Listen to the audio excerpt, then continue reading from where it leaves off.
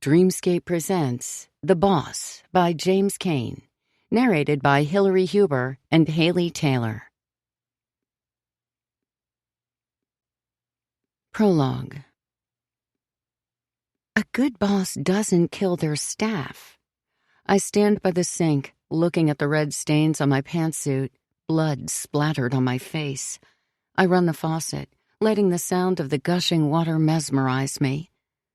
What had I just done? This went too far. It was stupid, I know.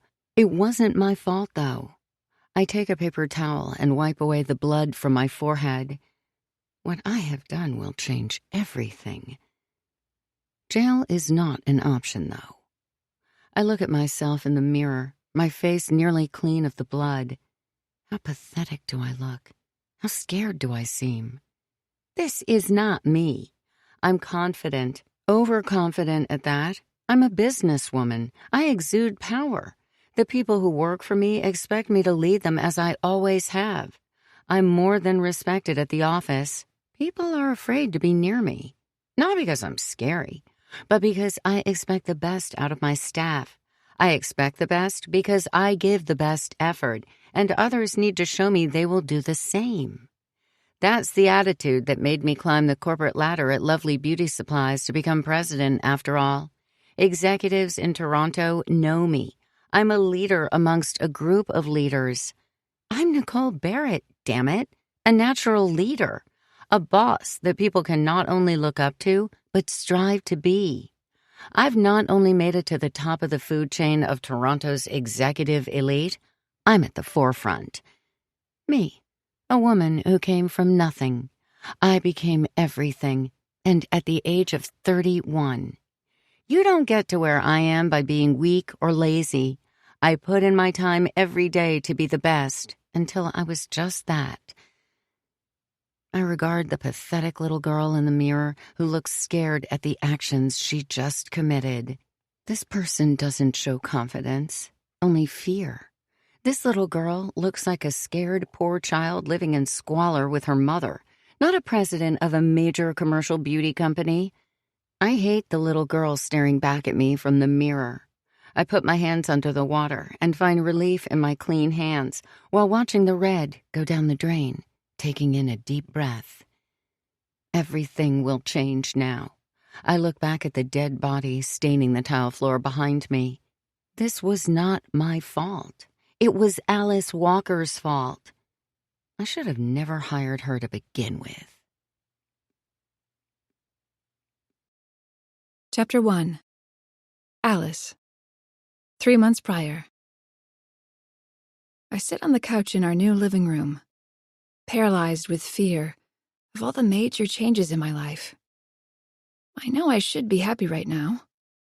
I'm getting everything I ever wanted. Instead, my insecurities have completely taken over my brain. I'm stuck between a feeling of jumping up and down with joy and wanting to curl up in a ball and cry. Tomorrow is my first day at a Lovely Beauty Supplies, or LBS for short. I'm their new executive director of sales. My jaw still drops to the floor when I think of my new title. It took me years to get into a management role when I lived in British Columbia. Next thing I know, I've moved across the country, and now I'm a few inches away from being a top executive in an emerging beauty supply company that has huge potential. Hard work brought me here. I paid my dues to my corporate bosses. I sacrificed a lot of my time and life to get where I wanted to be, and now the fruits of my labor are paying off. Evan, my husband, has been supportive of me. He hasn't slowed me down in what I wanted in life, although he can be a good distraction. We're nearly 30. He wants to be a father. When we married, nearly 2 years ago, I told him I wanted the same, and I do, but not right now. Right now, Alice Walker needs to focus on herself. I need to climb the corporate ladder as high as I can go, and once I'm invaluable, once I've proven my worth, I can focus on having a family with Evan. I'm young and still have plenty of time. Although Evan seems to be going through his midlife crisis much earlier than expected, I'm only 27. That allows me a lot of time to get to where I need to be. If you ask Evan, though, he would tell you otherwise. He is obsessed with my eggs and how many of my child-rearing years I have left. He will continue to sneak in statistics of issues older parents have when they have a family later in life. I'm not worried.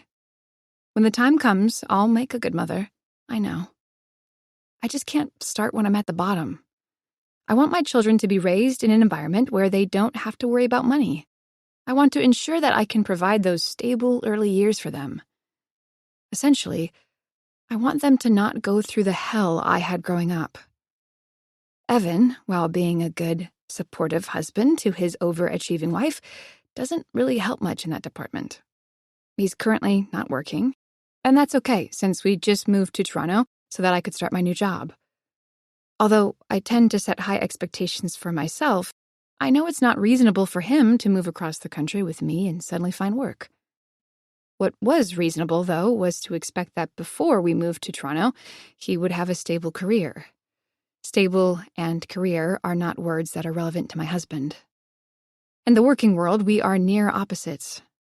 I'm a go-getter, overachiever, and will do anything except sell my unborn child to move myself to where I want to be in life. Evan is different. He won't take any garbage from his superiors. He puts in the work that's required of him and barely anything else. He gloats about how he quit his last job by telling his boss a 4-letter word that starts with F. Sometimes I can tell he's upset about how successful I am. I never shove it in his face that I make more than him. He knows it. We do our finances together. He sees what I make compared to what he brings in when he has a job. I don't have to tell him the obvious. I make enough that he doesn't have to worry about it. I know that a lot of his frustration at the various jobs he's had is that he hasn't found something he's passionate about. Since I was a girl, I wanted to be an executive at a company. I imagined my name on the outside of a large door in a fancy office, staff working for me and me leading them. At one point in his life, I thought Evan had that. He was starting his bachelor's of education to become a teacher, but dropped out of university in his early 20s. He struggled to find something he wants to do since. If he really wants to have a family with me, and with me making more than him, he will likely be the one at home with our future baby more than me. I'll have to return to work early from maternity leave to focus on my career again. He can take on the brunt of what the baby needs. "You want me to be Mr. Mommy?" Evan asked me once as a joke. Evan comes up the stairs from the basement, each step squeaking in different tones. He has cut wires in his hand. "Well, this is a mess," he says. "The electrical wiring is straight out of the 1940s. This wouldn't meet codes for sure." He looks at me, waiting for a response, but I just grin. We knew this place was more than a fixer-upper. Evan found an amazing opportunity, he called it. An older house listed online with an incredible price in a nice area. The description was nice and fluffy, as you would expect. Saying a house is expensive in Toronto is an understatement. This is the most expensive city to live in Canada, even the world, for that matter. We had always wanted a home, and if we were to have a baby sometime in the near future, we wanted to have one in a detached house. Evan smiles back. "Don't worry, I can handle it," he says confidently. Although my husband is not confident in the regular workplace, he is certainly handy. His father worked in maintenance and taught his son many different things, from installing flooring even to electrics. It was something the Walker family would do together. Any house project that was needed to be done, his father would round up Ethan and his youngest son, Tommy, and they would do it together. When I got the job at LBS, Evan was happy he would be moving back to where he was raised. He would be close to his brother Tommy again. Evan's father would have loved working on renovating this place with him, but unfortunately he passed away a year ago.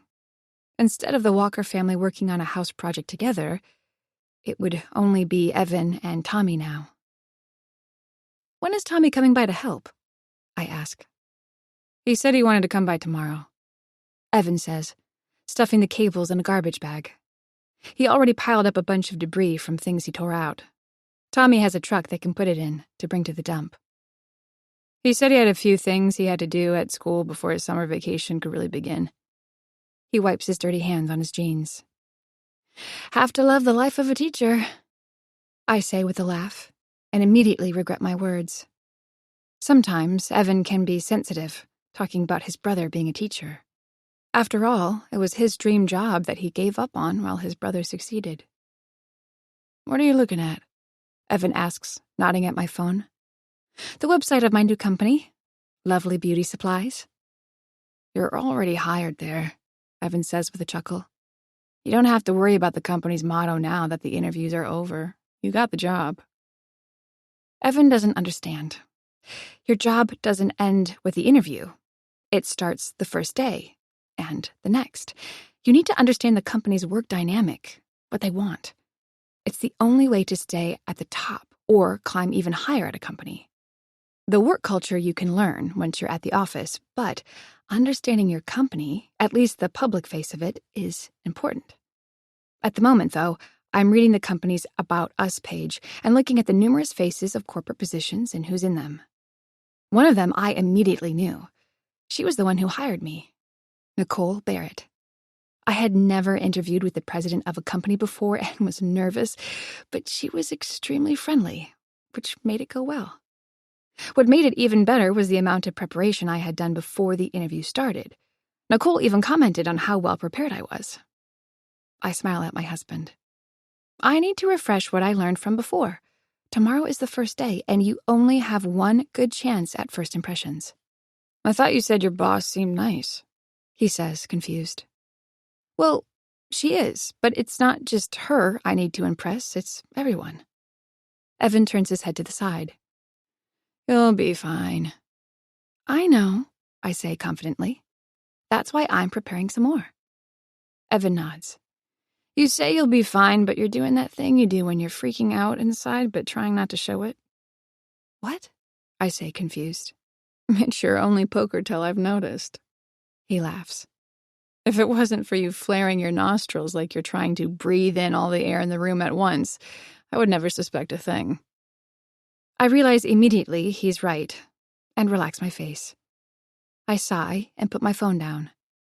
Evan sits on the couch beside me, wrapping his arm around me. "You're gonna do just fine tomorrow." I breathe in deep and rest my head on his shoulder. "I hope you're right." "You'll see," he says. "And if for some reason you don't, you can quit. Some other company will be lucky to have my successful wife manage them." He kisses the side of my head. I don't correct him. It's not that easy. If this doesn't go well, we're totally screwed. I don't explain this to him, though. I wish I had his carefree attitude at times. Evan takes a hand out of his pocket and a small rectangular piece of paper falls onto the floor. I see an image of a yellow bell on it, and for a moment worry it's a scratch ticket. Evan used to buy many lottery tickets and much worse, but he promised he gave that up. Now I see a scratch ticket on the floor. He picks it up and stares at me, noticing how angry I look. He laughs. "It's just a receipt from the hardware store." He flashes it at me, and I can see the bold letters beside the bell symbol. Bell Hardware, it reads.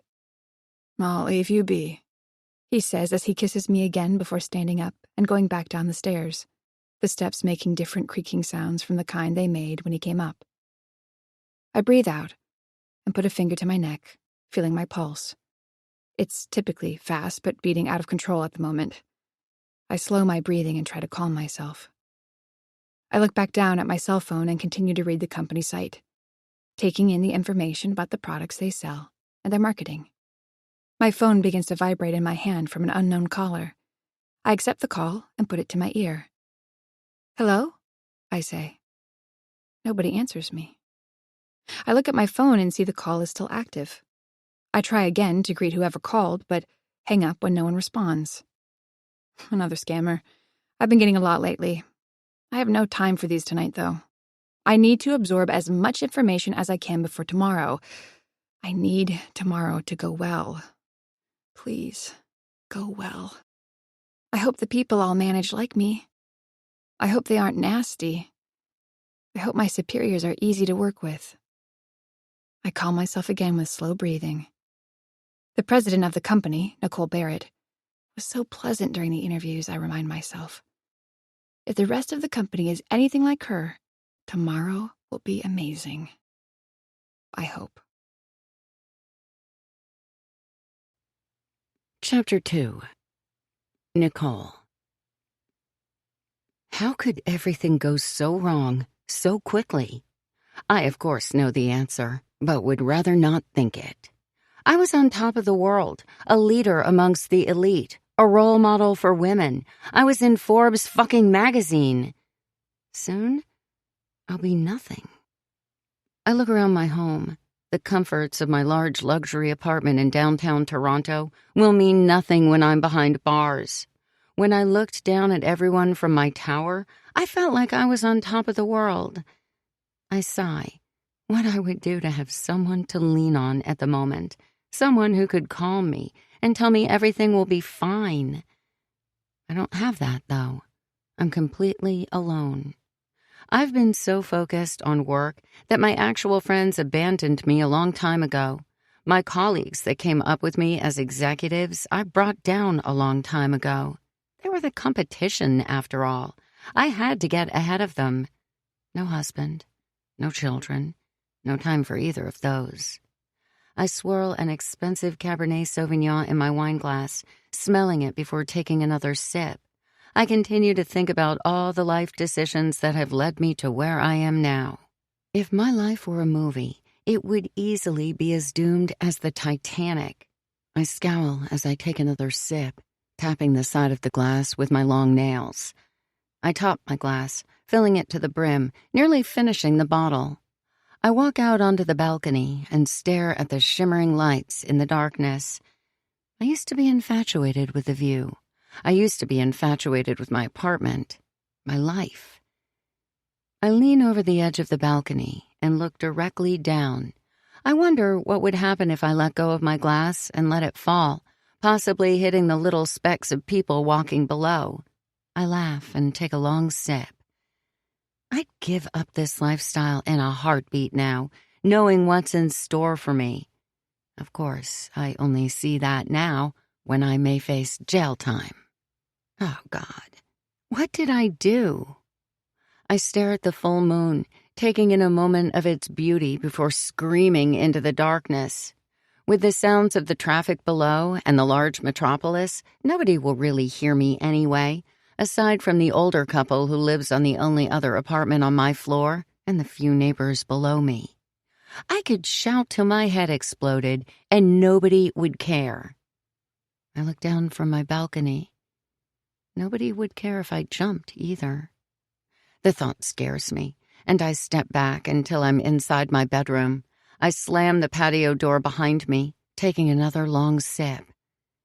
I look around at the apartment, the expensive artwork, furniture, fireplace. Everything I own is the best. I'd give it up now if I could. All I wanted for the last 15 years was to be where I am today, and now I wish I wasn't here. I wish I wasn't who I am anymore. Hell, I wish I wasn't alive at times, as sad as that is to think. I walk down the hallway, past my security camera aimed at the front door. Several years ago, there was an armed robber who managed to enter the building and cause some issues for the rich tenants that live here. After that, I decided to get my own system. It calms me knowing that I'm safe if I have to be. I walk into a smaller room that I sometimes work out of when I'm not feeling well and stay home, which is rare. I keep all my awards, articles on the wall, and anything else that praises me in here. First, I look at the Forbes magazine.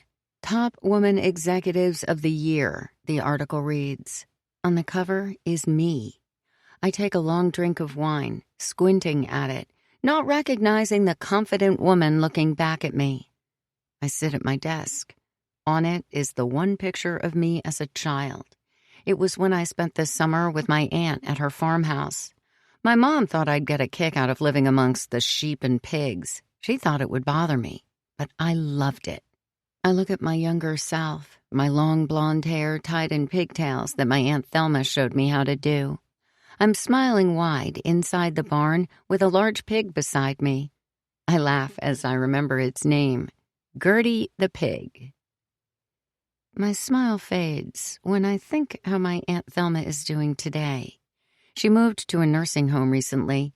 She made me the executor of her will for when she eventually passes, which sadly could be soon.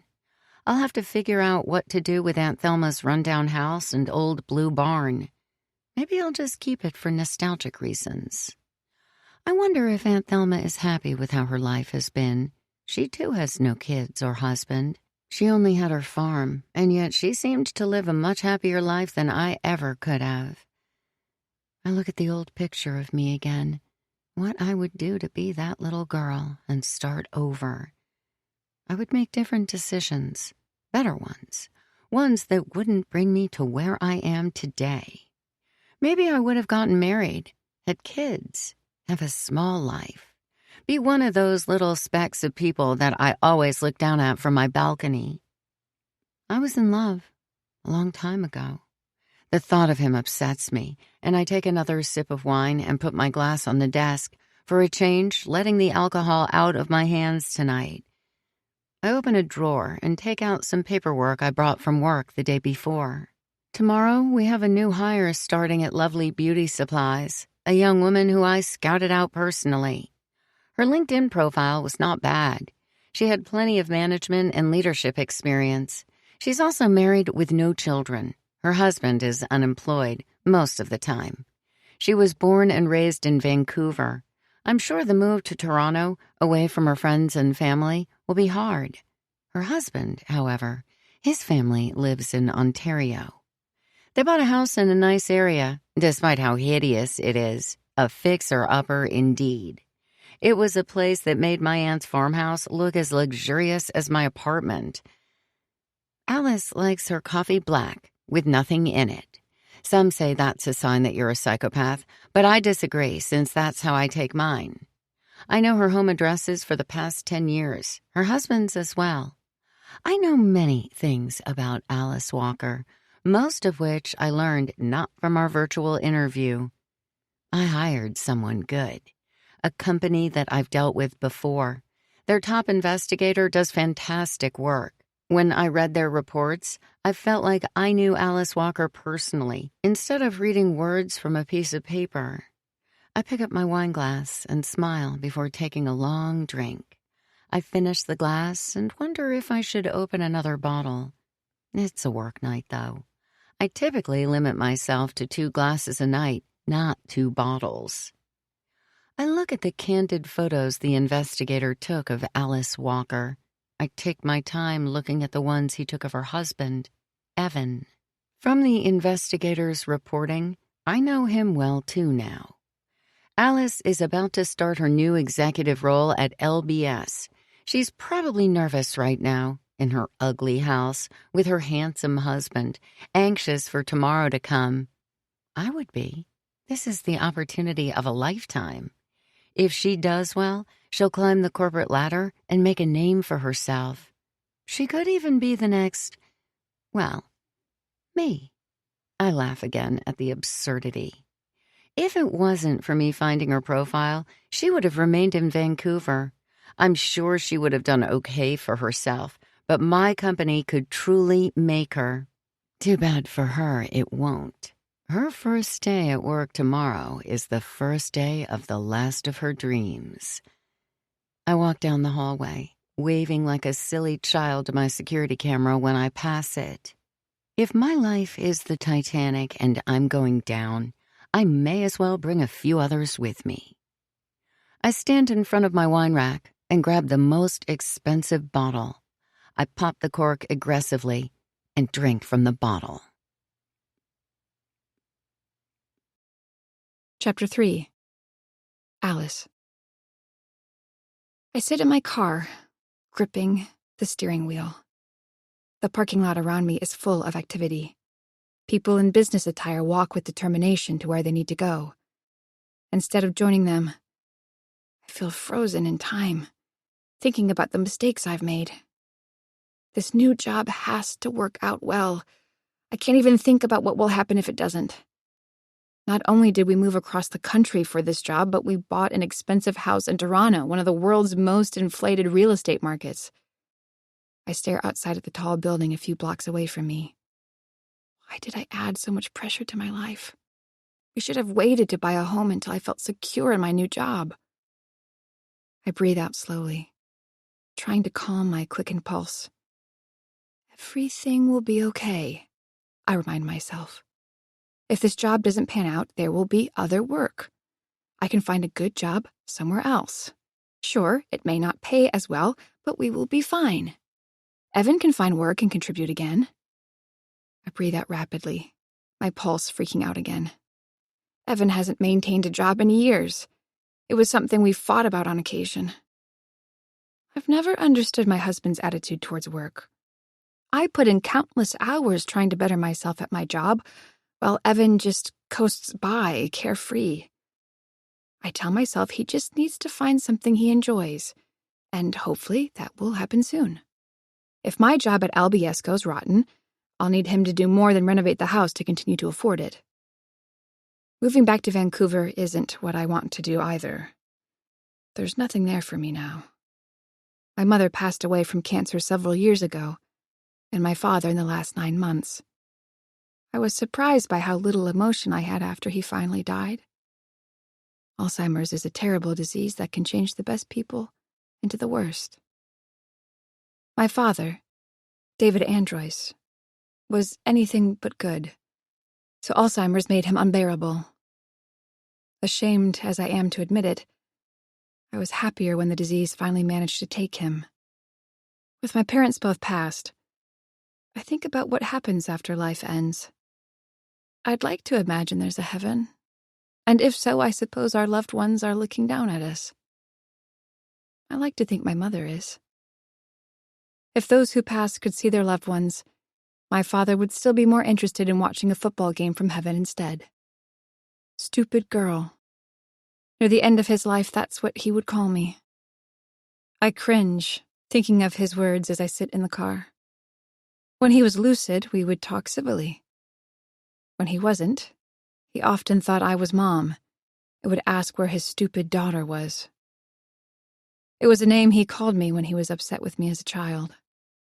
When I did something bad, as children often can, he would call me stupid and bark at me, scaring me half to death. One time, when I was 8, I threw a Barbie doll into the air, and it struck his scotch glass, causing it to break on the floor. Mom immediately cleaned the mess, and I helped, fearing what my father would do. "Stupid little girl," he shouted, standing over me as we cleaned. He said I had no respect for money, and that someday I would learn what a penny cost. For a man who gambled often, and smoked, and drank away his disposable income, he had some nerve. I sit in my car, staring up at the tall tower where I'm about to start my first day at work. Overcoming my fears feels unimaginable. I breathe out. Do what you always do. Work hard. Follow through with your promises. Work harder. Eventually, you will be seen for what you're worth. The president of the company hired me directly. She was so pleasant in our interview. She had a caring disposition, a calming aura. She seemed like a wonderful person on camera. It's hard to imagine how today could go bad. I Googled my boss, Nicole Barrett. She was on the cover of Forbes. She's what any businesswoman would want to be someday. A true inspiration for what someone can be if they work hard enough. If I do well with her at this company, who's to say someday I couldn't be on the cover of a magazine myself? I've always been an overachiever. I could be a president of a company someday. I can also hear my dad's voice, standing over top of me as I cleaned his spilt scotch. Stupid little girl. Who did I think I was? Trying to be something I wasn't. I breathe out slowly again. My worst fear in life is being my parents. I would hate to be a broke, rage-filled person like my father, taking out my inadequacies on my children. Although I loved my mother, I'd hate to be her even more for allowing herself to put up with a man like my father. We were dirt poor growing up. No matter what, I will never allow myself to have a family if I can't afford one. I won't put a child through what I had growing up. I look up at the tall tower again. I got here an hour early, but I've sat in my car in the parking lot for 30 minutes. The first step is opening the car door, and yet I still feel frozen. I grab my cell phone and call Evan. Thankfully, he picks up immediately. "Hey, hun." His voice is so calming and reassuring. I can almost tell he's smiling as he talks to me. I can imagine his handsome face. Already, I start to feel my pulse slow. "Are you settled into your new office? How do you like it?" "Not yet," I say, and pause. "Hey, Alice," I hear Tommy, Evan's brother, call out. Evan lets him know I said hi back. "Yeah, Tommy just got here," he says. "We're doing the demo stuff today." "Demo?" I repeat. "Yeah, it's the fun phase where we basically destroy everything we want to take down in the house so we can start fresh." "It's the best," Tommy shouts in the background. "It's where we break shit all day." Evan laughs. "Yeah, so it may only be 8 in the morning, but we've had a few beers already. It's nice being back in Ontario. I'm glad we came back." I know he won't say it, but I'm sure Evan is missing his father right now, too. I can imagine the three of them having a beer and breaking the walls of our house together with tools or hammers or whatever means of destruction they have in mind today. "I'm happy that you're happy," I say. "So, how's work?" I take a deep breath. "I'm still in the parking lot. I'm sort of freaking out." He laughs. It's not demeaning. He's heard me and my low moods before. Me freaking out over my insecurities is nothing new. "You'll be fine," he says reassuringly. "You had your last boss wrapped around your fingers within 6 months. You'll do even better here." "That was a small plastic manufacturing company. It's like a mom and pop shop compared to Lovely Beauty Supplies. These guys are the big dogs." "Hun, you're gonna eat these executives' lunches if they don't work nicely with you. You have nothing to worry about. You're perfectly suited for this job. You're going to do fantastic. And, worst case, you find a new one. Screw him." I'd hate to tell him how hard that could be, so I don't bother explaining it now. I would love to have his black and white thinking cap on all the time. That's something I can't do. I see the big picture. If it doesn't work out here, how can I get another executive job somewhere else? If I have a blank spot in my resume, that will raise questions in future interviews. Finding a good management job in Toronto isn't as easy as my husband likes to think. Since he's never worked for a company longer than a few years, he doesn't understand. "Besides," Evan continues, "you said your boss was really nice." "Nicole," I say. "Yeah, she seemed great."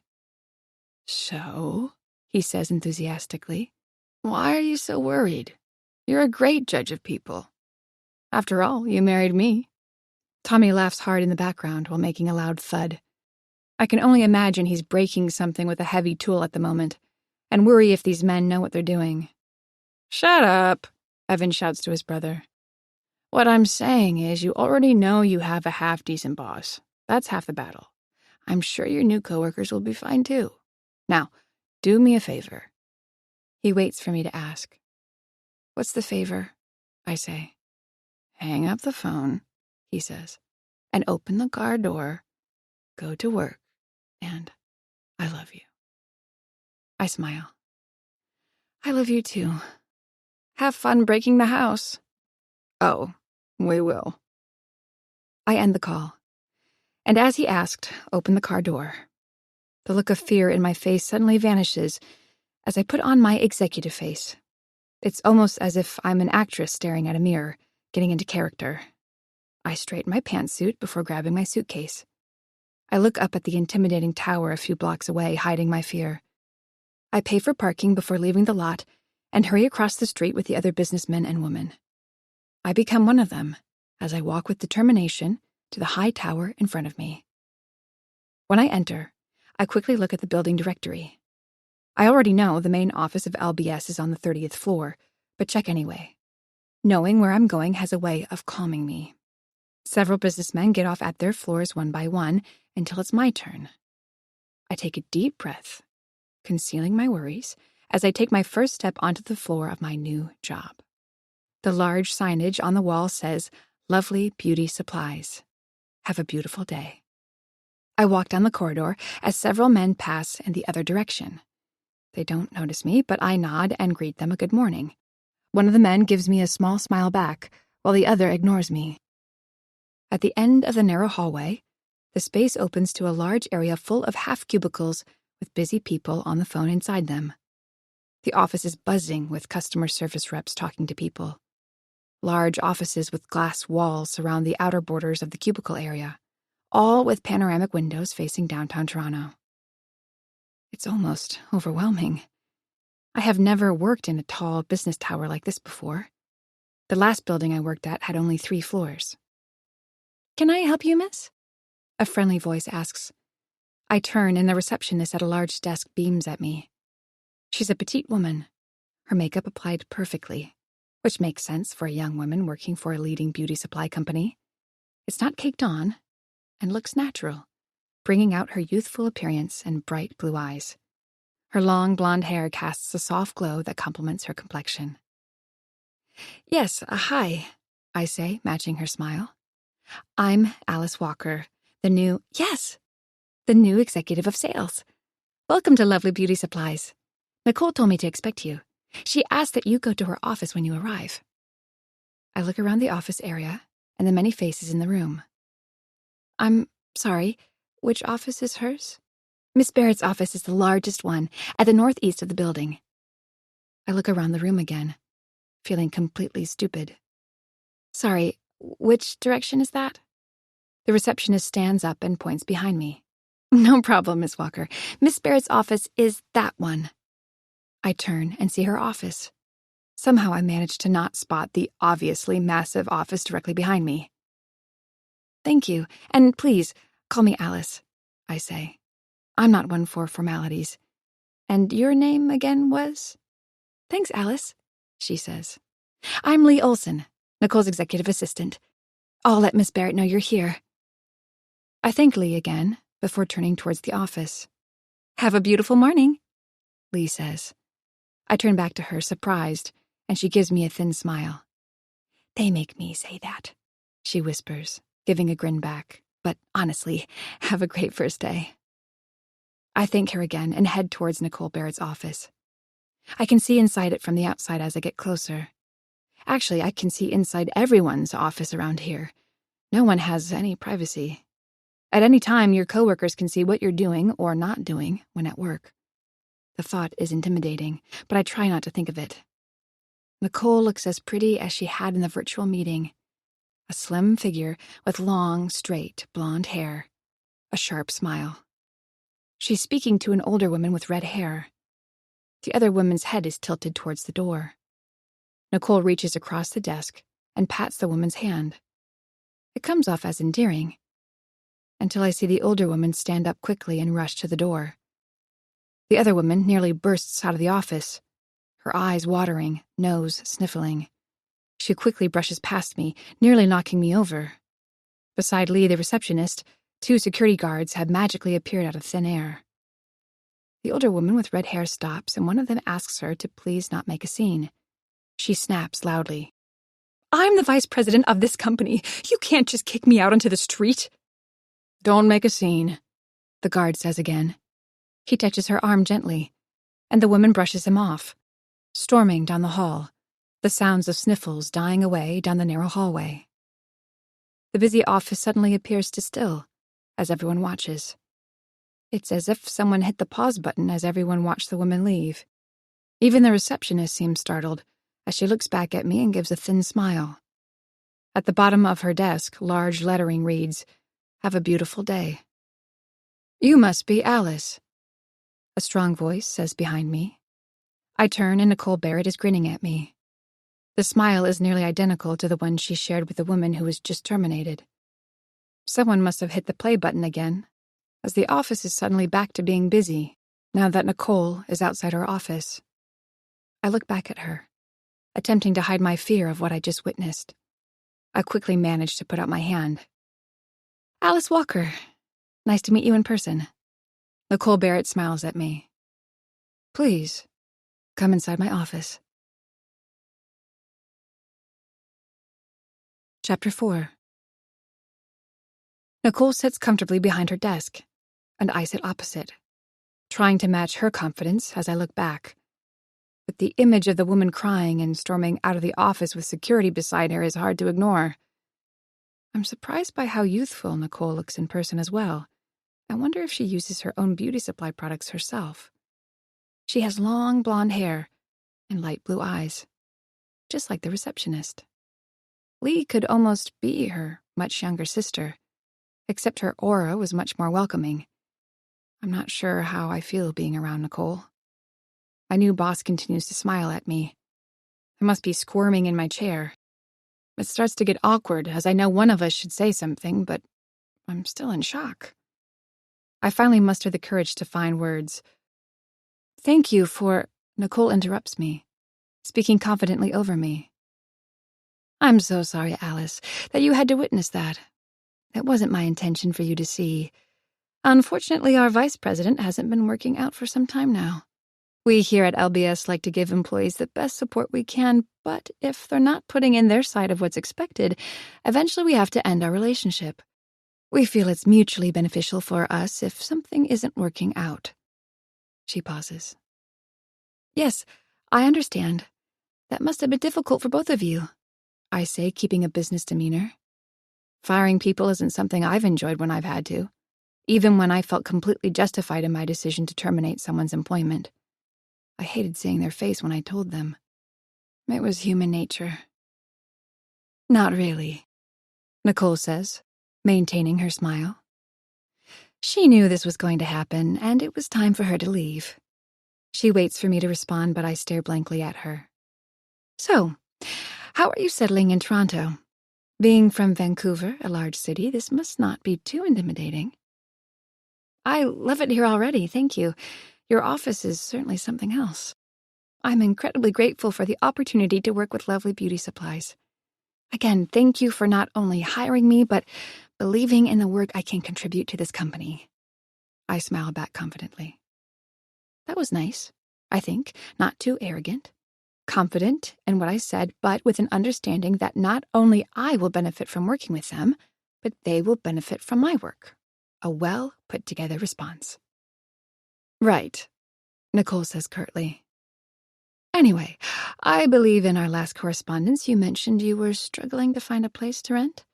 Did you situate yourself okay? Yes, thank you, I say, a bit put off by her response.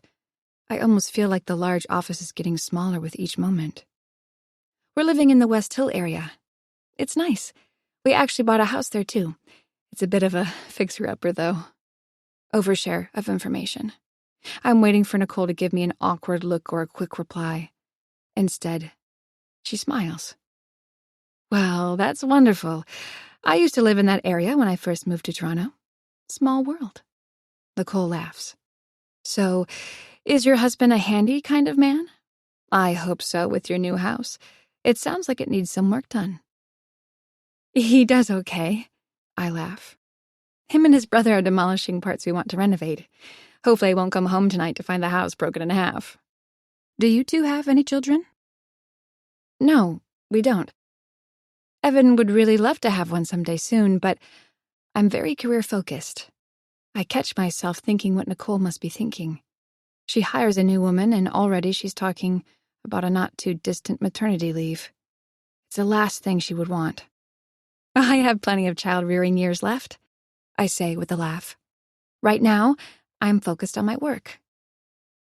That's wonderful to hear, she says. Are you and your husband happy? That's an odd question. I've never had a superior or even a coworker ask me something like that before. Yes, very. He's a good man. And very handy. All good things. I'm very happy for you. Thanks, Miss Barrett. Nicole, please, please, call me Nicole. I smile. Thanks. I'm happy you're part of the LBS now as well. I fidget in my seat a bit when she says it. It's something I wondered about for some time, even before our first interview. Can I ask you a question, Nicole? Of course, she says, giving me her confident smile back and leaning in with her full attention. Why did you reach out to me? You scouted me out for the interview we had. My executive assistant, Lee. I believe you met her when you first entered the office. I asked her to find me some suitable candidates for the position. I wanted to specifically find someone who was from out of the city. New blood, I guess. I've worked with many of the executive salesmen and women out here. I wanted to work with someone fresh, new. Unfortunately, we've been having some struggles at LBS. I saw the work you did with your last employer. Your time there matched their surge in sales. I knew Lee had done great work in finding you. Lee is only temporarily working at the front counter. Unfortunately, our other receptionist is off on maternity leave, and we're in the process of hiring. I'm glad you mentioned you don't plan on leaving me anytime soon either. I love little humans as well, but I need to keep my best executives with me right now. Nicole stands up abruptly, and I quickly do the same. Well, I think it's time for us to do a little tour now. Nicole starts off by bringing me back to Lee and introducing us more officially this time. Lee welcomes me again, and I grin back. She appears to be a nice woman. Organized. She was part of the reason I was hired, apparently, so I like her even more now. Nicole walks me around the cubicle area and introduces me to several supervisors of different departments. I take my time to greet each one, and I try my best to take a mental note of something unique about their appearance and try and match it to their name. It's a trick I learned to remember people. Remembering people's names is so important, especially if you're management. These supervisors and the people who work under them will need to learn to trust me, and building a strong rapport initially can be so important. Letting them know that you remembered their name after meeting a building full of people can start the connection the proper way. I'm impressed by how well Nicole knows her staff as well. She must have taken the same leadership courses I have, or maybe being one is just natural for her. I've worked for companies where the higher-ups had no clue who any of the underlings were. Not only did Nicole know every supervisor's name by heart, but even customer service reps. Everyone greeted her warmly, and she did the same. Even Nicole showing me around personally was something that astounded me. She could have easily made Lee do it, but she wanted to be a part of this onboarding process. Already, I felt a strong rapport building with Nicole, despite what happened with the vice president being fired on the day I arrived at the office. Nicole continues to show me the break room, and more impressively, an outdoor patio. I feel lightheaded when I look all the way down from the rail. Nicole jokes about not coming outside on a windy day. I've always had a fear of heights and likely won't be coming out here anytime soon. Lastly, Nicole stands in front of a large, empty office. Unlike the many others surrounding the cubicle area, this one has no one sitting inside.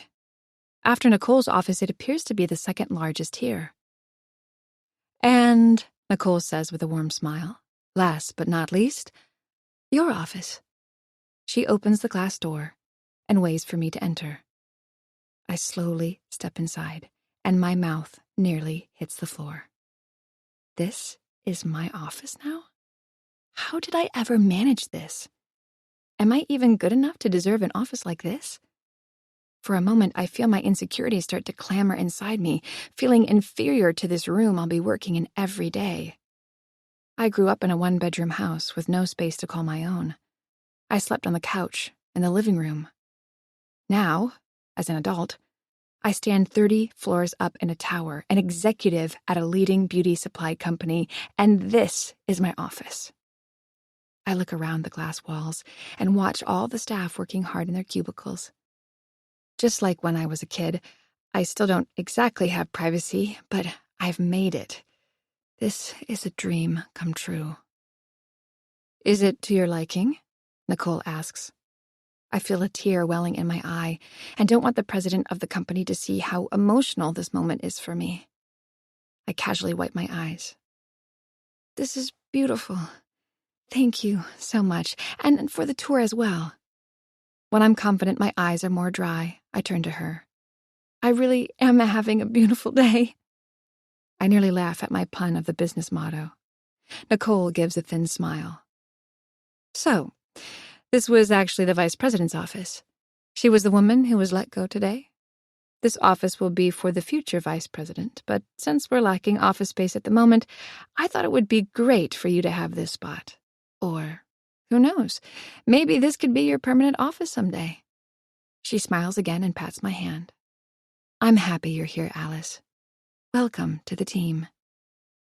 I thank her again before she leaves. As Nicole exits through the glass door, her expression quickly vanishes, replaced by something like a scowl. For a moment, it's off-putting. Some of the most amazing people I've worked with have the same face, though. I know they have a lot on their mind. I wonder at times if I do the same. All the executives have so much on their mind every day. Nicole Barrett is the same, of course, but much more. President of a large company, and today she had to let go of her vice president. That position won't be easy to replace. She must have much more than usual on her mind today. A new hire and a high-level termination. I let her words sink in for a moment. She joked about this being my permanent office. Well, that must have been a joke, right? She couldn't really mean it. She must not be too impressed with the other executives here if I'm even remotely in consideration. That means that if I put in the time and hard work, it's a possibility that I could get the job. The first day is going even better than I expected. I drop my briefcase on my long wood desk and stare out the broad windows at the city of Toronto. I smile again, thinking I must be living someone else's life. If only my mother could see her little girl now. Besides staying with my father, my mom was smart. She could have made something for herself in this world. Instead, she let my father put limits on how far she could go, which was mostly to the kitchen, and maybe a weekly trip to the grocery store. She was to be a wife who kept the house clean and prepared the meals each day. She was forbidden to work. That was a man's job. Despite my father struggling with providing for his family, he wouldn't let her get a job. I feel my father's words in my mind. Stupid little girl. I take a deep breath. My father couldn't be any more wrong. Look at what I've accomplished so far. If I do well in the next few months here at LBS, then I could climb even higher. I sit at my desk, taking in the people working busily outside the room. I know I need to stop being a tourist here and start doing the same. Already a stack of paperwork is on my desk waiting for my review. There's a lot of work for me to do today, even with it being my first day. A big meeting is scheduled where not only am I to be introduced, but I'm expected to be an active participant. A breakdown of what we'll be reviewing at the meeting was on my desk. I want to do some research beforehand to be prepared to contribute efficiently. Before I start working, I open my briefcase and take out a picture frame of me and Evan on our honeymoon in the Dominican Republic.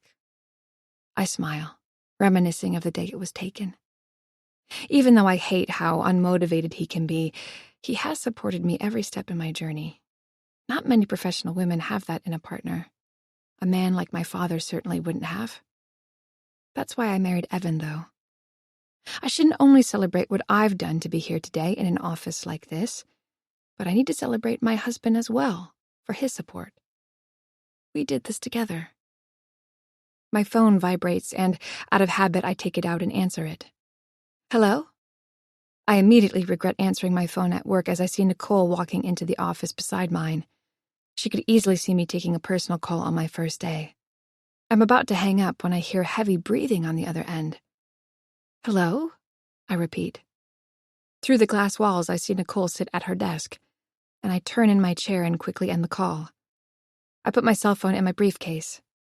Now's not the time for interruptions or taking calls. Now it's time for me to show Nicole and everyone at LBS that I'm good at what I do. Chapter 5. I sit in my living room, decompressing with a glass of wine.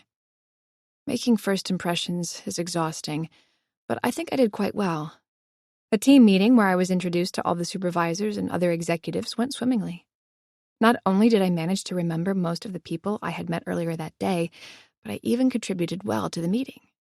A very productive day. By the end of the day, Lee had posted for the position of vice president. I stared at the job advertisement, wondering what kind of a chance I'd have at that position. At the meeting, I felt there were a few candidates who came off confident in their jobs. For a top-tier company, I was surprised how friendly everyone was.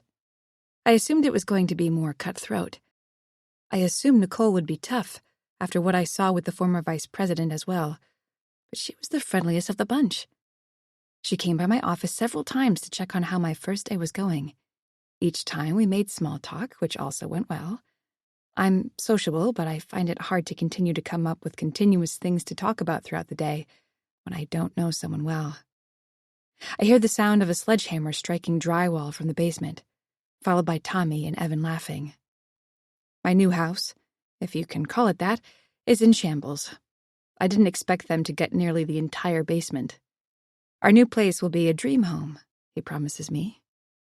We sometimes watch home renovation shows to relax at night. While we snack, Evan always comments on how he would handle the reno we're watching. His input makes sense, even though I have no clue what I'm listening to, so I suppose I trust him with his work. He's done a lot of renovations before in our last house, but those were much smaller jobs than renovating nearly the whole building. He showed me the estimates for what we would be saving by having him do the work instead of hiring a company, and I was on board. I hear the swing of the sledgehammer, followed by something being destroyed, followed by the giggling of grown men. I don't remember the reno guys in the show getting drunk and breaking everything, but I'm hoping for a dream reveal like at the end of the programs. Evan comes up the stairs and grins at me. I think we're having a bit too much fun down there, he says, finishing a beer. He starts to walk towards the kitchen. I think you two need to be cut off, I laugh. No more boozing on the job. I was actually grabbing a water, Evan says, but opens the fridge to get another beer. Tommy, on the other hand, continues to have fun. We may need to give him a ride home. Oh, brother, I say. Exactly, he says, laughing. Evan sits on the couch beside me and pats my thighs. We didn't get a chance to talk about your first day. It went well. Everything. The people are nice. There's this receptionist who I thought was really great. Actually, she's my boss's executive assistant. She's just very sociable. She asked me out for coffee tomorrow. Nicole, my new boss, told me that Lee was part of the reason I was hired in the first place. She was the one who found my profile on LinkedIn. So I guess you're buying the coffee tomorrow? Evan laughs. We had this large meeting. I remembered people's names and they remembered mine. Then there's even a chance for a promotion. Already? Well, yeah, this woman was fired today and apparently she was the vice president. On your first day at the job someone was fired? Evan says, uninspired. Yeah, it was off-putting, but I don't know the background. I'm sure there's a good reason. Evan nods. I guess, but that has me worried. He strokes my thigh again and stands up. I have to pee, he says romantically. Okay, well, you take care of that, I say, shaking my head. I watch as my husband gets off the couch and saunters to the bathroom, which is one of the few rooms the brothers have not completely destroyed. He's wearing his light-colored jeans and black tank top. His clothes are dirtied, and his skin is glistening with sweat. That makes his lean muscles look tighter. If his brother wasn't downstairs, I'd be making him take a much longer break from his renovation work. I take another sip of my wine, reflecting on how handsome my husband is. As I think about what I want to do with him tonight, my phone rings, breaking my concentration. I quickly picked it up and notice it's from an unknown number. Hello, Alice speaking, I answer. Hello, who is this? Silence answers me. I look at my phone and see the call is still connected. Suddenly, I start to hear breathing. It's faint, but there. Who is this? I ask. Why are you calling? The call ends, just in time for Evan to come out of the bathroom. Tommy walks up the stairs. He grins at me as he places his phone in his pants pocket. He's wearing no shirt and, like his brother, has put good effort into maintaining a muscled physique. Evan is easily the more handsome brother. Tommy is definitely known for being more, well, let's call it silly. Despite that, Tommy's held his teaching job for some time now and makes a good income. "Where's my beer?" he asks. Evan tosses it to him across the room. "Here. Bar is now closed." "We're just getting started," Tommy says, opening it and taking a long sip. "I'm off for the summer now, and we have a lot of work to do." "Thanks again," I say to him. "No sweat," he says. "Besides, if I let Evan do this on his own, he'll screw it up like he does everything." "Shut up," Evan jokes back. "It's nearly 9, though. We should pick up where we left off tomorrow. I don't want to piss off the new neighbors with all the racket." Fine, Tommy says, taking another drink. "How was the school year for you?" I ask. I quickly glance at Evan to make sure I haven't upset him by asking his brother. I know how much Evan hates hearing his brother talk about a career he once had aspirations for. "It was great," Tommy said. "Another solid year. Since I became a PE teacher, life has honestly been so much, well, easier. No more lesson planning besides choosing if the kiddos are going to play dodgeball or basketball today. I'm still at the same grad school. Love what I do." Tommy quickly glances at Evan as well, who remains quiet. "Happy for you, Tommy," I say. I stand and raise my glass to him. "Tell her about your girlfriend," Evan says, chiming into the conversation. Tommy scoffs. "I wouldn't say girlfriend per se." "Tommy Walker," I say playfully. "Has an actual woman managed to capture your heart?" "He's basically married," he tells me. Evan laughs. "We should expect invitations to double dates soon enough." Tommy shakes his head. No. I don't know about any of that. It's still too early to tell where it's going. We're not, official. How do you even know if you're official anyways at our age?" "You ask them?" I answer in a deadpan voice. Evan nearly spits out his water. "You know that thing called a conversation? You have one of those, and ask." Tommy laughs. "Yeah, maybe that's why I'm still single." "Well, tell us about her," I ask. I always love hearing about Tommy's dating life. The bad luck he has with women is a running joke. "Not this time," Tommy says. "Well, give us a name at least," I demand. Tommy shakes his head. "Not a peep from me. I always tell you about my dating life, and it doesn't work out.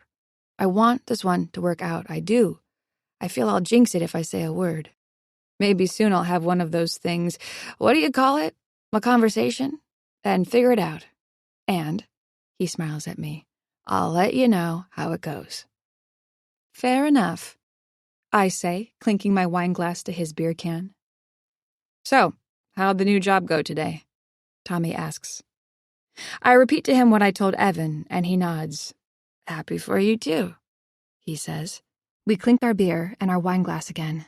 "And soon enough, she'll be vice president," Evan says. Tommy looks at me. "Already?" "No," I shout. "Not at all. Evan's messing with me. There's just an opening for the job. I won't get it, I'm sure." "Some women got canned today," Evan says. "That's too bad," Tommy says. "Well, maybe not bad for you, though. Is your new boss decent?" "Nicole," I say, nodding. "Yeah, she's been great." I think about the security guard escorting the former vice president out of the building, and the anger she had, the tears falling from her face as she left. Well, I hope Nicole's great. Tommy takes a long sip and finishes his beer can. "So, who's giving me a ride home?" Chapter 6. Nicole. I'm at the office late at night. It's not unusual for me to be here at this time, long after everyone has left for the day. It's gotten to the point where security knows that if lights on the floor are on, it will be me they see in the office. They thankfully don't disturb me. Tonight, though, I've been doing anything but work. All I can do is sit in the office and wonder what will happen next. My entire career is about to implode. I'm just waiting to see the fuse so I know when the explosion will come. It could happen any day now. I walk around the empty cubicles and look at the items my workers have pinned on their walls. Most have pictures of family and loved ones inside their work areas. My office is bare, except for the expensive artwork littering the one wall that's not made of glass. I walk back to my office and stare out into the dark Toronto sky. I look down at the busy cars at the intersection below. I can hear the faint sounds of traffic. I scowl, thinking how enraged I am. What if I made better decisions? What if I focused on filling my walls with memories of loved ones, even children? I never wanted the pesky things, but now that I'm over 30, I have regrets. Every time I stare down from up high, I think about how freeing it would be if I jumped. Would I even be scared if I plummeted to my death?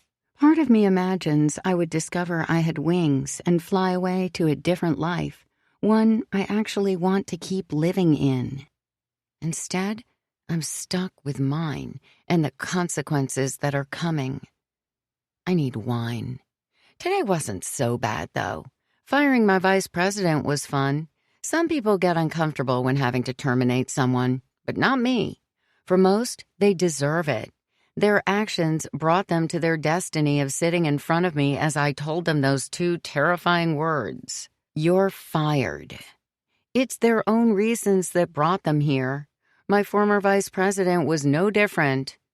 Well, a little, I suppose. She started digging around too much into what I was doing. She could have discovered what I've done. She would be more than happy to take my place as president. So now she has no job. That's what you get when you mess with me. I would wish her well in finding a new job, but that will be nearly impossible for her to do it in this province. She may even need to move continents to find work. Her name is Garbage, because I said that's what she is.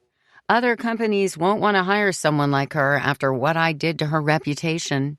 She's ruined, and I'm not. At least for now. Alice Walker's first day went well, I'm sure she imagined. She must be at home, fluttering about her perfect life, happy as can be. I gave her a whiff of that vice president position, and she perked up fast. She actually thinks she has a shot. I know she's a few years younger than me. Naivety is something for the young that can be cured by age. Alice Walker may not find that out until it's too late for her. I walk over to her office and open the door. I take my time, standing over her desk before sitting in her chair. Her work area is tidy, as I expected. Paperwork neatly piled on her desk. A picture of her and her husband, Evan, stares at me. Their happy faces disgust me. What a lovely moment they shared when it was taken. I imagine soon enough her walls will be decorated with other loving memories she will make. Many more with Evan. Despite what she told me today, soon enough she'll have kids too. Her life will be full of happy times. Maybe there's something I can do about that part. I pick up the picture of the happy couple and stare at it, taking my time to see how handsome Evan Walker has become. I remember what he did and crashed the picture frame onto the desk. Glass flies across the surface and onto the floor. When I raise my hand, there's a small cut on my palm. I suck at the blood, staining my hand with my lipstick. Our new No Mess lipstick brand does not appear to be living up to its promise. I suck on my wound as I stand up from the desk and leave the office. Chapter 7. Alice. I take my time stepping over the broken glass on my office carpet. I pick up the broken picture frame with 2 fingers barely touching it. Evan's pearly white teeth shine through the smashed glass. I place it back down on the desk gently, wondering. "What happened?" a voice says behind me. I turn and Nicole is staring at me intensely. "Don't touch the glass. Try not to get hurt." She laughs. Don't want a workplace injury for your first week. I'm sorry, I say. I'm not sure what happened here. I came into my office and the picture frame was broken. Midnight cleaner, Nicole says confidently. Mark something. I think his name is. I always see him late at night cleaning with his headphones on. He must have banged into the desk or something and didn't hear. She points at the mess. Was that an expensive frame? No, not at all, I say. Sorry about this. Where can I get a broom or vacuum? Not your fault at all, Alice. Don't worry. I'll request a cleaner to come to your office right away. One with no headphones on so there's no more damage. She laughs at her own joke. Maybe don't sit at your desk until they come, though. No problem, I say with a smile. Thanks. That meeting today, it's at 10, right? That's right. How did you feel about your first meeting yesterday? I think I contributed well. You have a great team of people here. I do. I like to think I hire the best. Maybe just not the best cleaners. Speaking of cleaning, she puts a finger to her chin. If I remember, you live in the West Hill area, right? Good memory, that's right. They have the best dry cleaning place in the city just a few minutes from you, she says with a smile. I really recommend them. Would it be okay if you pick up mine tomorrow for me? They open very early, so you won't be late. It's such a hassle with me being downtown.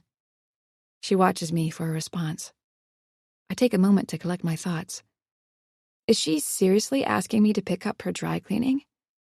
I've never had a boss ask me to do something so meaningless.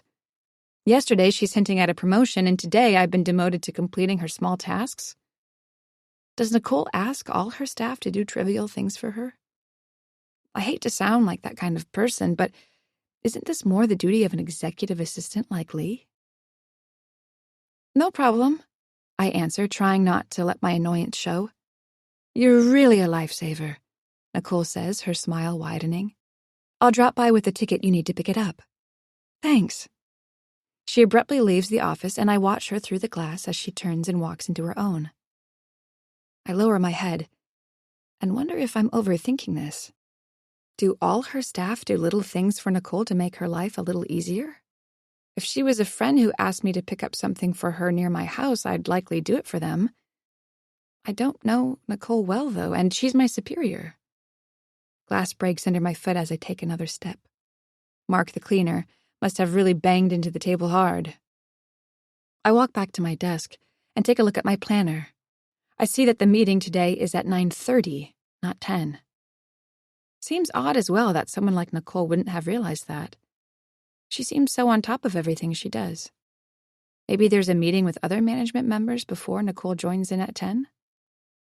At some of the other places I work, the top executives wouldn't be there for an entire meeting. I'm glad I checked my planner. I would have been very late for my second meeting. I see movement outside my office, with Lee and an older man with white combed-over hair smiling at me. Good morning, Alice, Lee says. I heard there's been a little accident that needed tending to. She grins. Steve is here to help. I nod at the cleaner. Thanks so much, Steve. No problem, he says. Sorry, I say. Is there any way you can take the picture out of the frame?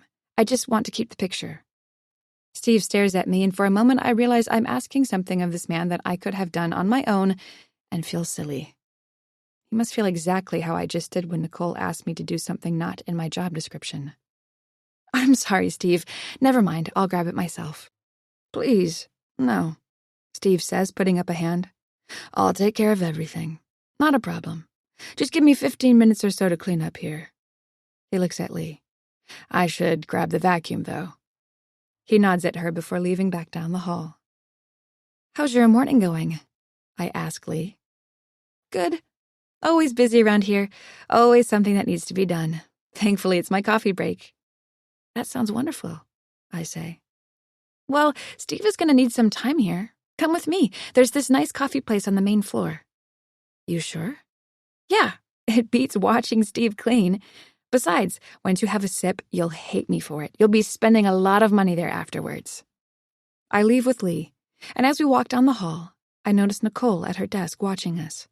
I quickly look away, but can almost feel her gaze at my back, and feel uncomfortable. Lee and I make small talk on the elevator until we're on the main floor. I step into the coffee shop and a wave of aromatic bliss washes over me. The air is thick and rich with the smell of freshly roasted coffee beans. Lee orders a medium mocha, and I get a large coffee. We sit at a small table facing a window. I take a moment to watch all the bustling people outside. Many are in their business wear. "So, how's day 2? Lee asks, taking a sip and wincing. "Too hot." "Well, LBS seems like a great place to work. Friendly staff," I say, smiling at her. "Ones that will take you out for coffee and show you around. I really do appreciate you helping me get settled in." I take a sip of my coffee. I say, making a genuine face of yumminess. "That's really great." "Dare I say better than Starbucks?" She laughs. "And no problem. Besides, someday I may need to ask you for a raise, and I'll make sure to mention, 'Remember that time I took you out for coffee?'" I laugh. "Well, you should have paid for mine then." We both laugh. "I'm just joking, of course," I quickly add, in case my veil of professionalism has disappeared. "But really, I do appreciate the help. Nicole seems really nice." Lee gives a thin smile and sips her coffee again. "That handsome man in the picture frame that was destroyed, I guess, is your husband?" "Evan. And yeah, our anniversary is next week. 2 years." "Ugh, that's my 'I'm happy for you' sound, but not for myself. I need a man." She looks outside the window at the people walking by. "Look at all of them. They may be wearing 3-piece suits, but many are just little boys in fancy clothes." I laugh. "You would have loved the company I worked for before here. A few eligible rich bachelors there, but they were the worst.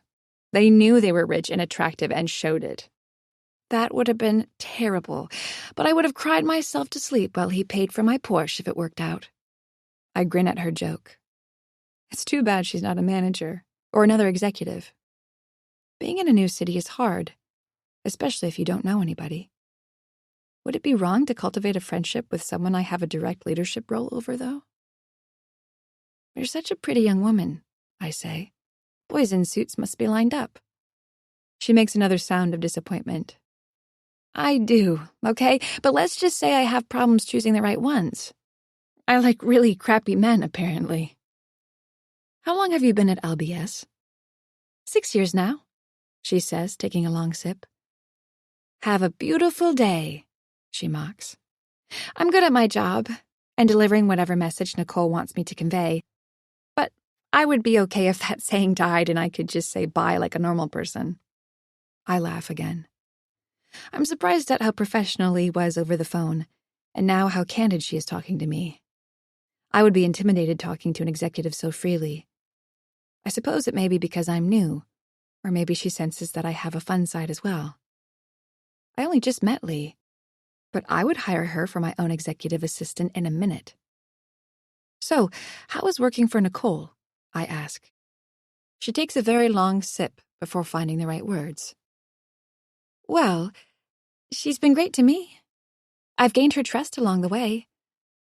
Let's just say she's fair.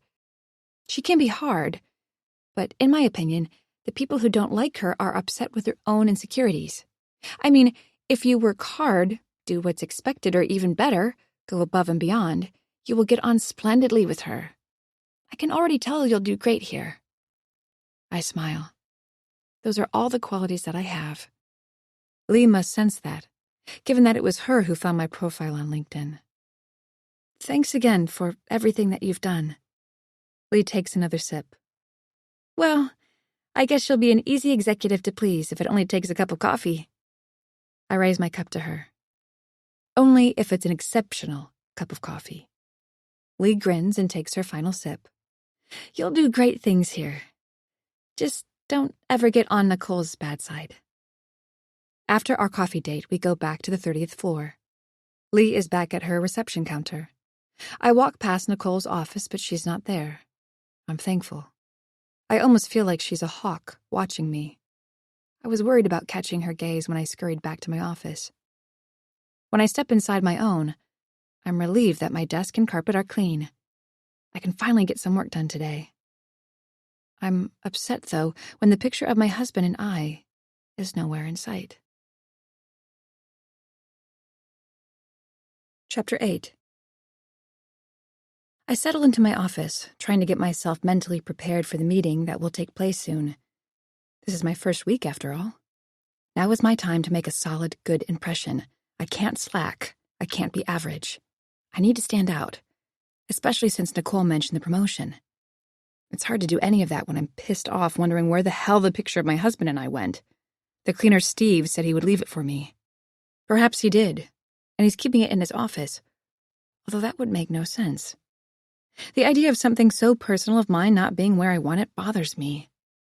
He likely threw it away. Having Evan watch me as I worked made me feel like he was in the room with me. As annoyed as I can be with his lack of care for employment, his carefree attitude has a way of rubbing off on me, especially when I see him. If something doesn't work out in life, he just moves on. No fuss. Well, a little. He has his temper.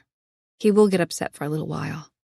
After a short burst of anger, he drops it and thinks of what he'll do next, or sometimes do nothing. I feel I never had that luxury in life. I was always trying to figure out how to be the best, how I could be the top of the class in school. How could I be the best on the volleyball team? How could I be better? Evan doesn't seem to care about any of those things. Sometimes it amazes me that a man like him and a woman like me ever fell in love. Opposites attract, I suppose. Having Evan in my office made me feel like no matter what, everything will be okay.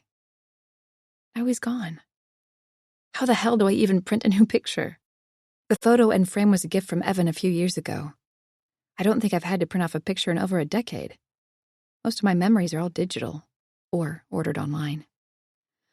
Oh, I could scream at Steve. I don't want to be that kind of executive, though. I want to be the type that workers feel is approachable. I want to be likable, even if I'm their superior. Yelling at the custodian won't help. I work through my frustration in preparation for the meeting. That's when I see movement outside the offices. I spot several managers and other high-ranking management come out from the meeting room. Last to leave is Nicole. I look at the time to confirm I'm not crazy. I stare at my calendar again. The meeting is supposed to be at 9:30, so why is everyone leaving? I get my answer soon enough when Nicole opens my door. She has a weary smile. "Hey, where were you?" she asks, getting to the point. "Did the meeting time get moved? I thought it was at 9:30. "It was, but I needed to move it for another meeting I have today," she says. "I came to your office, but you weren't here." "Well, the cleaner was taking care of my office. I grabbed coffee. I looked in the kitchen too, but didn't see you there," she says, waiting for a better answer. "Well, I went to that coffee place on the main floor. I thought—" Nicole takes a deep breath. "Sorry. I guess I didn't realize you would take such a long break so early in the morning. I was hoping you would be at that meeting." "It's okay. I would give you the notes from the meeting, but Lee wasn't there either to take them." I exhale slowly, trying to catch my breath. "She was actually with me. Sorry. I didn't realize the meeting was going to be moved. Next time I will wait to confirm my day before splurging on fancy coffee." I smile, but Nicole doesn't. "Please do," she says. "I'll have to talk to Lee, too." She looks outside the reception area. Lee is speaking on the phone, smiling. Nicole looks back at me and her face lightens. "It's okay. I have your personal number. I know we're waiting for your corporate cell to come, but next time I'll call you on your own to avoid this again." I agree, and Nicole leaves my office without saying another word. I sit in my chair and suddenly feel like I'm shrinking. It's almost like the natural sunlight from outside and from the surrounding offices is magnifying the heat and lasering on me. I could melt on the spot. Now would be the time that I would look at Evan's handsome face for comfort. I try to find confidence in myself. "Everything is going to be okay," I whisper. I type on my laptop aimlessly at some of the product supplies at the company's website. I have no purpose at the moment besides trying to calm myself. Everything is not okay. I screwed up big time. My second day, and I'm already truant from an important meeting. Nicole didn't even verbally tell me what happened at it.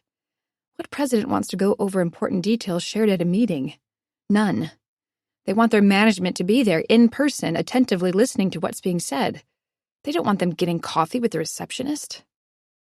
I wonder how much trouble I got Lee into. I stare outside my office and she's on the phone still. I stare at the bold letters of our company's motto below her desk. Have a beautiful day. What if you're having a crappy day? What if you suddenly feel like you could implode? Stupid, how did I screw up already? Stupid girl. I catch myself at my own words. I breathe out slowly. I pretend to put my hand at my side of my face as I look at my laptop. What I'm really doing is taking my own pulse. It's a bad habit I have when I'm stressed. Besides my flared nostrils that I apparently have at these moments, I'm also continuously checking if I'm still alive. Evan can read me like a book and makes fun of me when I do it. Just relax, he would say. Thinking of him makes me feel suddenly a bit better. Everything will be okay. I suddenly remember Lee's words of wisdom. Don't get on Nicole's bad side. I sigh, thinking how silly I am. This isn't the end of the world, I remind myself. So what? I missed a meeting. Nicole will come to find out that it was a once-in-a-career mistake. It won't happen again. That's when I see him. My man is standing at Lee's desk in the flesh, waiting for her to get off the phone. I almost smile, wondering how it could be that Evan has appeared when I need him the most. It's almost out of my desperation that I somehow conjured him up. When Lee puts the phone down, she beams at Evan. They have a quick exchange, and Lee points towards my office. She stands up, but Evan waves her down and starts to walk towards me. My savior, everything will be okay. He stands outside the glass door and puts his face close to it, a hand over his head, as if he's having trouble seeing me inside. I shake my head and laugh, as he does the same before opening the door. I stand up and want to kiss him, but the glass office makes me nervous to show public affection. What are you doing here? Not happy to see me, he says with a smirk. That makes sense. I'm only the love of your life, right? I grin. He comes closer, but before he can kiss me, I grab his hand at arm's length. Not in the office, I whisper. Evan looks outside at the rest of the staff, a few of whom are looking at him. I don't blame them. He's wearing a black button-up shirt with dark pants and a beige blazer. His wavy dark hair is teased out perfectly. He smells absolutely amazing. It's a cologne I got him for Christmas. How can you work when everyone is watching you? He asks. Fair question, I think. Did you just come to visit me? I ask, changing the subject. I turn my head and notice Nicole is watching us. I quickly turn my head back to Evan. He's right. Everyone is watching, especially the boss. I better make this a quick interaction, even if all I want to do is be held by him. I wanted to surprise you, he says, putting out his hands. Surprise? He laughs. Well, maybe lunch. A quickie somewhere if you can pencil me in on your busy day. I shake my head. I wish I could take him up on it. That all sounds amazing, I say. And yes to that last part. I'll pencil you in when I'm done working and at home. He smirks. No fun at all. Please don't become one of those stuffy management types. It's a comment he rubs me with from time to time, basically calling me boring. I love that you're here, I do, I say. But today's not a good time. I turn my head slightly, but notice Nicole is not in her office. I look outside in the main area and spot her talking to Lee. Ugh, she must be laying into her now for missing the meeting too. Evan tilts his head and grabs my shoulders. Everything okay? I nod. Just not a great day so far. You coming here makes me feel better, though. I can't do lunch today. I just got in crap for taking a coffee break. He shakes his head. What kind of a place of work is this? I thought you office types live off of coffee. We do, but not when it means missing an important meeting because of it. He looks at me with concern. Long story, but it's okay. I wait for his famous saying, just quit. Instead, he exchanges a look of worry of his own. I suppose now's not a good time to tell you that I spent our savings on materials for the reno. I almost want to scream. What the heck did you buy? Everything that we need. It all costs a lot. Tommy and I are working on the bathroom tiles next week. I'm finishing painting for the rest of this week. I make a face. He told me last night he would have the painting done by tomorrow. I thought you were going to be done sooner. Well, Tommy and I got into a blow-up. Long story for me as well. I'll tell you about it when you get home. Just don't be late for any more meetings. He laughs. We sort of need the money. I almost feel like him being here made things worse. He looks at me and gives a thin smile. Guess I'll see you at home. I want to hear everything about what happened at work, and I'll tell you about Tommy. He waits for me to kiss him or embrace him. I look outside and at the few faces catching glimpses of us and don't. See you soon. I grab his hand tightly. I let go and he turns to leave. Wait, I say to him. He turns to me with another look of concern. Can you just say one thing to me before you leave? Okay. He laughs. What? Just tell me everything will be okay. He shakes his head.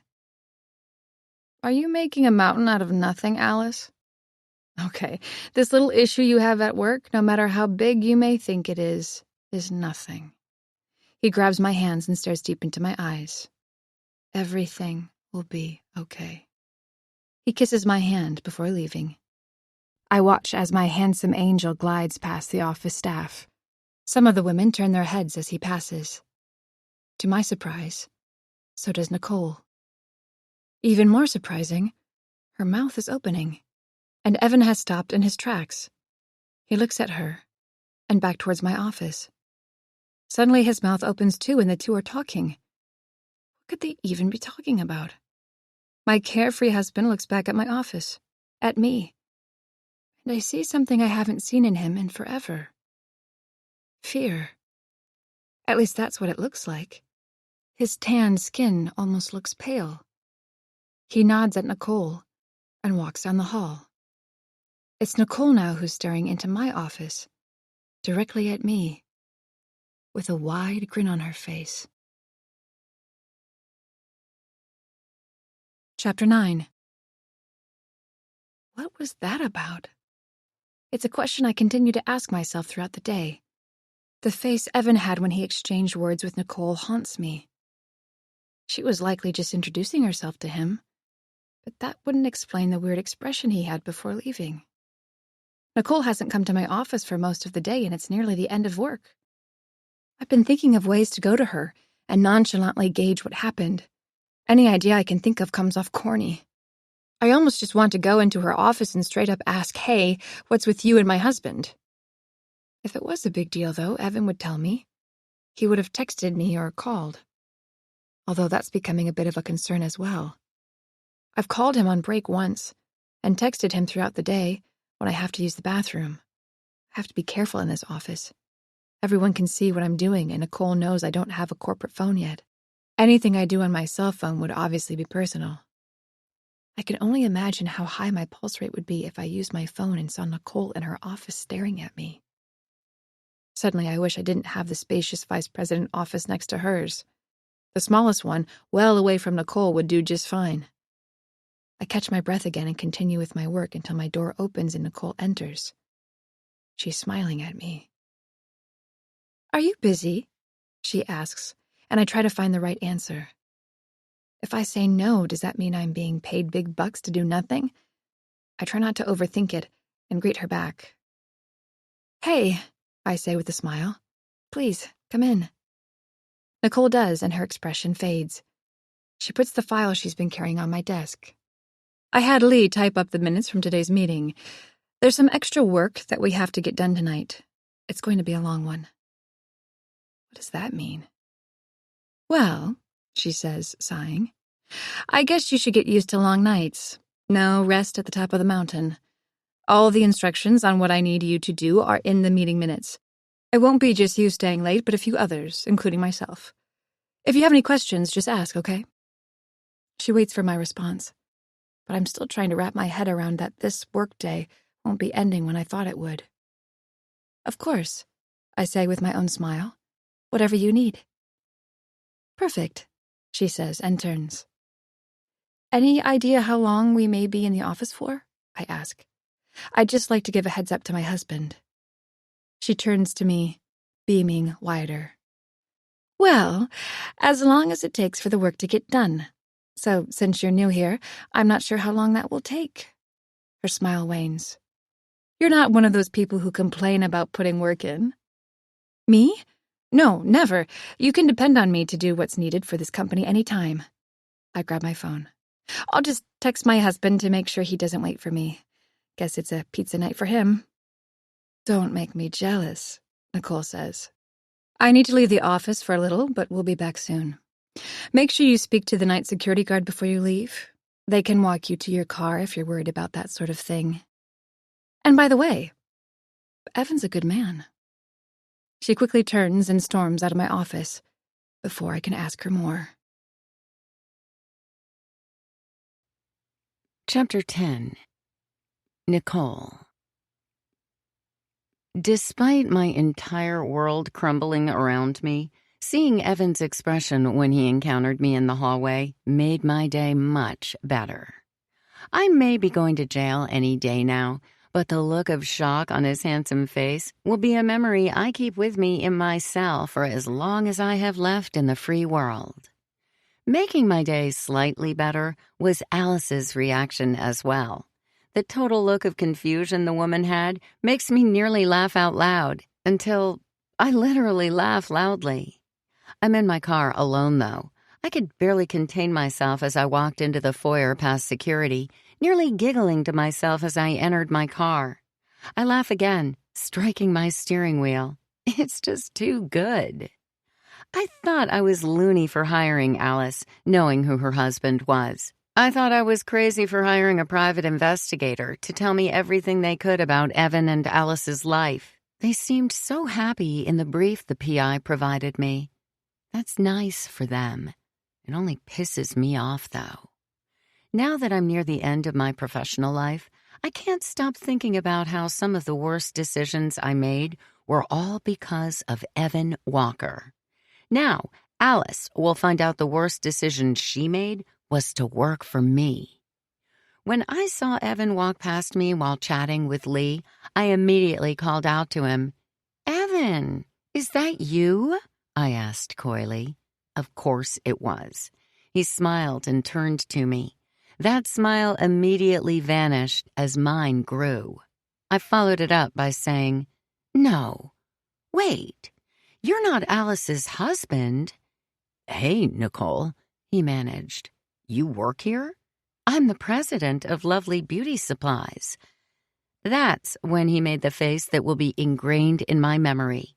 The look of shock was priceless. "That's great," he finally said. "Hey, how's your brother Tommy doing?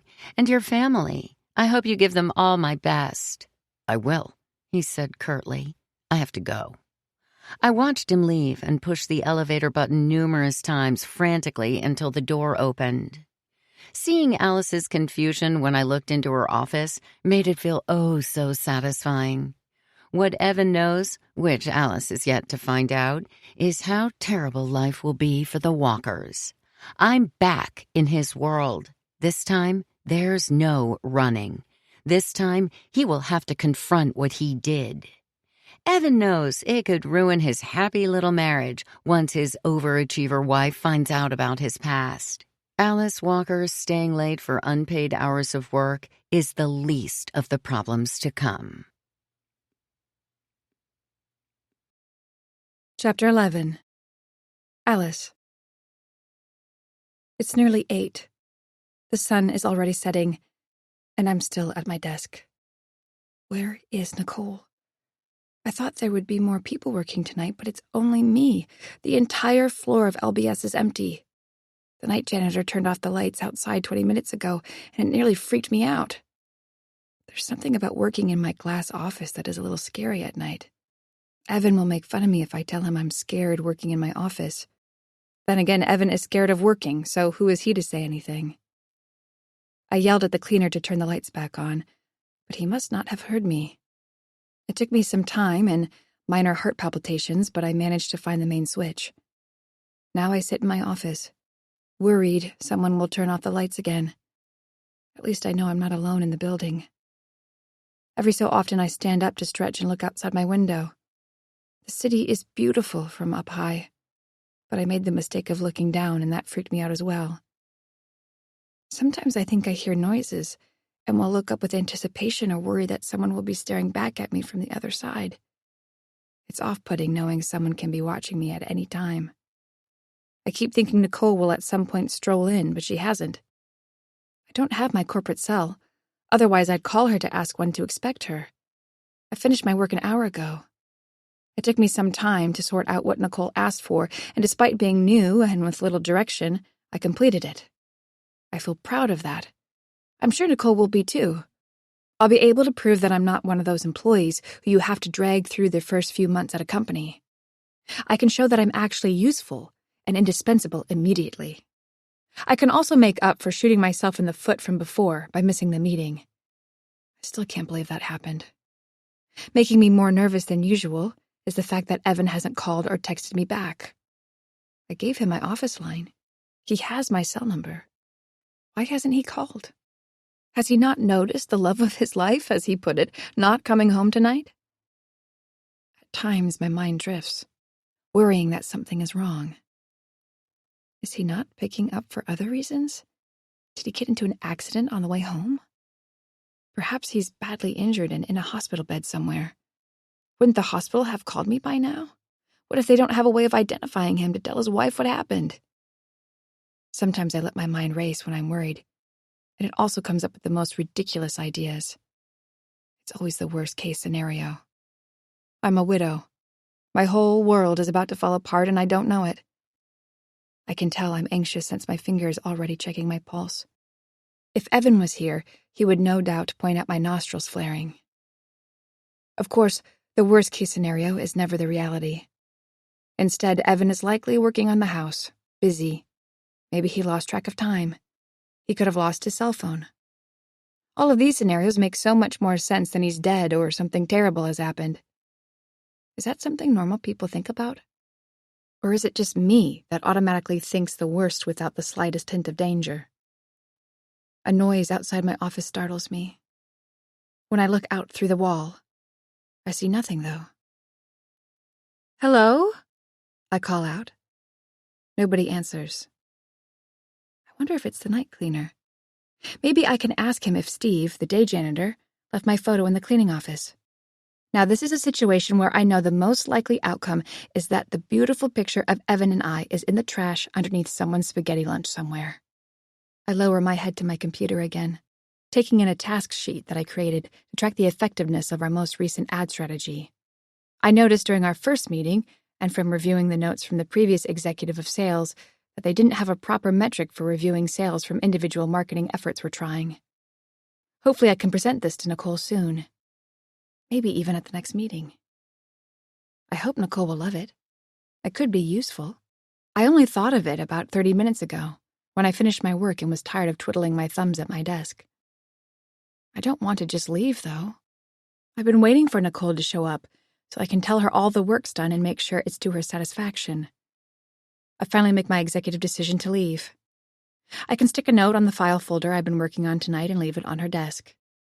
Hopefully the door is unlocked. I'll even make sure to write the time on the note. That way, she will know I didn't just go quickly. I put my time in tonight. Or would that be a bad idea? I'll look pretentious for including a time. It's almost like a slap in the face. I was here at 8 at night and you weren't, so I left. How late does Nicole stay in the office anyway? If I'm using the sensible person test, I'm sure most people in my shoes would think something came up, and Nicole has no intention of coming back tonight. She's likely already at home relaxing. Meanwhile, I'm still here, working. I stand up from my desk and sort the paperwork into the folder. I take a sticky note and write, "All finished, Nicole. Please let me know if you need anything else." And I smack it on top of the folder. I decide to leave out the time. Thankfully, her office isn't locked. As if I'm in a place where I'm not supposed to be, I sneak into the room and place the folder gently on her desk. I turn off the lights on the floor before I leave, looking around at the empty desks and offices before going to the elevator. Once on the main floor, I pass a night security guard who's at his desk. I startle him as he hears my footsteps coming down the hall. He quickly takes out his AirPods from his ear and greets me. "Have a good night, miss," he says, nodding. "Thanks so much. You too," I say with a smile. "Would you like me to walk you to your vehicle?" I look outside the building. The tinted windows make it seem darker outside than it is, but I know from being in my office that there's a bit of daylight left. "I'll be okay," I say. "Thanks, though." I leave the building and take a deep breath. The air is so much fresher after you're cooped up in an office for an entire day. I look around at the near empty street. A man and a woman walk past me. For whatever reason, I say hi to them, and they look at me as if I'm an alien. Vancouver is a large city. I should be used to what city life is like. You don't just walk around smiling and greeting everybody like a psycho. For a moment, I nearly forgot where I'm parked. The lot is about 2 blocks from me. I stare down the darkening street. The tall buildings make it more dimly lit. I look above at dark clouds forming and realize I could get pummeled with rain at any minute. I feel uneasy again. I almost want to go back to the security guard to have him walk me to my car and realize I'm being silly. It's only 2 blocks away. I look up at the buildings and their illuminated windows. In some, I can see people moving. I might feel like I'm the only one on this street, but I'm not the only person here. I start walking down the block, taking quick glances at my surroundings. I hear a raised voice and see the source as I pass an alley. One man is standing very close to another, his finger pointed into his chest. Whatever they're talking about doesn't seem friendly, and I quicken my pace, hoping that they don't pay attention to me. I turn my head slightly back just to make sure they're not there. When I look forward again, I smile until I notice a silhouette of a person ahead of me. They're standing in the middle of the block, unmoving, looking in my direction. I lower my head, wondering if I should go back to the office. As I get a little closer, I notice they're standing beside a bush, nearly out of sight. I stop walking and stare at the person, wondering what I should do. I know Toronto. While being a beautiful metropolis, it can be dangerous as well, and a woman walking alone at night by herself isn't exactly a hard target. I'm overthinking this. This random individual isn't waiting for me. I see the person near the bush put something into their mouth, and a red tip glows in the dark. They're smoking. And for whatever reason, the cancer-causing substance gives me relief. They just needed a cigarette. They aren't waiting for me. The person probably lives in the building they're leaning against. I try not to stare at the dark figure when a woman's voice makes me jump. "Alice!" I turn, and Nicole Barrett is gazing at me. Chapter 12. I park on my street and stare at my house. It's heavily raining outside now.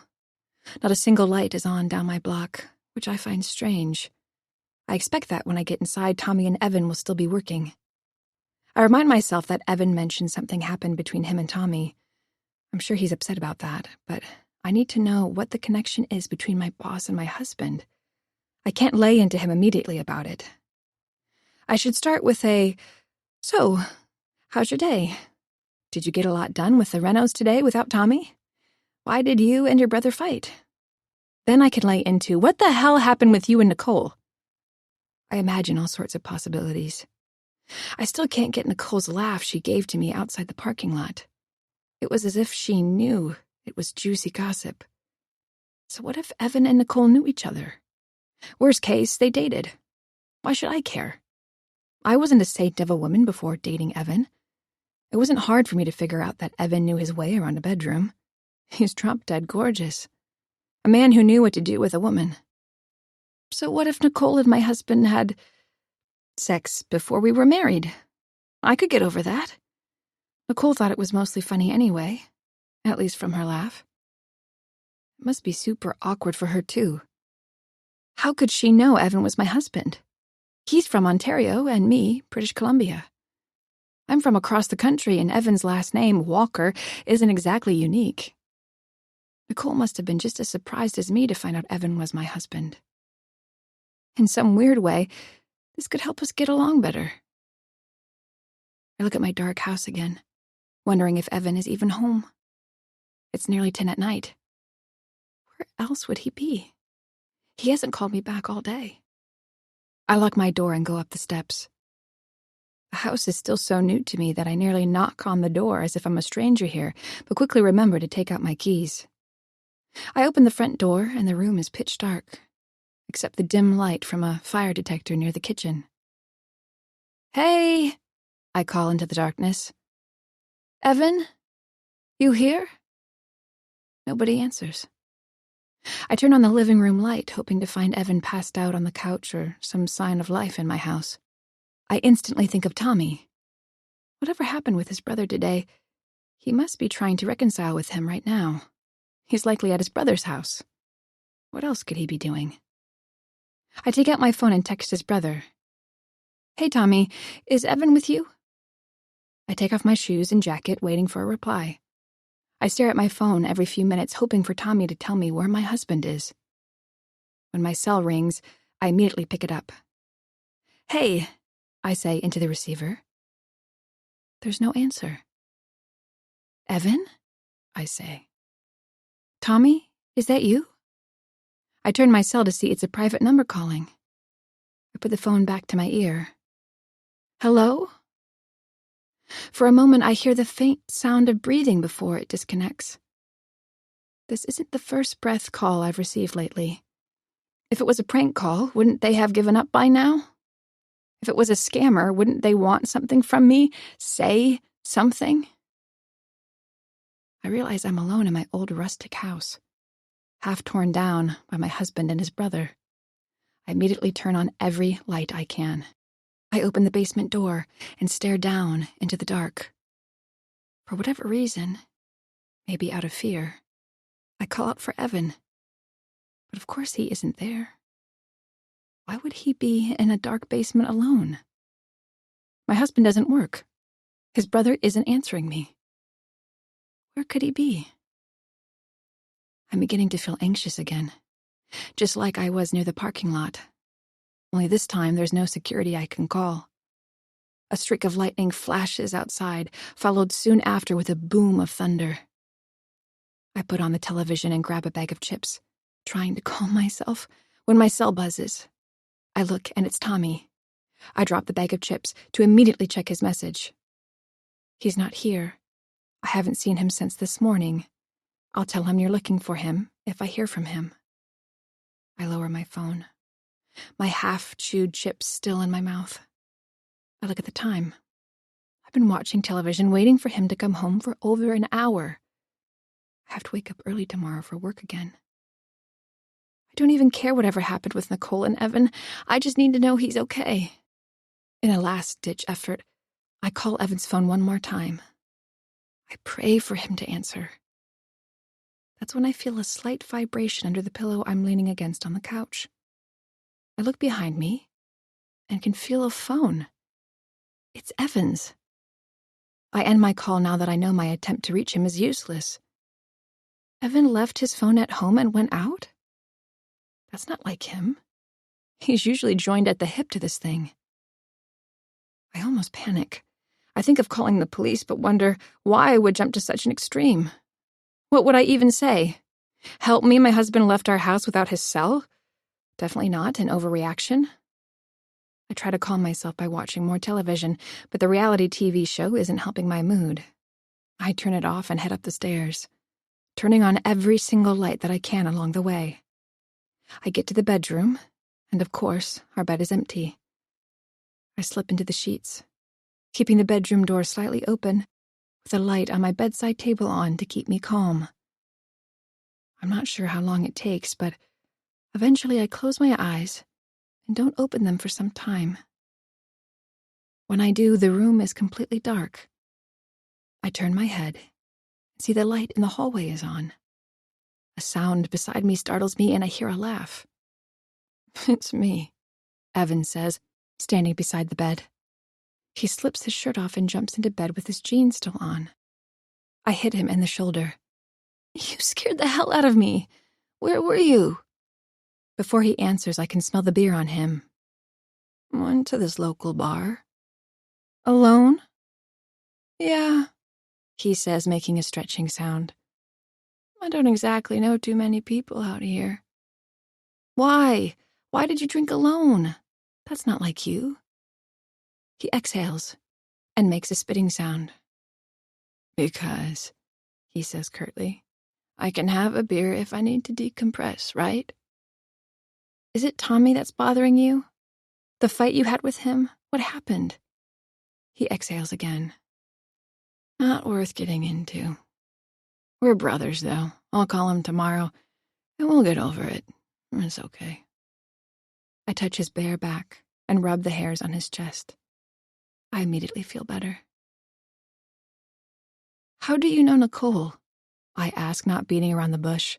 It's late, I'm tired, and I need to know. Did she tell you anything? He asks. She told me I should ask you, I say. I sit up in bed and rub the top of his shoulders. So, tell me. I laugh. We were a thing back in high school. High school? I say. Nicole lived in your town growing up? Yeah.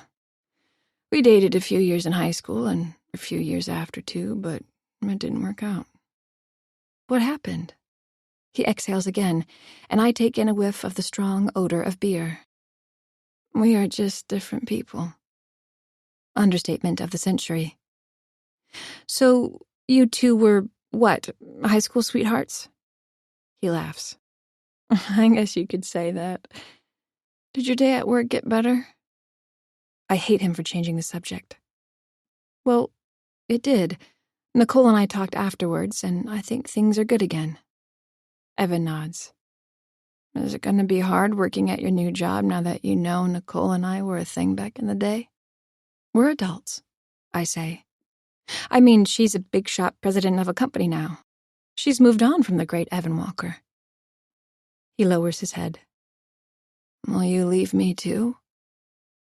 I'm taken back by his comment, wondering why he would even suggest something like that.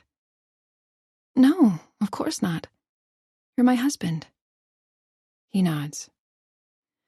I'm beat. Good night. He kisses me quickly and turns over. That wasn't the kind of kiss I wanted from my husband, though. I've been waiting to see him all night. Since he surprised me in the office, I've been waiting to see him. I want him. I rub his back and kiss his shoulder. I'm tired, Alice, he says. I put my hands at my side. Again, not like my husband had turned me down. How much did he drink at the bar? Good night, I say to him. I roll over to the other side and face the wall. It's okay that you went to the bar tonight alone. Next time, can you just text me or call me to let me know where you are? I was worried. He doesn't reply immediately. I'm about to repeat myself when he finally answers. Okay, boss. Chapter 13. When I open my eyes, the bright sun through our bedroom window is nearly blinding. Usually I close the blinds, but in my franticness at being alone most of the night yesterday, I forgot. I turn to look at my alarm clock on the nightstand beside me and nearly freak out when the lights on it are blinking. I look outside and realize it's way too bright to be 6 a.m. When I grab my phone and look at the time, I nearly scream when I see that it's past 7. The store must have taken out the electricity last night, and my alarm. I usually put on my cell alarm too, but forgot last night. I could blame Evan's disappearance for that as well. I jump out of bed and Evan wakes up calmly, stretching in the sheets. What time is it? He asks. I'm so late. I freak out. I run to the washroom and get ready as quickly as possible. Evan walks into the bathroom and opens the toilet lid, unleashing his full bladder of processed alcohol into it. Do you want me to drive you to work? He asks, yawning. I don't answer him. For being such a manly man, Evan is kind of a slow driver. I'm used to city driving in Vancouver. I may be a very polite business professional, but when I'm on the road, especially going to work. I'm anything but nice. You have to be ruthless. Today is not a day for my rule-following husband to get me to work. I'll be even more insanely late. I break my own record for getting ready for work. For an executive manager at a cosmetic beauty company, I look like complete garbage today. Not exactly the image of someone in my role. I'm certainly not having a beautiful day so far. I kiss my husband as he's brushing his teeth, making a face when I make contact with his minty toothpaste. He says something inaudible until he spits into the sink. "Have a good day," he shouts as I run out the door. I take pride in going to work early, or on time. I'm rarely ever late unless sick or dying. With my mess up of missing the meeting yesterday and being late today, I'm not making a very good impression. Now that I know that Nicole and Evan were high school sweethearts, I wonder how that will change the dynamic of our working relationship. Will she be even more critical of me? Or will our mutual connection with Evan help? I think about it as I weave through traffic and pound on my horn, trying to navigate the intense streets of downtown Toronto. Luckily, I managed to get to the parking lot in record time, but I'm 30 minutes late. I run as quickly as I can to my building, and when I enter it, I wave at the security guard before frantically hitting the elevator button. At my old place of work, I would have run up the stairs, but that would be a little difficult now, being on the 30th floor. When the elevator doors open, I step inside and catch my breath, fixing my hair before I realize I have not pressed which floor I need to go to. As the elevator moves up, feeling slower than usual, I take in a deep breath, trying to calm my nerves. I take out my cell phone and open the camera, looking at myself to fix any stray hairs from the quick bun I made when I rolled out of bed. I hate not taking a shower in the morning. I feel dirty going to work without being clean. The times I haven't, I've worried that somehow people know I haven't showered, and I felt like I stink, even though my perfume would disguise what little odor I could possibly have. When the elevator door opens on my floor, I calmly walk out of it, taking my time to greet a few coworkers as they pass me. When I pass Lee, I wish her a good morning, and she does the same back to me. I look into Nicole's office and immediately feel overjoyed when she's not behind her desk. I'm now 45 minutes late, but Nicole isn't in her office to notice it. If I'm at all lucky, maybe she's running late herself. I wonder how late she was working last night. She arrived as I was leaving. Maybe she's taken the morning off and will come later in the day. My dreams are shattered when I see Nicole sitting at my desk. I swallow a little too hard while trying to maintain my composure. What the hell am I going to say to her? Excuses seem weak. I tell myself I'm going to just apologize for my mistake. I won't get into details. She likely doesn't care what they are. She doesn't want excuses. At least, I never did when the people who worked for me did something I didn't approve of. I open the door, and Nicole's face lights up. She stands and greets me a good morning. "I'm sorry I'm late," I tell her. "It won't happen again." She waves me off. "No problem, Alice. That's okay. I'm very curious, though. How did your conversation go with Evan last night? Is that too much to ask?" She laughs. "It was just surprising for me to find out he's your husband, so I have to know." I laugh, trying not to make it awkward. Nicole has a wide grin on her face. Part of her must think this whole situation is funny. She doesn't appear upset or trying to make me feel awkward. "Yeah, we talked," I smile back. "He told me how you two were high school sweethearts a long time ago." Her complexion changes, almost like she put a sour treat in her mouth. "Well, I suppose that's one way to describe your former fiancé." She laughs. "I would think he would just say that I was his fiancé, though. Oh, Evan hasn't changed. God bless you for what you have to deal with." She laughs again, but I'm not smiling. Evan didn't say a word about them being engaged. He made it seem like a wholesome high school situation.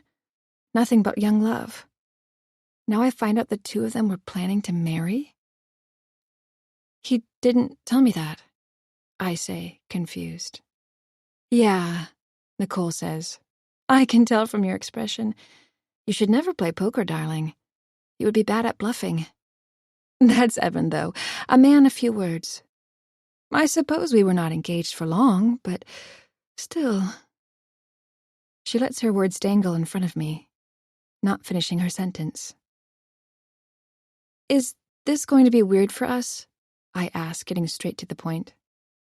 Evan and you? She says innocently. Of course not. That was literally a decade ago. I've moved on, and so has he. I'm happy for you two. I have to say, though, that my mouth nearly dropped when I spotted him in our lobby the other day. She laughs, and I join in this time. That was surprising, to say the least. I bet. I laugh again. It was for me, too, I say. Thanks. For what? Not making this weird, because it is. I laugh again. She nods. It's not, though, really. I know what I want, and at that time it wasn't Evan. I'm glad we seem to both have made the right decisions for ourselves. She gives me a thin smile and stares at me. So, where is it? Did you leave it in the car? I'm not sure what she means until it hits me. Oh, no, you're dry cleaning, I say, putting a hand to my head. I can't believe I didn't grab it for you. I give a thin smile back to her, but this time it's not shared. She looks at me sternly. I assumed you were late because you were picking it up for me. She waits for me to answer, but I don't have anything but bad excuses. Not only are you late, she says in a raised voice, but you didn't even do what I asked of you. I lower my head and take a moment to glance outside. I spot a few people looking into my office. I can't blame them for watching the show. Lee is one of them. Even from all this way, I can spot the look of worry on her face. I'm sorry, Nicole. I really am. No, she says, cutting me off. I need to depend on you. Even if it's small things like doing me a favor or, say, coming to work on time. She lowers her head, and when she looks at me again, she's beaming as if she was never upset to begin with. It's okay, Alice. I just need you to be more on the ball here at LBS. I had high hopes for you when I hired you. Now, she looks at her watch. You have just enough time to leave the office and grab my clothes before our meeting at 10. Her smile widens. So leave now, and be fast. Her face sours again. You can make up for the time you'll be missing after work. And don't be late for the meeting. Please. Chapter 14. Another late night in the office. But this time I'm getting out before the sun is setting at least. Nicole had me stay several hours past work. Not only did she have me make up for the hour I missed at work to pick up her dry cleaning, but I had to stay for a few more hours for no reason at all. I'm starting to realize that my job may have a lot of unpaid time. It was just me in the office again. It seems the only person that has to work late is me. Thankfully, Nicole and I only had a few run-ins with each other after the initial exchange. I can understand why she's upset. I'm supposed to be there on time, and when I wasn't, she assumed it was because I was doing her a favor by running her errands. It still irks me how she raised her voice at me. When I was in any leadership role, I never belittled anyone who worked for me. I made them feel like a part of the team. I didn't put them down, make them feel small, or make them pick up my freaking dry cleaning. Who the hell does that? Part of me wants to hand in my resignation immediately. I moved to an entire new province across the country for this job, and it's not going the way I hoped. Nicole is something out of a horror movie, smiling at me nicely one moment and jumping down my throat the next, having me put in extra hours at work when no one else is. To make things much worse, now I find out her and Evan were engaged to be married. I tried to call Evan in the morning, while I was driving frantically to pick up Nicole's clothes from the dry cleaner, to demand he tell me everything that happened between my boss and him. Thankfully, he didn't pick up the phone, because if he had, I would have been just as intense as Nicole was to me in my office this morning. Engaged? How could he fail to tell me something important like that? Was being engaged to a woman just not a big deal to Evan? Did he treat promises to be married like jobs and quit before he got to the altar? How many other women did Evan ask to marry? It was only after I got back to the office that Evan called me back several times during the day, but I couldn't pick up. Not with Nicole in the office beside me. While taking a quick bathroom break, I snuck in a text to him saying I would talk to him when I got home and that I would be late again. He responded by giving me a thumbs-up emoji. I hate it when he does that. Can he not just reply with words? It seems lazy. Just like Evan. Ugh. Engaged. Throughout the day, I replayed the intense exchange I had with Nicole. What made it worse was seeing how polite and fake Nicole seemed to be around others as the day progressed.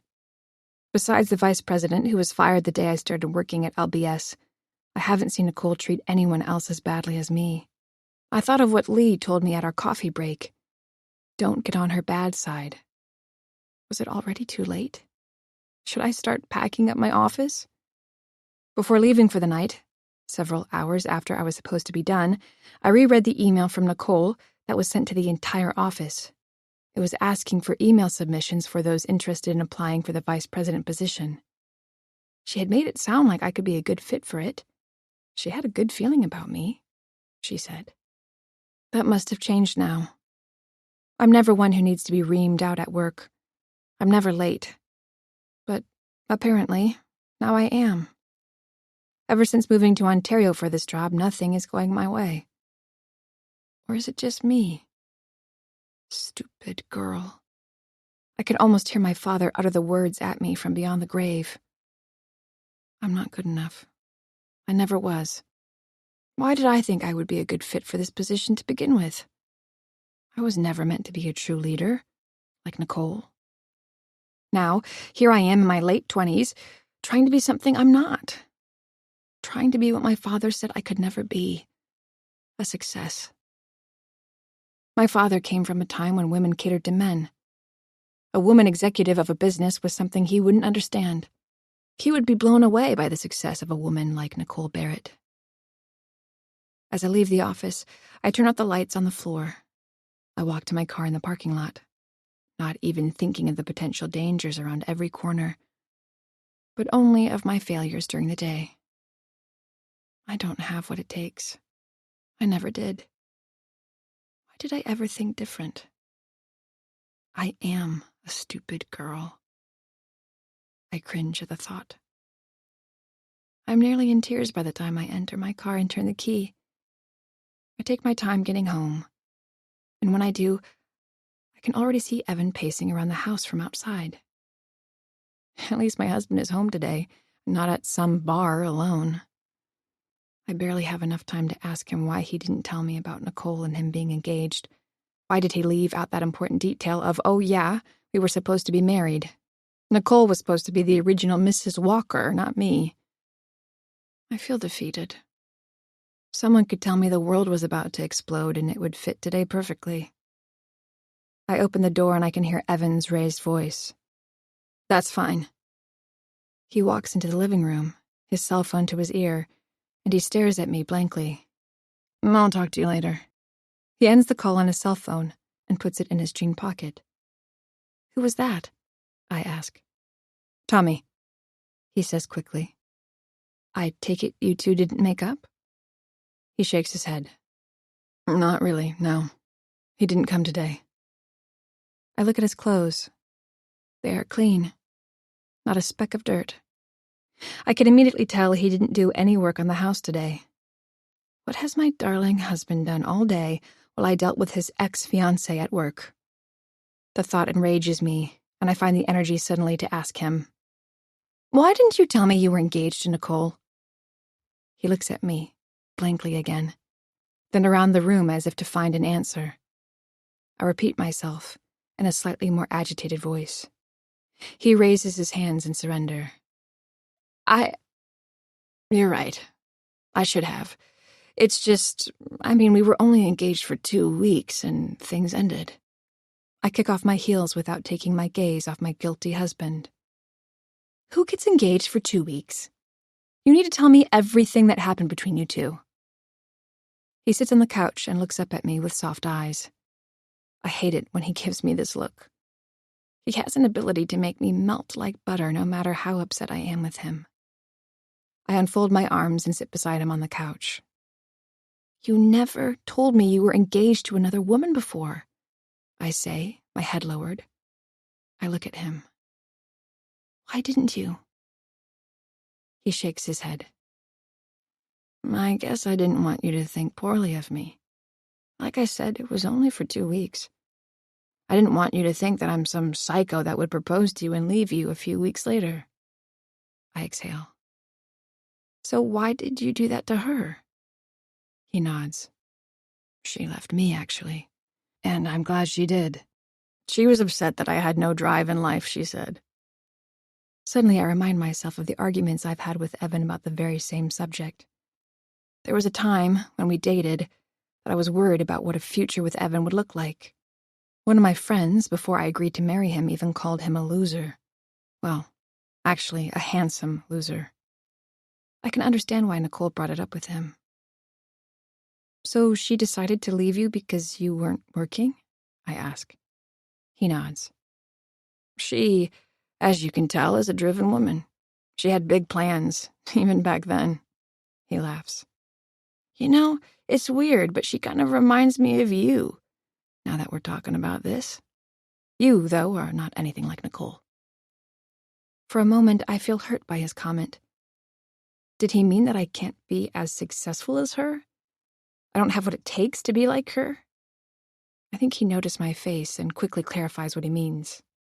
What I mean is she's overbearing. She's very controlling. He puts his hand up in frustration. She could be so angry one minute and a saint the next. I never knew what woman she was going to be that day. I only asked her to marry me because she said I had to. She expected it of me after dating for 4 years. I mean, I was only 20.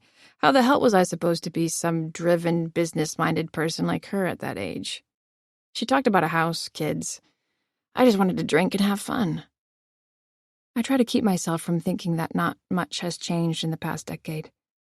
I remember what he said to me last night about me leaving him.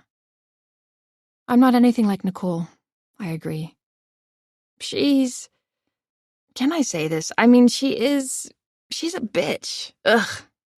I give him a look of disapproval. Okay, he says. Sorry. I shouldn't have said that. She's just too much. We had so many fights, I can't even count them. We were toxic for each other. After she broke it off with me and gave me back the ring, I was distraught for maybe a day, and then amazed at how little feelings I had after someone I had dated for several years broke up with me. I remember telling Tommy how little I seemed to care about not getting married to her. He thought I was crazy. He always thought Nicole walked on water, joked about how good-looking she was. I could tell he was jealous. He probably wanted a woman like her. He never saw the side of her that I did. I think of how two-faced Nicole was with me at work today. I tell Evan about the day, the late hours, how she reamed me out in front of the office and smiled in my face after like it was nothing. Evan sighs. She hasn't changed. She's still... I won't say it. A bitch, I add. I hate calling other women that, but in my anger at what happened today, I feel the same as him. Just quit, he says finally. The house, I say looking around. The mortgage, bills, we have no savings left. Evan's face drops. Well, maybe don't quit right away. You could just get a resume ready. Start discreetly applying. I'll slow down on the renos and work. We could have an applying for new jobs party tonight. He laughs and I join him. He grins at me and I nudge my head against his shoulder. Maybe I should get my resume ready. I don't know if LBS will work. I'm not having a beautiful day. Evan looks at me funny. It's this stupid motto the company has. This receptionist at work, Lee, they make her say it every time she ends a call. Have a beautiful day. I shake my head. Now I feel even worse for this Lee girl. Evan laughs. I give a thin smile. An intrusive image of Nicole and Evan kissing hits me. The thought of them being together, being intimate, hits me. I need to ask you something, I say. Was Nicole... Was she the first woman you were with? He nods. What about her? Were you her first? Yes, he says without saying another word. I lower my head and change the subject. I could try and get a management job elsewhere. If you're working too, we could get through this. What would you do for work?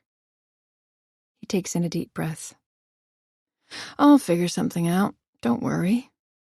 He tilts my head up to him and kisses me passionately. Soon, a few kisses turn into more flirty advances. I'm halfway taking off his jeans by the time I realize the curtains in the living room are still open. Evan! I shout. The window! He continues to kiss my neck, and I nearly forget about it. Let's give the new neighbors a show, he whispers in my ear. Not funny, I say, smacking the back of his briefs. All right. He stands up, his pants down to his shins, and waddles to the window, making a show out of doing it. When the room is darkened and it's just us, he looks back at me with a devilish grin. Now, where were we? Chapter 15. Nicole. He hung up on me. Who the hell does Evan think he is? He's still a piece of garbage even now. I could hear Alice in the background coming home. I don't care. He didn't have to talk to me that way. No man talks to me with the tone he does. I wanted him to meet me at the bar near his house again. He refused. Okay, fine, but don't talk to me that way. Don't treat me like I wasn't the woman you wanted to marry at one point in your life. I meant something to him. I still mean something to him. The life Alice has with him right now could have been mine. After what we spoke about yesterday at the bar, I thought we could figure something out. Obviously, I was wrong about that. After he hung up on me, I took out my high school yearbook. It took me some time to find it. In one of the many pictures taken throughout that year, a large one of Evan and me is at the center of one of the pages. His arm is wrapped around my shoulder, and he's kissing the side of my cheek. I can even see his younger brother, Tommy, standing behind us, watching. The picture was taken at the first basketball home game we had that year. Both Tommy and Evan played on the team. Both looked good in their jerseys. I smile, thinking of those times with Evan. It was a fond memory. I sometimes think about how life would have been different if we got married. Now, only when my professional life is about to implode and I could go to jail, do I realize my faults. I should have become Mrs. Walker. So what if I would have been broke living with a man like Evan? I would have been happy. All the wealth and pretty things I buy mean nothing to me at this moment. It's only when something is about to be taken away from you that you realize how unimportant it was to begin with. Evan and I could have had something special. And yet, he hung up on me. And yet, he walked out on me at the bar last night. He will find out very quickly how bad of a decision that was for him. Hopefully, he will change his mind about what I want. Evan has plenty of skeletons in his closet that I bet Alice doesn't know about. Being engaged to me was only one. I wonder what Alice will think of her husband once she knows it all. Does she know how violent he can be? The things he's done? Evan better make the right decision next time, or else. I pick up my cell phone and wait to hear their voice. I'm angered when it's not answered immediately, until I hear them. What are they doing now? I ask.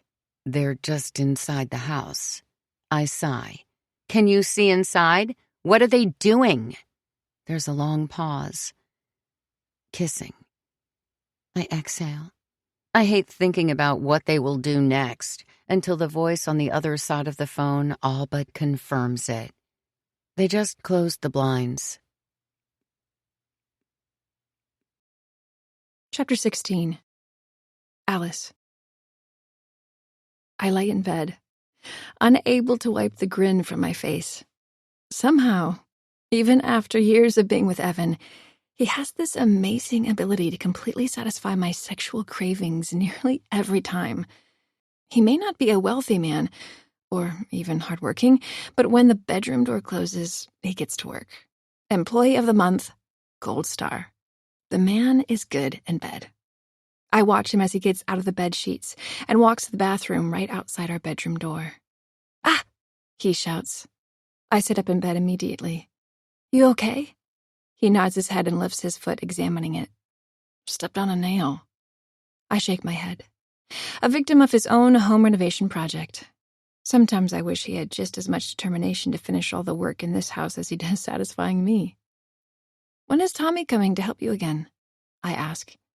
He drops his foot back to the floor and gives me an awkward stare. "I don't know." "You two have a way of not getting over things," I say.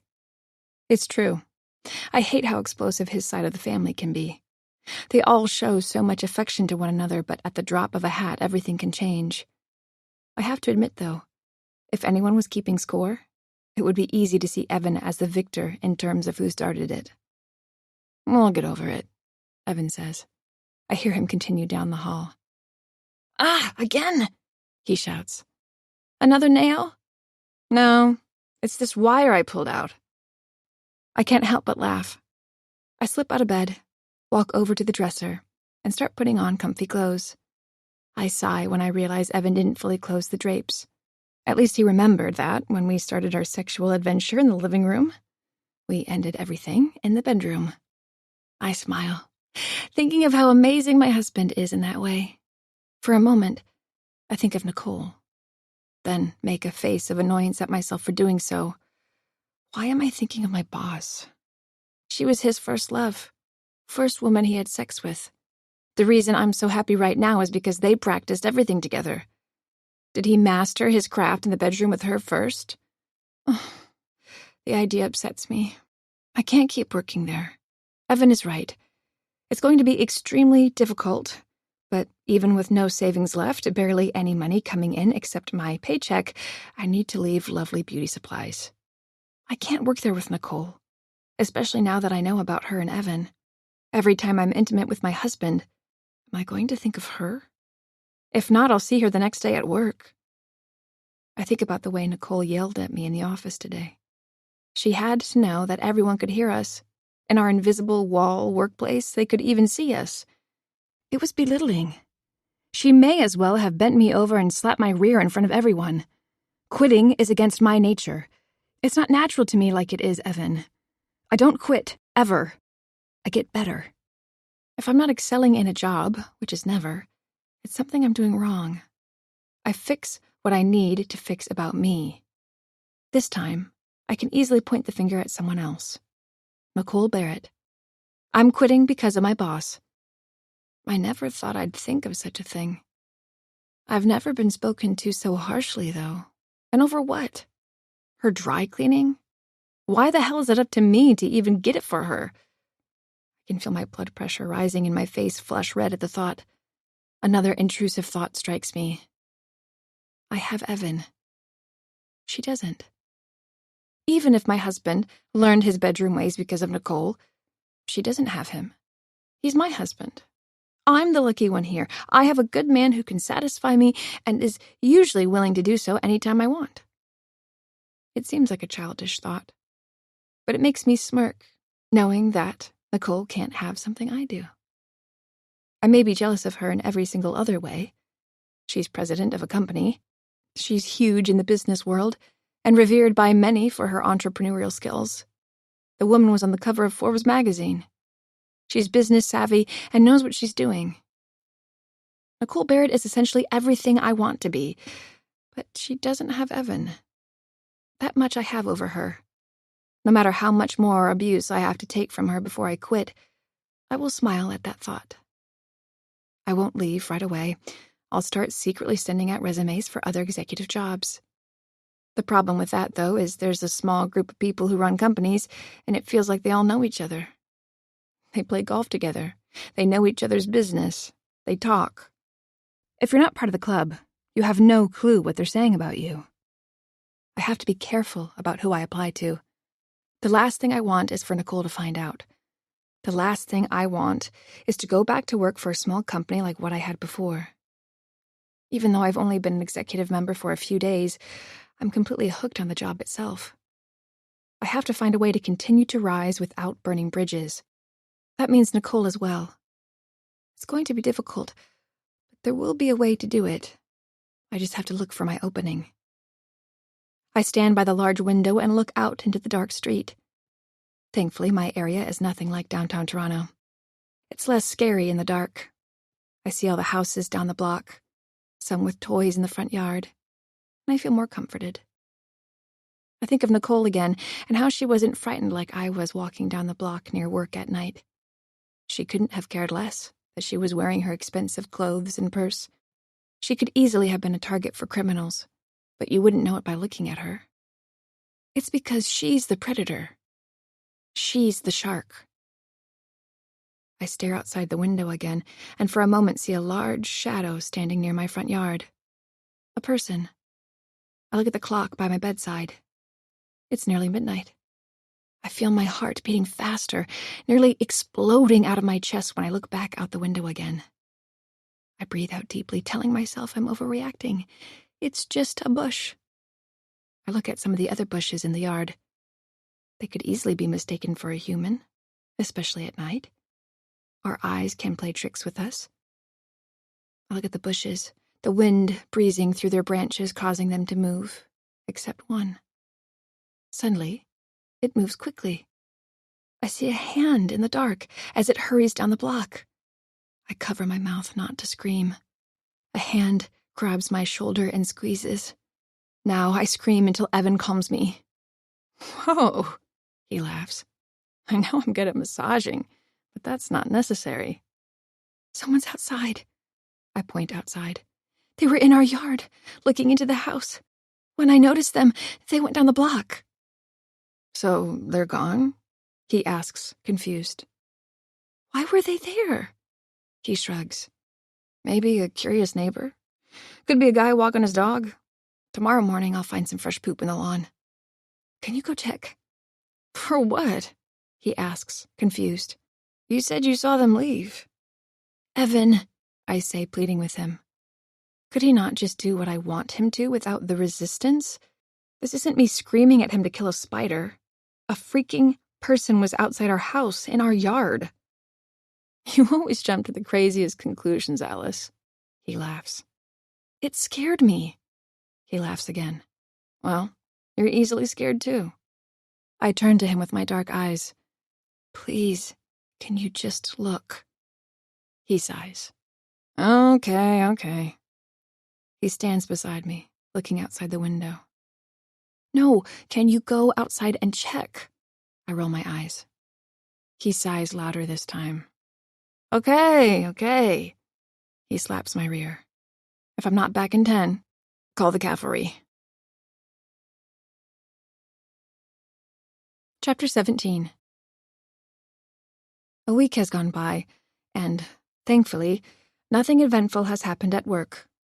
It's almost as if Nicole is an entirely new boss, not the same person who belittled me in front of all the staff. No more requests for me to do her errands either. At meetings and at work, I've been treated well, not only by Nicole, but the rest of the staff. No working late at night on my own. Things have been great.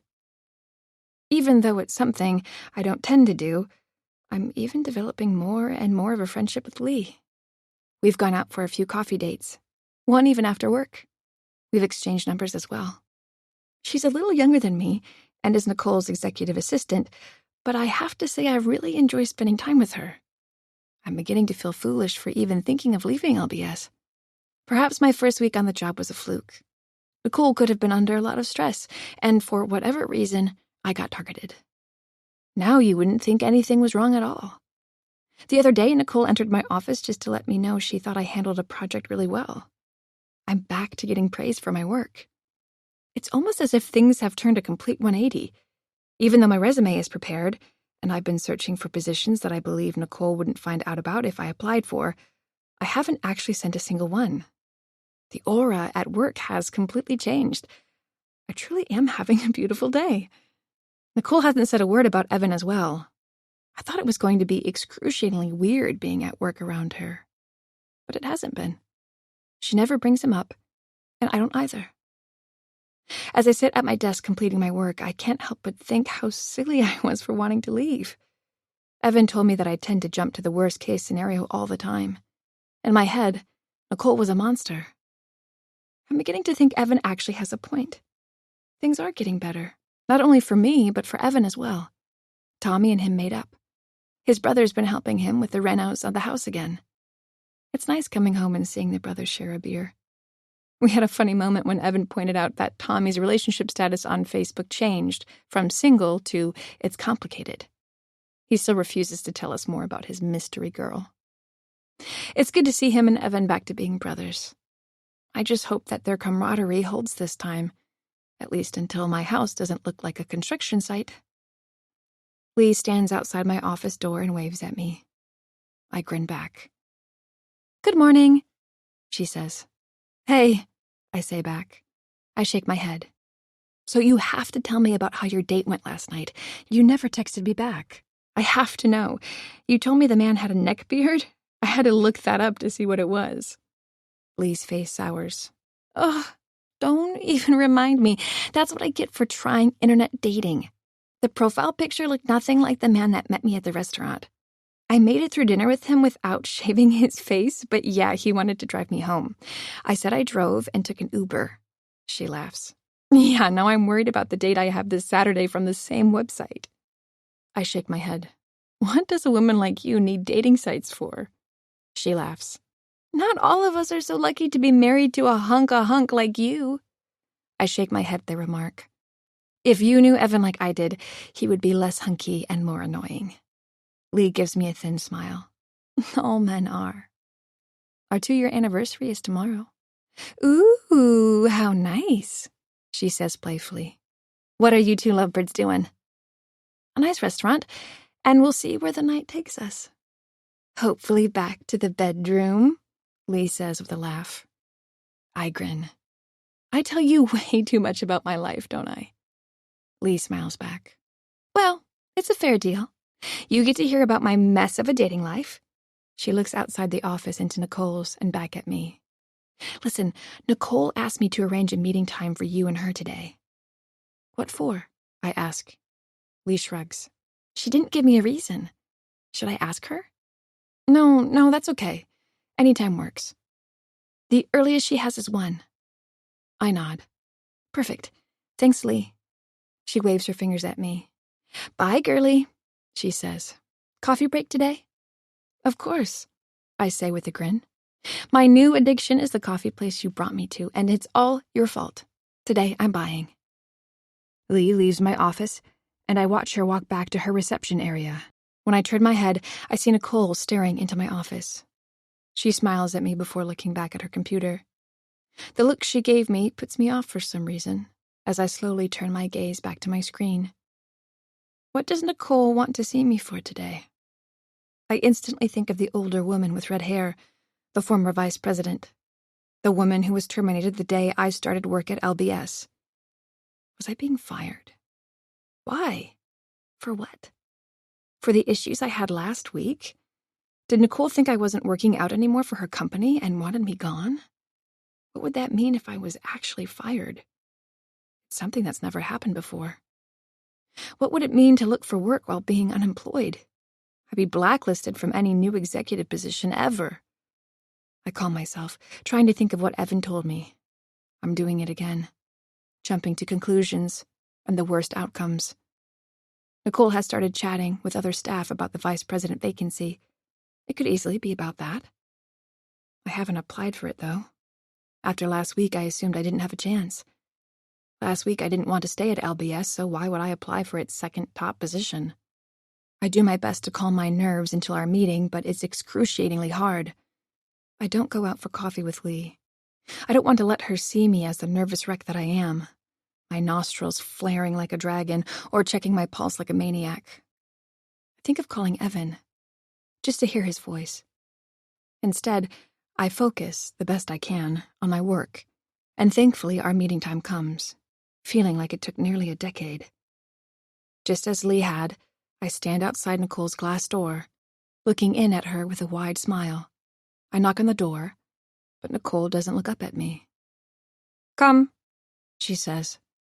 The smile on my face vanishes. Come? Who says that to someone? What am I, a dog? I do as she commands, and open her office door and step inside cautiously. "Hey, Nicole," I say, feigning another smile. "How's your day?" Now she looks up at me and gives me her own fake smile. "Such a busy one. I'm glad we're able to meet, though. I wanted to have a chat with you. So, you've been here for a little over a week. Big move for you, too, coming from Vancouver. How are you liking it here?" I tried to avoid my frustration over last week and just focus on how I felt since. "It's been great. You have a very welcoming staff here. Made me feel at home." That's true. Now, if only Nicole wasn't nuts, my job would be absolutely perfect. "That's great." Nicole shuffles on her seat, flattening her black skirt. "And Evan, how's he dealing with the move out here? He must be happy being reunited with Tommy. Those two were peas in a pod back in the day." Nicole laughs, and I feel like shrinking in my seat. Hearing my husband's name come from her lips makes me sick. "Well, he's very busy renovating the house right now." I can hear my husband's voice in my head. Tell her to back off. Don't talk about personal life at work. If it makes you feel uncomfortable, ask her not to bring me up. Be assertive. I take in a breath before finding the words. I've only practiced this moment in the mirror for the past week. "If it's okay with you, Nicole, I'd like to not talk at work about my husband." "Why haven't you applied for the VP position?" she asks curtly, cutting me off. Her question throws me off. "The position?" I ask, confused by why she's asking. "Yes, I think you would be great for it, really." She smiles at me again. "You certainly have what it takes. Sure, you've had a few screw-ups your first week, but your work speaks for itself. You put in the hours like no one else here does. I look for people that go the extra mile, and that's you. You've shown me that." "I wasn't sure where I stood here at LBS, to be honest," I say. "I thought you weren't very happy with how I was performing." "Very much the opposite, Alice. I'm very happy with your progress. You're outperforming some of my veteran executives. Some of those people have that attitude that it's their turn, though. They've taken their time here for granted. I know this isn't the last place where you want to be, here at LBS. What are your true aspirations?" I lower my head and fix my skirt now. "Well, to be honest, you." Nicole beams wider. "I'm truly inspired by what you have accomplished, and for a woman so young." Nicole waves me off and laughs. "No, really, I'm always willing to put in the work and go above what is needed to get to where you are. I would do whatever it takes. I want you to know that, Nicole." "That's good to hear, because if you were to be a VP, especially at your actual young age," this time I smile authentically back, "a door to a president job could be yours within a few years. This job will open not just a few doors, but all of them." The thought of it hits me. "Now," Nicole says, sitting straight in her chair, putting a pen to her red lips, "I want to schedule a dinner date. A meeting, I mean. I'll call Evan to arrange it." "Evan?" "Right," she says, beaming. "I have his number here." She sorts through a pile of paperwork on her desk and takes out an employee information form I filled out on my first day. "Here's your emergency contact, I see. I'll just speak to him about it." "You want to schedule a meeting with my husband and I for dinner?" "Just him." I try to catch my breath. She brings me in here to talk about promotions, and now she wants me to sit here while she talks about going on a date with my husband. She even called it a dinner date. "Why?" I say in a stern voice. I try to calm myself. Having this much anger directed at my superior is never something I've experienced. "Well, to catch up. You tell me all about him. He sounds like he's doing well. I want him to tell me, though. Catch up." "You want to go on a date with my husband?"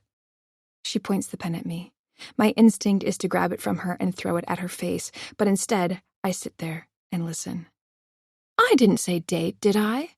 Attention to detail, Alice. That's an important part of being a VP. I want to catch up, I said. We were close. He was an important part of my life. It won't be friendly, of course. You want to be alone with him? How can two people truly catch up if you're in the room? She laughs. Let's say tomorrow night after work.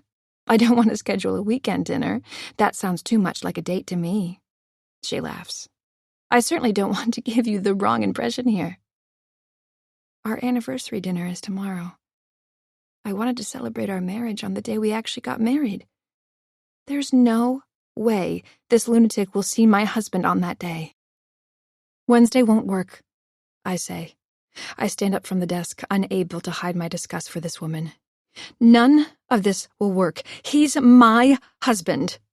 Calm your voice, please, Nicole says, making a gesture with her hands. Please, act professional. This is our place of work after all, VP. The way she throws the title in my face makes me sick. Does she think I'll pimp out my husband for a promotion? This is too far, Nicole. I can't work here any. I would think long and hard about that, she says, standing up and meeting my gaze. I'm talking about promotions with you today. A leading beauty supply company, and you could be VP of it. Think hard about what that could do. When I don't respond immediately with disdain, she smiles. It quickly vanishes. But imagine what could happen if you don't do what I ask. I know a lot of people, not just in Toronto. A VP needs to make decisions quickly sometimes. Show me you have what it takes. Or don't. Make your decision. Take a day to think it over. And then I want my answer. Chapter 18. I haven't told Evan about today. I know what he'll say. Quit. I should. I know it. If I do, I'll be quitting everything I ever wanted. Nicole didn't just threaten me about quitting. She basically told me she will ruin my career if I do. None of this is legal. A boss using her power over an underling to get what they want? And what does she want? That's plain as well. My husband. My boss is completely unhinged. Thank goodness she dumped Evan when they were younger, or else his life would be worse than I feel at this moment. As an employee, I get to check out from work. Imagine being married to her, having to be around such a terrible person every day. That would truly be hell. How did Evan ever get engaged to someone like her? I lay in bed, thinking of my meeting in her office. I haven't been able to stop myself from replaying it over and over. It was so crass. No beating around the bush. Give me your husband, or else. A knock on the door startles me. Evan comes in holding a bowl and a cup of water. I made you soup, he says. We only had tomato soup cans in the pantry, though. He makes a sour face. I smile at him as he places my dinner on the nightstand.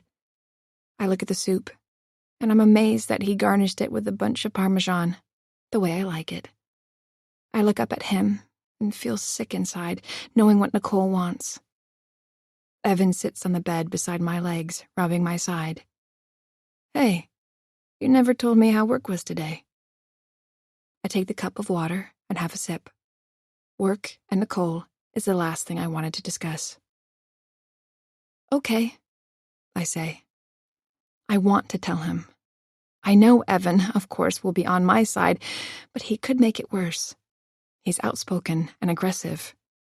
If I were to tell him, he would storm into LBS right into Nicole's office and give her hell.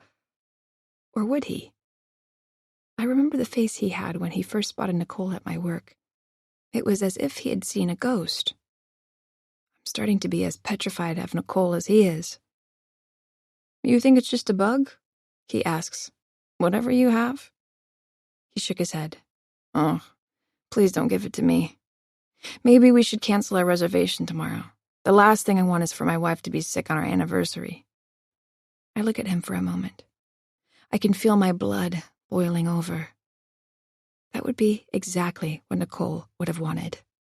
I'm celebrating my anniversary with my husband. No, I'll be okay, I say.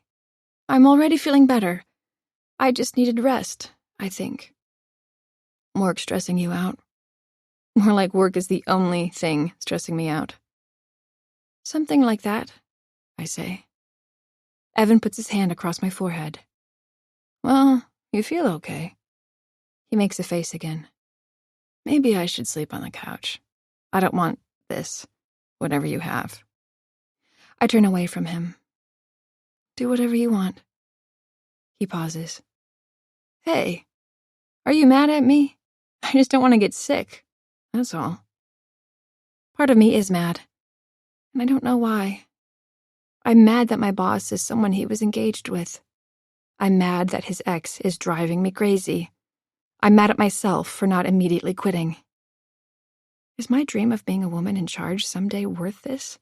I won't let Nicole Barrett take that away from me. I'm just feeling yucky, I say. Sleep on the couch. It's okay. I don't want you to get this.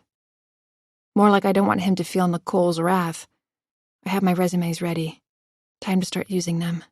Tomorrow, I will start applying. Good night, he says, standing up. He bends near me and kisses my forehead. Call me if you need anything. I'm just working in the bedroom down the hall for a few more hours. Thanks, I say, not turning over. I can't look at him. If I do, he'll know I'm truly a mess.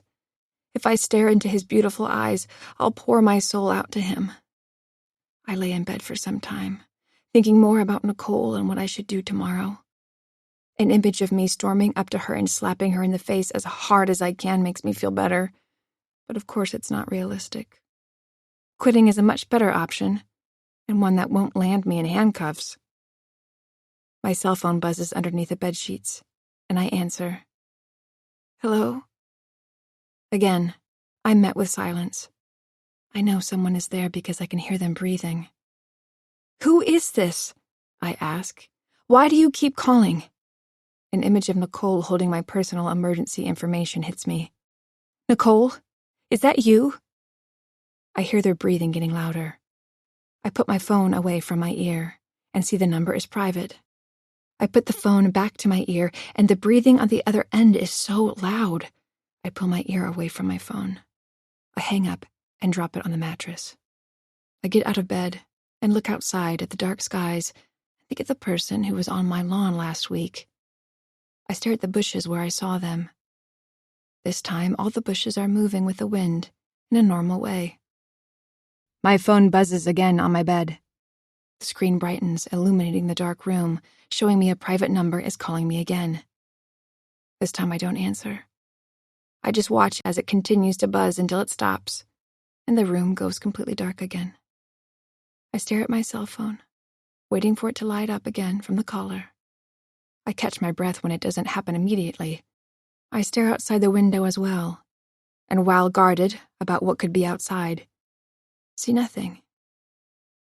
Then I hear the phone ring again, only this time it's not mine. It's faint, but coming from outside the bedroom. It stops soon after, and I open the bedroom door slightly, hearing the near whispered sounds of my husband.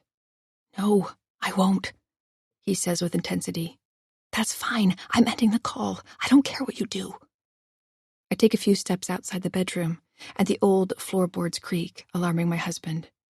Good night. I walk down the hall and look into the guest bedroom where Evan is working. He is already off the phone now.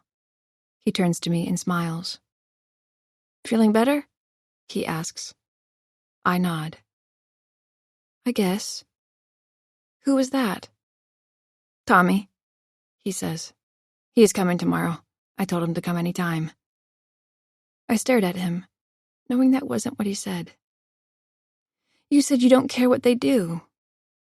Evan looks at me blankly. Right. He said he wanted to come by around noon. I feel that's a bit late, but I mean, he's free help. Who am I to tell him what time to come by? Any time is fine. I don't care. I nod. Someone's been calling my phone lately. They don't say anything, but breathe into the phone. Evan stands up from the floor, brushing off dirt from his jeans. How many times? It started a while ago. I don't know. Usually I just hang up. It's starting to scare me. And then there was that person outside our home last week. I checked outside. Whoever it was, they shoveled on. Like I said, it was probably a neighbor, someone who lives nearby. They're probably curious who lives in this house now. I nod again. Right. I don't know. I'm just worried. About what? He asks. I don't answer him. Evan grabs my hand softly and kisses it. I'm here. You have nothing to worry about. He kisses my hand again. You know, I think I'm feeling better enough for an actual kiss. He smiles at me and gives me a soft kiss with no tongue. But of course, I can't blame him for that. I grin at him.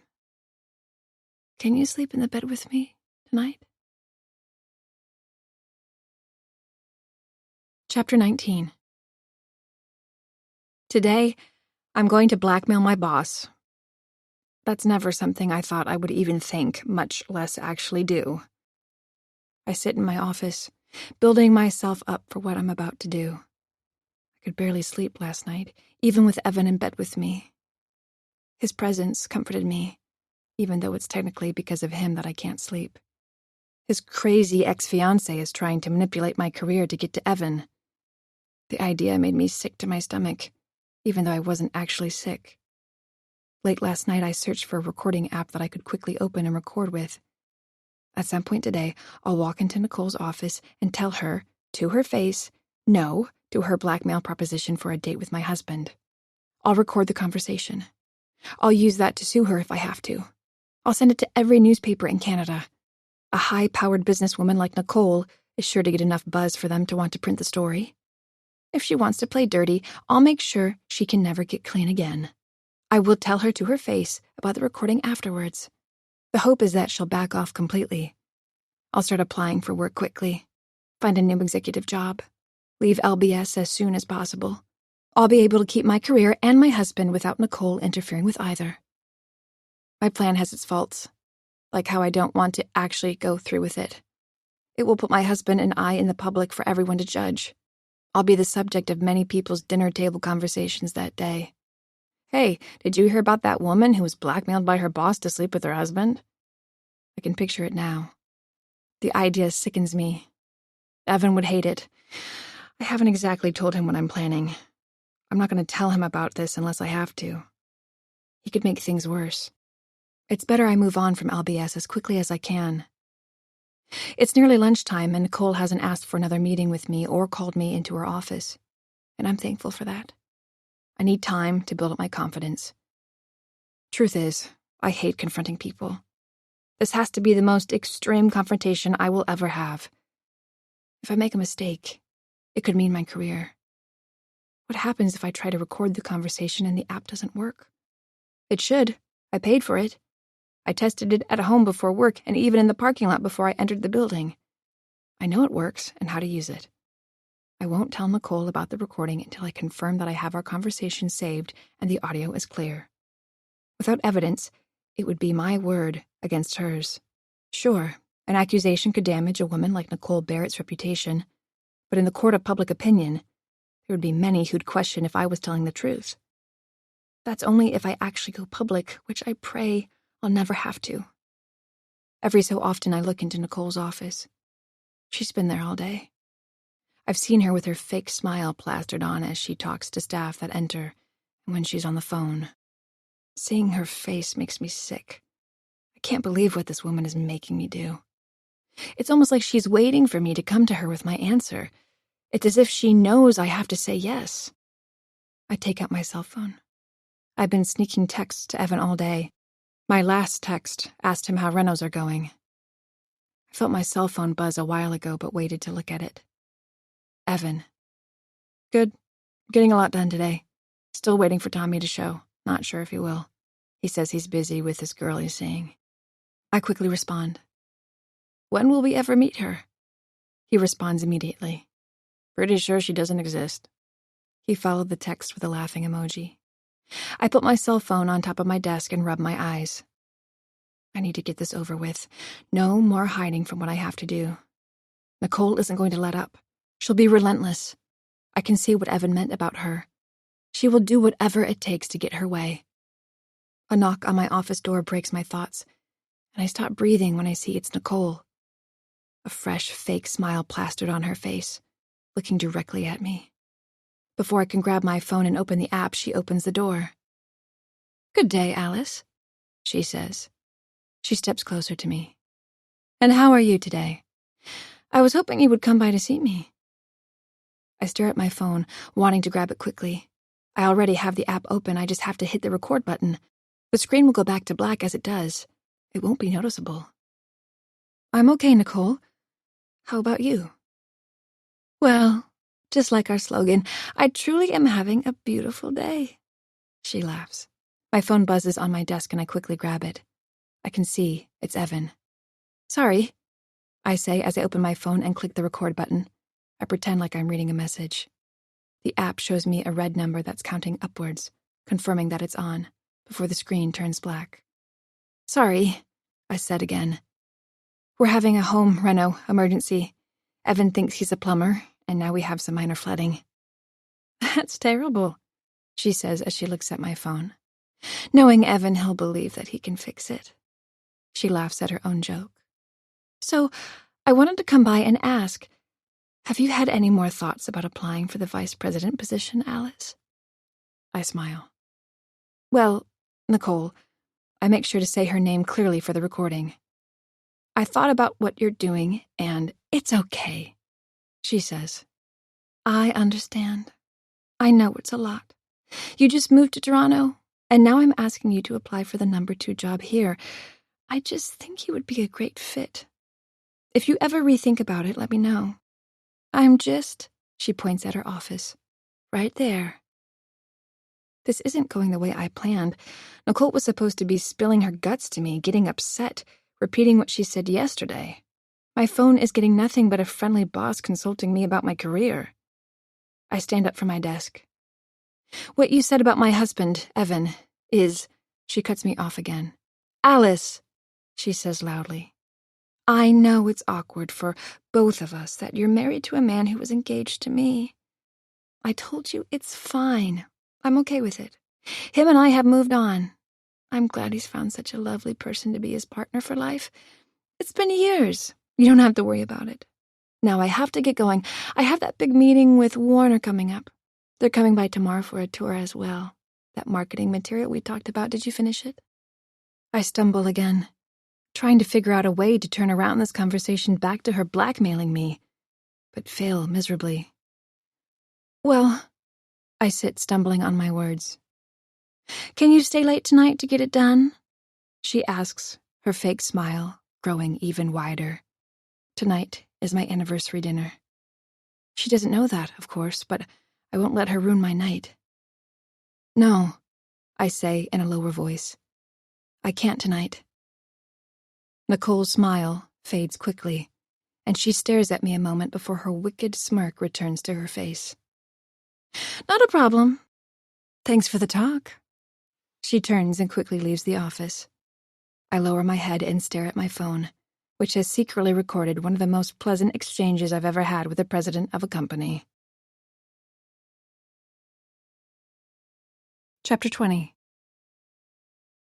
Nicole has been gone for the remainder of the workday. It's nearly time to leave, and I haven't seen her since our conversation in my office.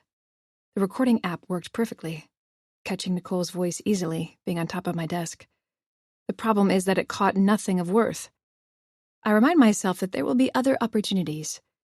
A few times throughout the day, I secretly swear under my breath at myself for my bare-faced lie about Evan busting a water pipe. Did I make it too obvious that I was recording the conversation? I'm not exactly very good at attempting to blackmail my boss. I wonder why it comes so naturally to Nicole. That sick feeling in my stomach has returned. What the hell do I do now? Evan needs to know what's happening. He needs to know what his crazy ex-fiancé is putting me through. Tonight, at our anniversary dinner, I'll tell him everything. No more keeping secrets. We're married, and we need to be a team about this. I hate the idea that on a day celebrating our marriage, we have to spend it talking about his ex-fiancée. Instead of having a happy day reminiscing about our love story, we'll focus on how a former lover is ruining everything in my life. The build-up to the confrontation with Nicole was enough to make me physically ill. Thinking about having another difficult conversation with Evan today makes me nauseous. Thankfully, the restaurant isn't too far away from the office. We made reservations for soon after work was done. I'll see Evan soon. I'll get everything off my chest about what's happening and the mess that I am in because of it. I know he'll raise hell. I imagine if it was him having to confront Nicole today, he wouldn't bother with the recording device. He would scream and shout at her while everyone listened. No need for a listening device because everyone would witness what's happening. I sigh, thinking how I should have handled the conversation with Nicole better. A knock on my office door breaks my sorrows. I half expect Nicole to be there again, tormenting me further. But instead, it's Lee. She waves at me before entering. "Hey, what gives?"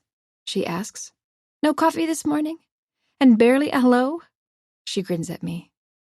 Hers is so much more authentic than our boss's. When she sees my face, her happiness fades. "Everything okay?"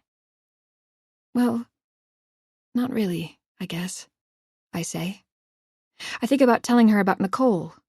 How would she react if I did? Would she be on my side? Nicole is her boss, too. No, I won't involve anyone else in this mess. Lee has done nothing but good. I won't drag her down with me. "It's my anniversary today, with Evan," I say. "Oh," she says, confused. "Shouldn't you be happy then?" I give a thin smile. "Yeah, I am. It's just been a day, you know." Lee nods in agreement. Nicole has been on my ass all day. I think she's worried about that meeting today. She's been at the Warner Group across town all day. "They're coming tomorrow to the office too, I hear," I say. Lee sighs. "Yeah, and I get to work late tonight. Nicole needed me to do some extra work." I wonder if turning down the after-hours work Nicole wanted me to do was anything to do with Lee staying late. "Sorry," I say. "It's not your fault," Lee says, waving me off. "A few late nights at work won't kill me. At least it's not Friday night she's asking me to stay late." Why is Nicole so worried about this Warner Group meeting? They're lawyers, right? Lee shrugs. "Something like that. She's been unusually hush about it with me when I asked. Could be something juicy. Last time this happened, we acquired a major competitor's beauty supply business. Merged it with ours. Well, I say merged, but most of them were fired eventually. It's a dog-eat-dog world out there." I nod, understanding Nicole's true nature. Lee leaves, and for a change, I get my work done to leave on time. I leave my office and wish Lee a good night. She's stuffing some beauty supplies into a large suitcase when she stops and smiles at me. "This must look bad," she says. "Nicole lets me try samples of her supplies at home in exchange for my feedback." "Well, you're a good test subject for them," I laugh. "See you tomorrow." Lee waves at me as I head along the hallway and take the elevator down with several colleagues. The big talk is a Warner Group meeting tomorrow. It seems like it's all that's been talked about all day and most of the week. I walk to the parking lot, thinking about how I'm going to tell Evan about what Nicole is doing. I still have no answers besides the complete truth. My boss is blackmailing me with a promotion to sleep with you. Well, go on a date, as she put it. Reminisce about their old flame on our anniversary. The idea of it still bothers me. Did she somehow know today was our special day? When I get to my car, I open the door and throw my purse inside. Before I close the door, a large scratch across the driver's side door catches my attention.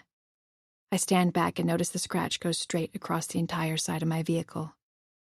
Someone keyed my car. Before I completely lose it, I notice something else. My driver's side tire has been slashed as well. I look around the parking lot as if trying to find the culprit still hanging around. I know this area isn't the best, but this is beyond what would be expected. I look at the few cars in the lot, which are perfectly fine. No scratches, no slashed tires, except my vehicle. I think of Nicole. She doesn't come off like a woman who would key my car, but then again, she doesn't seem like someone who would blackmail me either. How cliché. An ex-girlfriend slashing tires.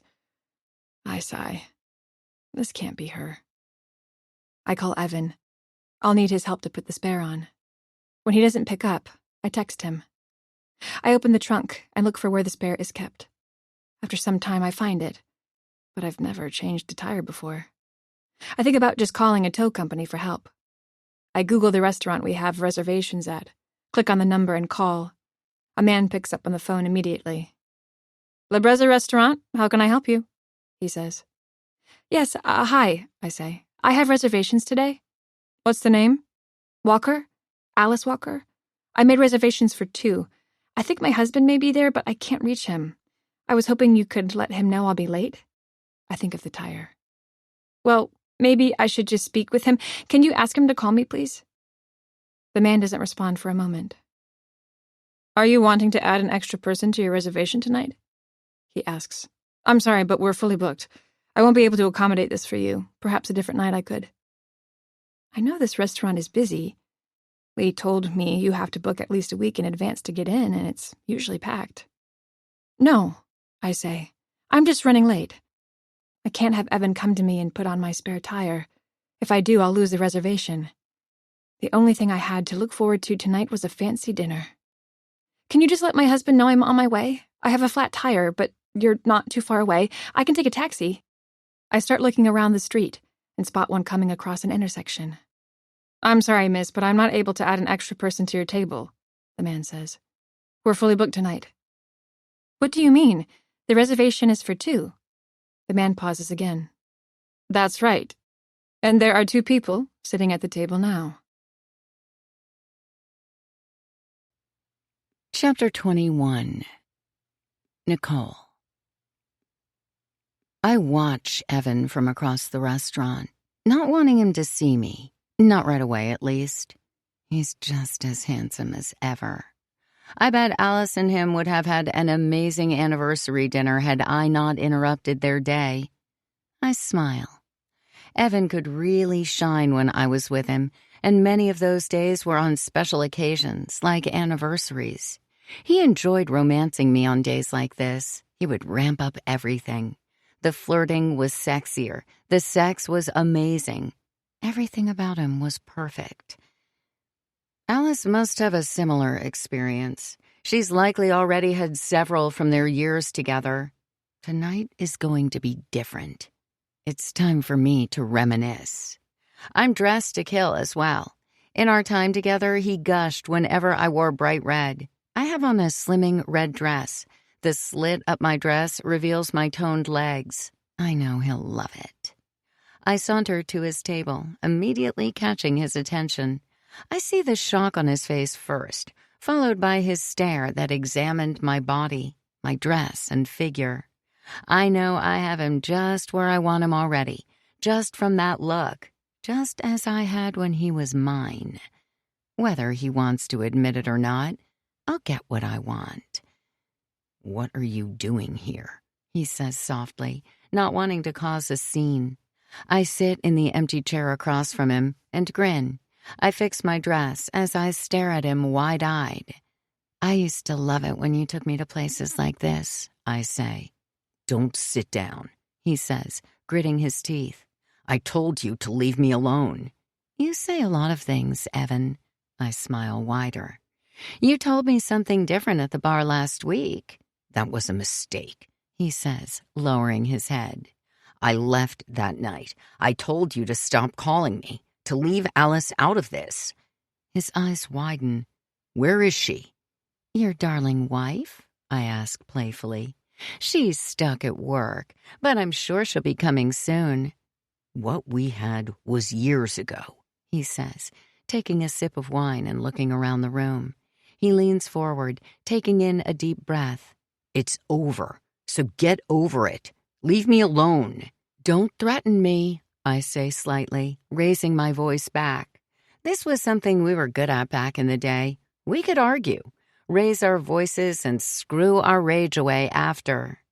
Does she know anything about you? Does she know anything about us? Why we broke up? Did you bother to tell her? I laugh, knowing the answer. Don't threaten me, or I'll have no other choice than to tell her everything. He takes a deep breath. I told you. I don't care if you do. You won't have power over me or Alice. She'll quit. Is she better than me? I ask, changing the subject. Your boring wife. Does she get your blood boiling like I did? Did she keep your interest as much? Even the most gripping tales need a moment of rest. Let this pause refresh your senses.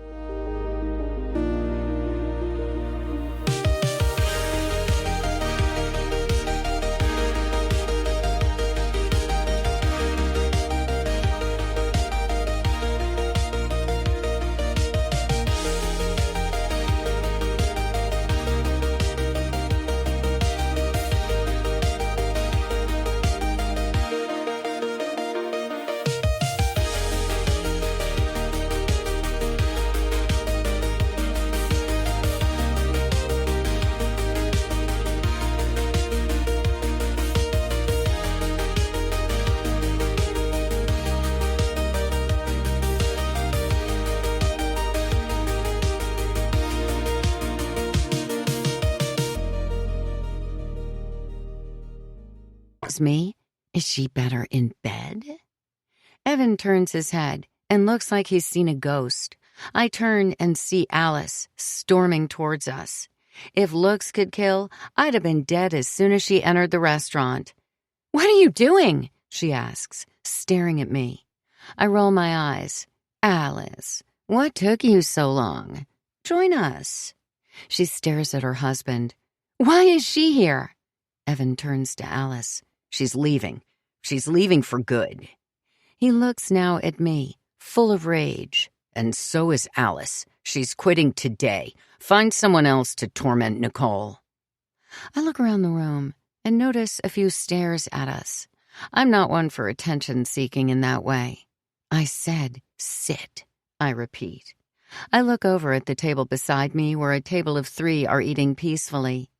I'm sorry, are you using this chair? Before they answer me, I stand up, grab it, and put it between Evan and me. I gesture for Alice to sit. Evan, I say calmly, please, ask your wife to sit with us, or else. He looks at Alice and at me for a few moments before asking her to. This is crazy, Alice says. She looks at me intensely, slowly sitting down. Why are you doing this to us? Evan doesn't want to be with you anymore. He's my husband. I smile. $10,000. What? Alice says, shocked. Evan takes a sip of wine, trying to calm himself. $10,000. That's what I'm willing to pay. Chapter 22. Alice. I stare at her blankly. My breath paused. Looking beside me, I see my husband thankfully has a similar face. Is she really asking what I think she is? Fine, Alice, Nicole says, sighing. Let's make it 20. She stares at Evan. All for one night's work. It will be the most you could ever make, Evan. She smirks at my husband wickedly. Evan's rageful eyes intensify as he grips the side of the table. Just leave us alone. You're just as crazy as you were when we were younger. Nicole's smile fades. Don't ever call me that. Not after what happened.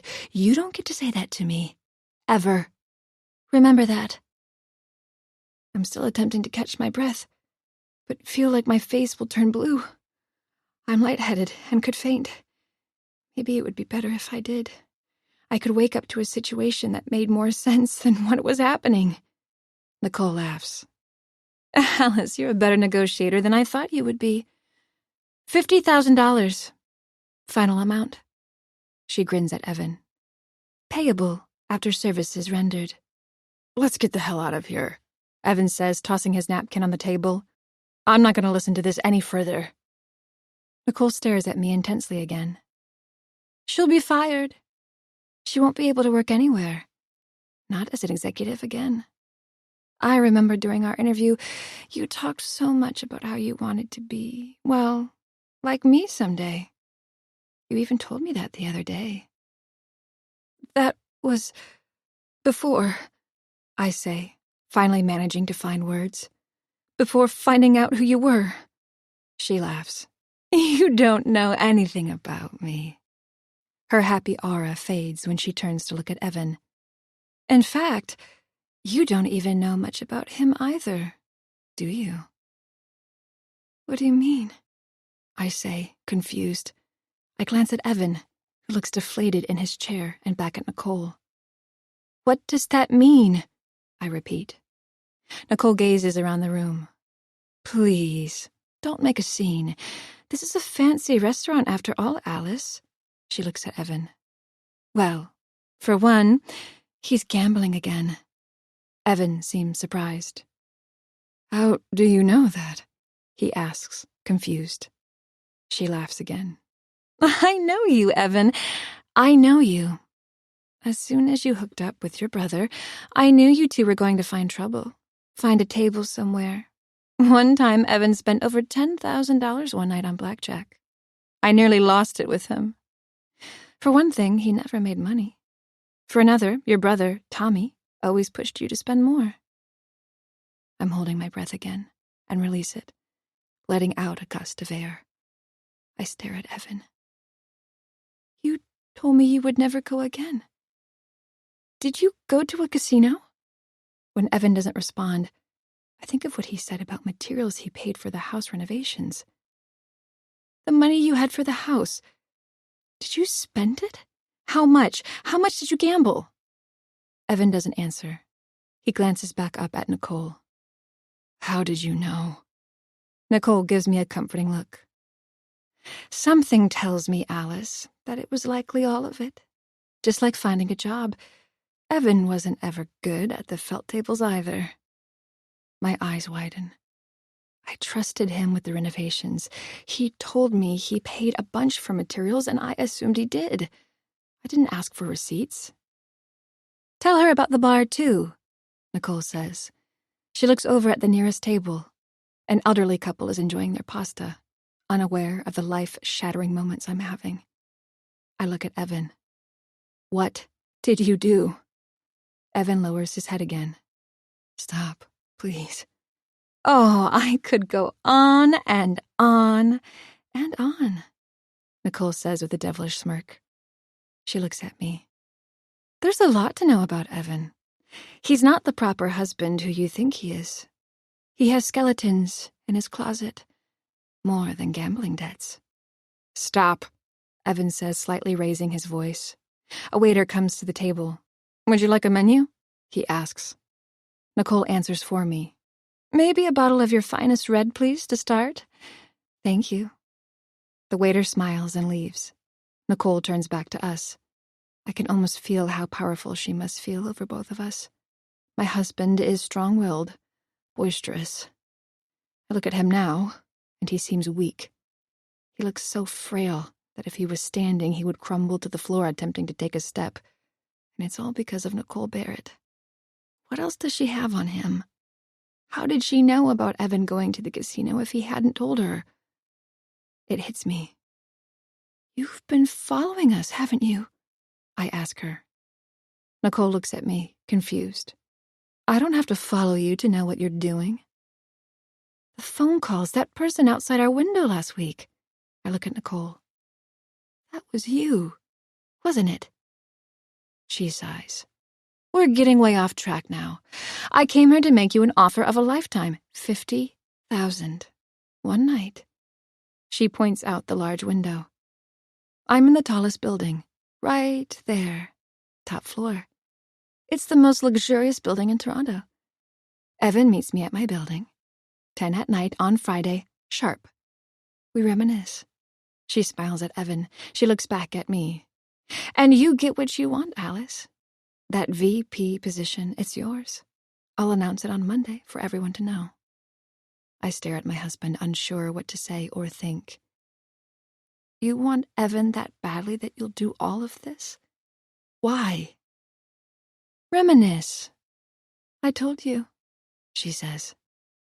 Evan has a certain skill, a way of comforting people when they need it. I need it right now. If I get what I want, you'll get what you want. A top executive position. Stay with the LBS as long as it takes to leverage what you need to get a president's job somewhere else. A glowing recommendation from me to go along with it. You won't even have to move offices, Alice.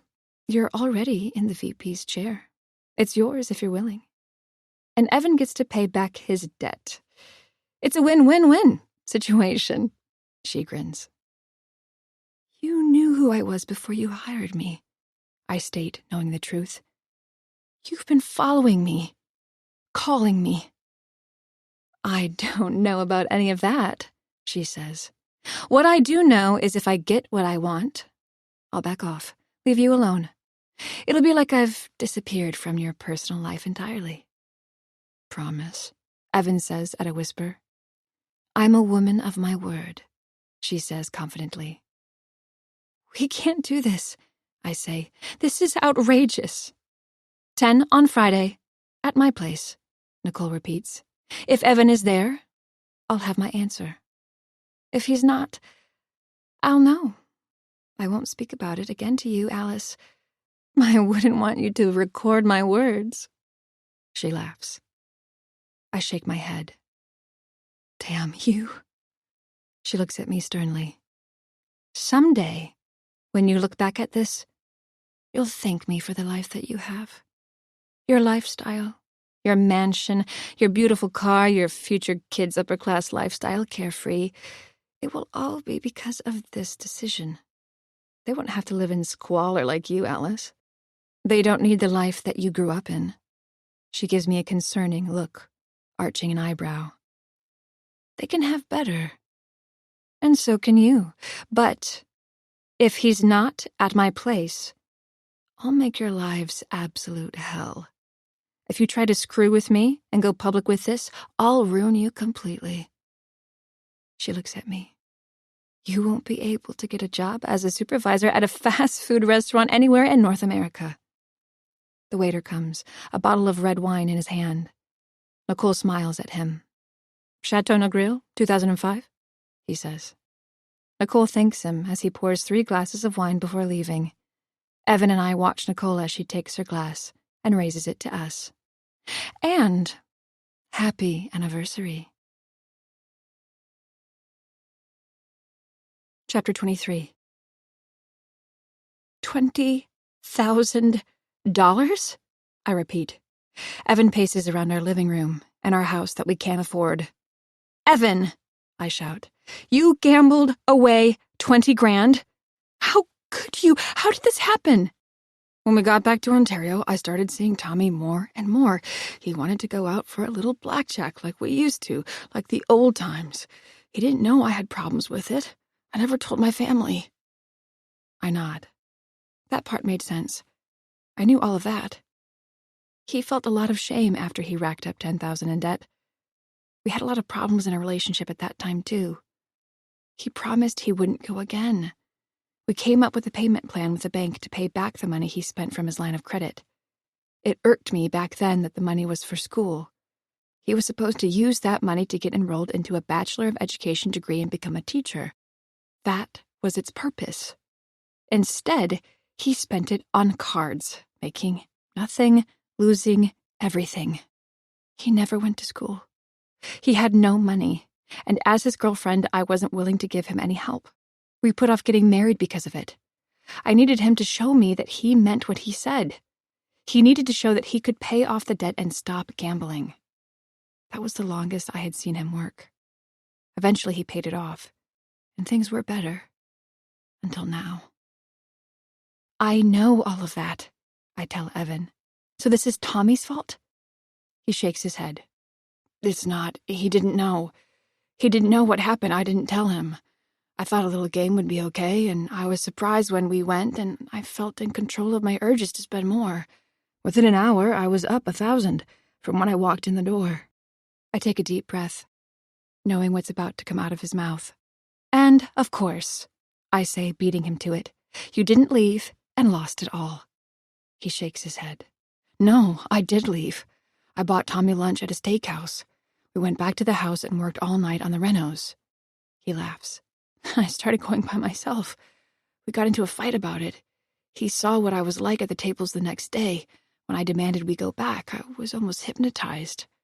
Right away, I started losing. Within an hour, I was down almost 3,000, losing 2 from my pocket and the one I made the day before. 2,000 of our money, I repeat.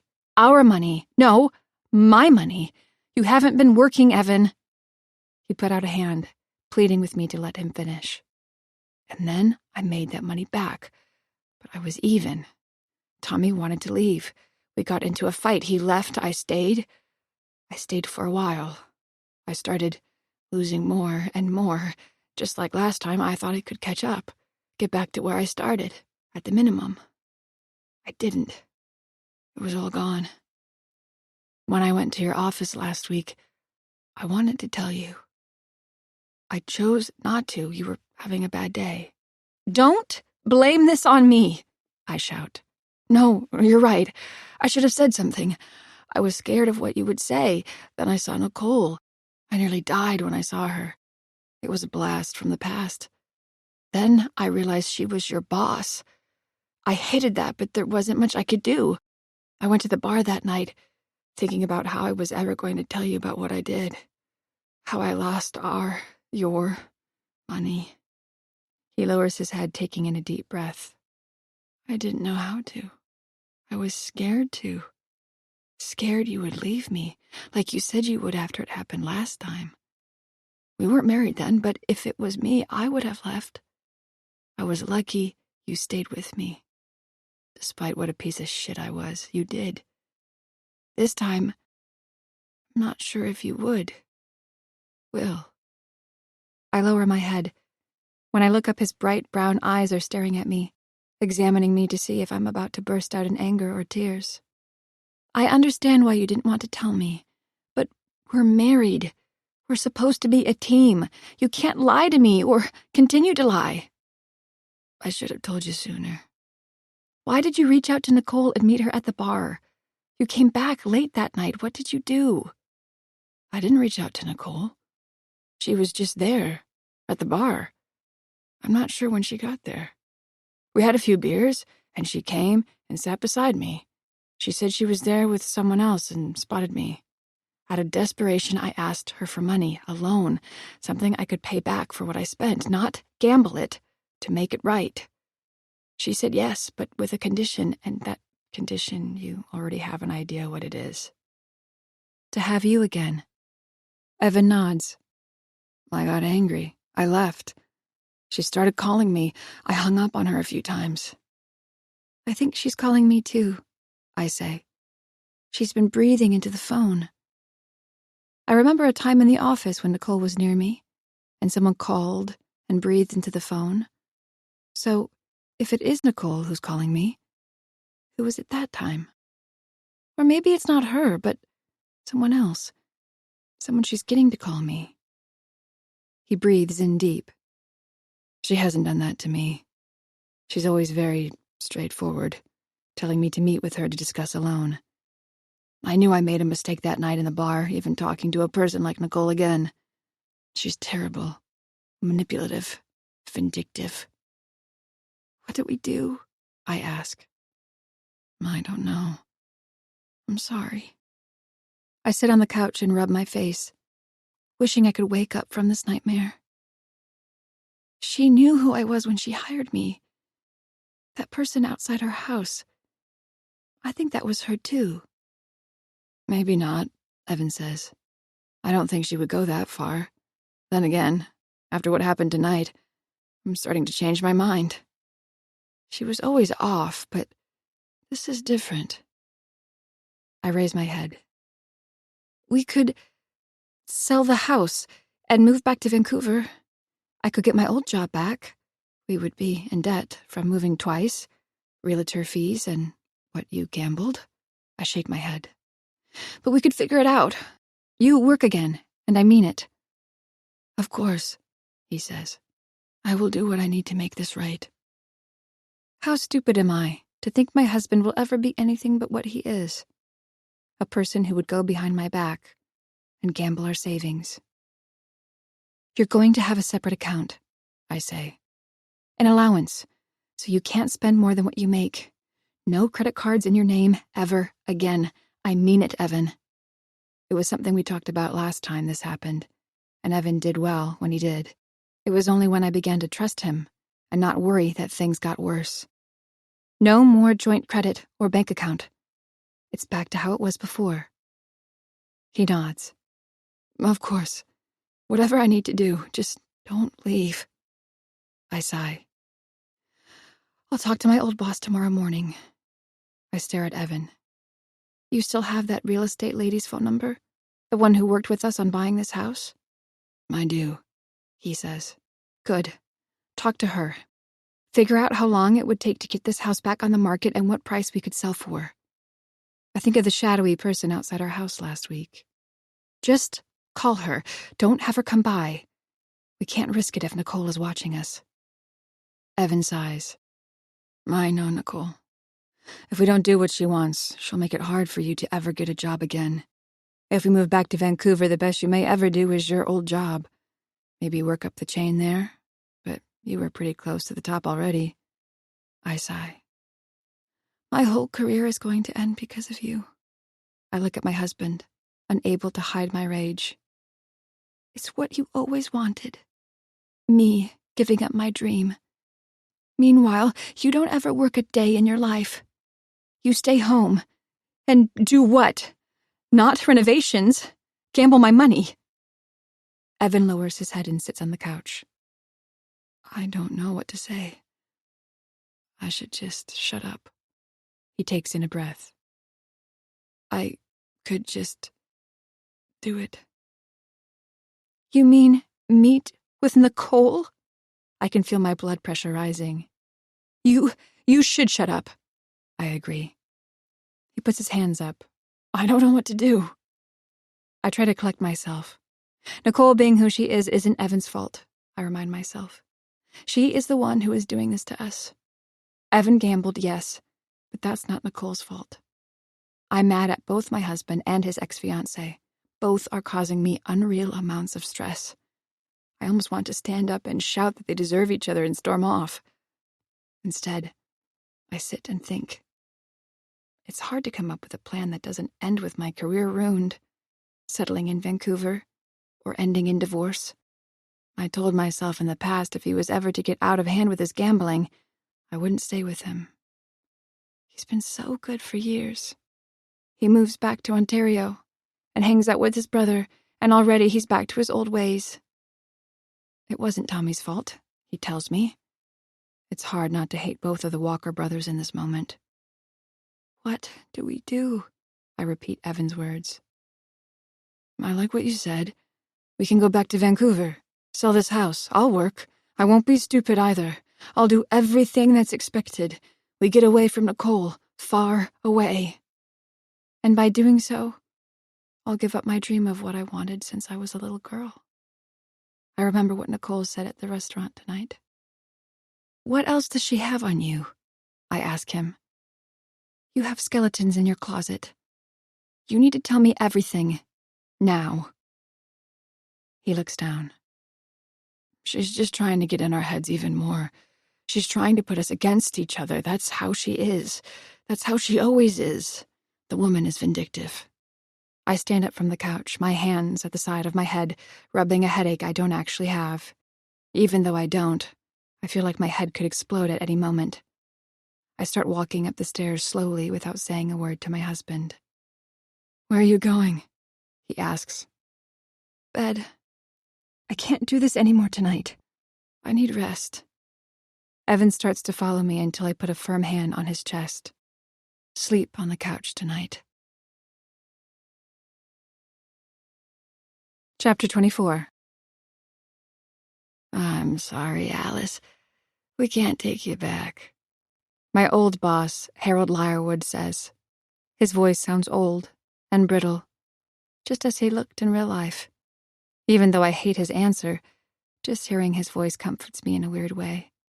I want to tell him all the terrible things that have happened. But why would he care? I was just his employee. He wasn't my parent.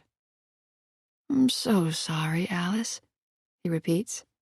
"I had hoped you would prefer it out there.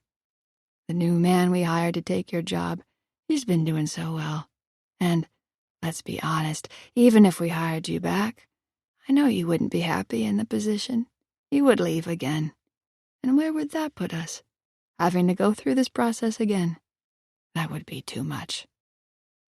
I lower my head and lean against the hallway wall. "I understand, Mr. Lyrewood." "No hard feelings, though, right?" he asks. I take in a deep breath.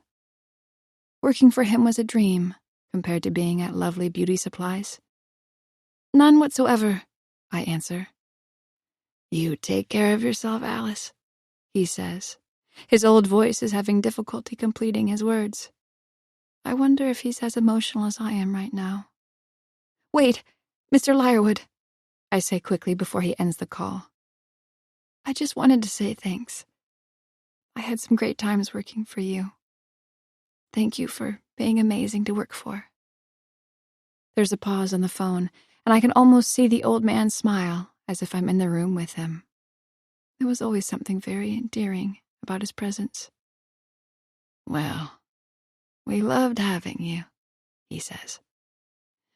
"But I know you'll do great things in Toronto, better than what I could ever give you. I joked with our staff after you left that someday we'd read about you in magazines or news articles because of how successful you'll become. My hope is that you remember the little guy you worked for before and mention us." He laughs. "I know that you're destined to do great things." I feel my stomach in knots when he says the words. Goodbye. "Bye, Mr. Lyrewood." We end the call, and I raise my head, looking around me. People walk past me, but none of them know. I snuck onto a different floor than the 30th, where LBS is. I needed a little privacy for my calls and couldn't risk Nicole hearing them. I dial Evan and he immediately picks up. "My old job isn't available to me now," I say as soon as he answers, getting to the point. "Shit," he says under his breath. "I thought the old man would take you back in an instant." I think of my old boss's face, the smile he would brandish whenever I did good work, and he was happy. I loved the satisfaction it gave me, but I really loved doing it for him. I thought of my father. He never smiled. He never gave me the time of day. He was never happy with me. "He's not wrong for not taking me back," I say. "He knows me. He knows I want better." I sigh. I should have never left. I could have found work eventually. Mr. Lyrewood had hired his adult children for the top positions, though. They were going to take over for him when he passed. I was at the top of my old company. There was nowhere else to go in that job. I had to leave to do better. "Did you call the real estate agent?" I ask. I half expect him to tell me he hasn't, knowing him, but he surprises me when he says he has. "And what did she say?" "Well, of course she would be happy to represent us in the sale. I told her we were in the middle of some renovations. She said we would have to finish the paint job and the tiles in the bathroom before we could put it on the market." I sigh. Why did he and Tommy have to take on so much at once with the renos? "How much?" I ask. "How much more money do you need to finish what you have?" "A few thousand," he says. "Worst case, I could ask Tommy." I nod even though he's not in the room. "You should just ask him. Maybe don't tell him everything that's happening with you-know-who. I can't even get a hold of him. He hasn't called me back. He's on summer vacation from the school. What could the guy even be doing?" "What about the price for the house?" I ask. "What did the real estate agent say?" There's a bit of a pause. "Not much better than what we got it for, or even less. In the past few months, interest rates have kept climbing and aren't expected to go down. It's a fixer-upper in a nice area, yes, but many people are moving out of Toronto. She told me we have the most expensive real estate in the world." I put a hand to my forehead. It's the worst news I can imagine. After what we have to pay the real estate agent in fees and all the other costs of selling a house, we could be tens of thousands in debt. I won't even have enough for a down payment on a house in Vancouver. We'll be back to renting and completely broke. I've got to go, I say. Wait, Alice, he says quickly. I sigh and wait for him to say whatever he has on his mind. I can come by and pick you up if you want. Pick me up? Why stay there? Let's just leave now. Pack up your office and go. I have to get off the phone. I have to go back to my floor. I end the call and head back to the elevator. Once on the company floor, I pass Lee at reception, who's on the phone. She waves at me when I walk past her. I give her a thin smile back. I look into Nicole's office. 2 men in expensive suits are watching her give some kind of presentation. One of them laughs. Nicole nods as she points at a bar graph. The men stand up and both shake her hand. I open my glass office door, but listen in to their conversation as I leave. We'll be in touch, Miss Barrett, the man in a navy suit says. Take care, she says, shaking both their hands again. We'll have lunch soon. I enter my office and sit at my desk, and watch Nicole in hers. After the men leave, she starts taking down some of the presentation information, and takes a brief moment to look at me before sitting at her desk and typing at her computer. I could do what she does. I know it. I could have been a president of a company, the top executive. I would have been great at it, too. What would it have taken for me to be a woman like Nicole? Stupid girl. I get his words out of my mind. My father's been dead over a year, and yet his words still haunt me. He haunts me. We're going to be broke for years to come. It's going to take a long time to get back to where we should be, even if Evan actually finds work and somehow keeps it. A few nights ago, he mentioned having a child with me again. I shrugged him off, saying I needed to focus on my career right now. Lovely Beauty Supplies was my big break. More like a big bust. Even if I wanted to have a baby right now, how could I bring a child into this world with my life in shambles? We can't afford a decent place for a baby to live. We couldn't provide nice things to give it. I think of my house growing up. I was lucky if my parents ever bought a toy for me. I remember walking down an alley when I was a child, coming home from school. I found a beat-up-looking Barbie sticking out of a garbage bag in a bin behind a house. I grabbed it quickly while seeing if anyone was around. I played with that doll with one eye for years. My child was going to be better. Stupid girl. I cringe at the thought of him. I won't let my baby be raised like I was. I was going to give it the best I never had. I sigh when I notice my fingers already checking my pulse, even though I didn't realize I had it there. A knock on my glass door makes me jump. Lee grins from outside and comes in. Hey, girlie, she says playfully. I'm depressed. She mocks a frown. No coffee date with you for a few days now? Are you ignoring me? She laughs. No, sorry, I say. Things have been busy. Sorry, I'll leave, she says. I know how hard your job is. I just wanted to come in and say hi. She turns to leave, but I call out to her, and she looks back at me. I stand up from my desk and walk over. I can't hide the tear forming in my eye. Are you okay? She asks. What's wrong? I shake my head. Nicole must be watching. I'm fine. I just want to thank you. For what? You've been great. I really needed a friend out here, and I appreciate how nice you've been. She laughs. Stop it, she says, waving me off. I love our coffee dates. I actually look forward to them. A lot of the people here never talk to me. I'm just the receptionist. I sigh. Well, rain check on coffee? Are you sure everything's okay? She asks. I nod and give a thin smile before she leaves. I turn and see Nicole standing up in her office, facing me. For a brief moment, the two of us are squared off, the glass wall, the only thing between us. She has a smirk on her face. I sit at my desk and continue to work until it's time to leave. I go through the motions of saying goodbye to Lee. She's getting ready to leave herself and is wearing her long scarf and hat and reaches out for her large suitcase.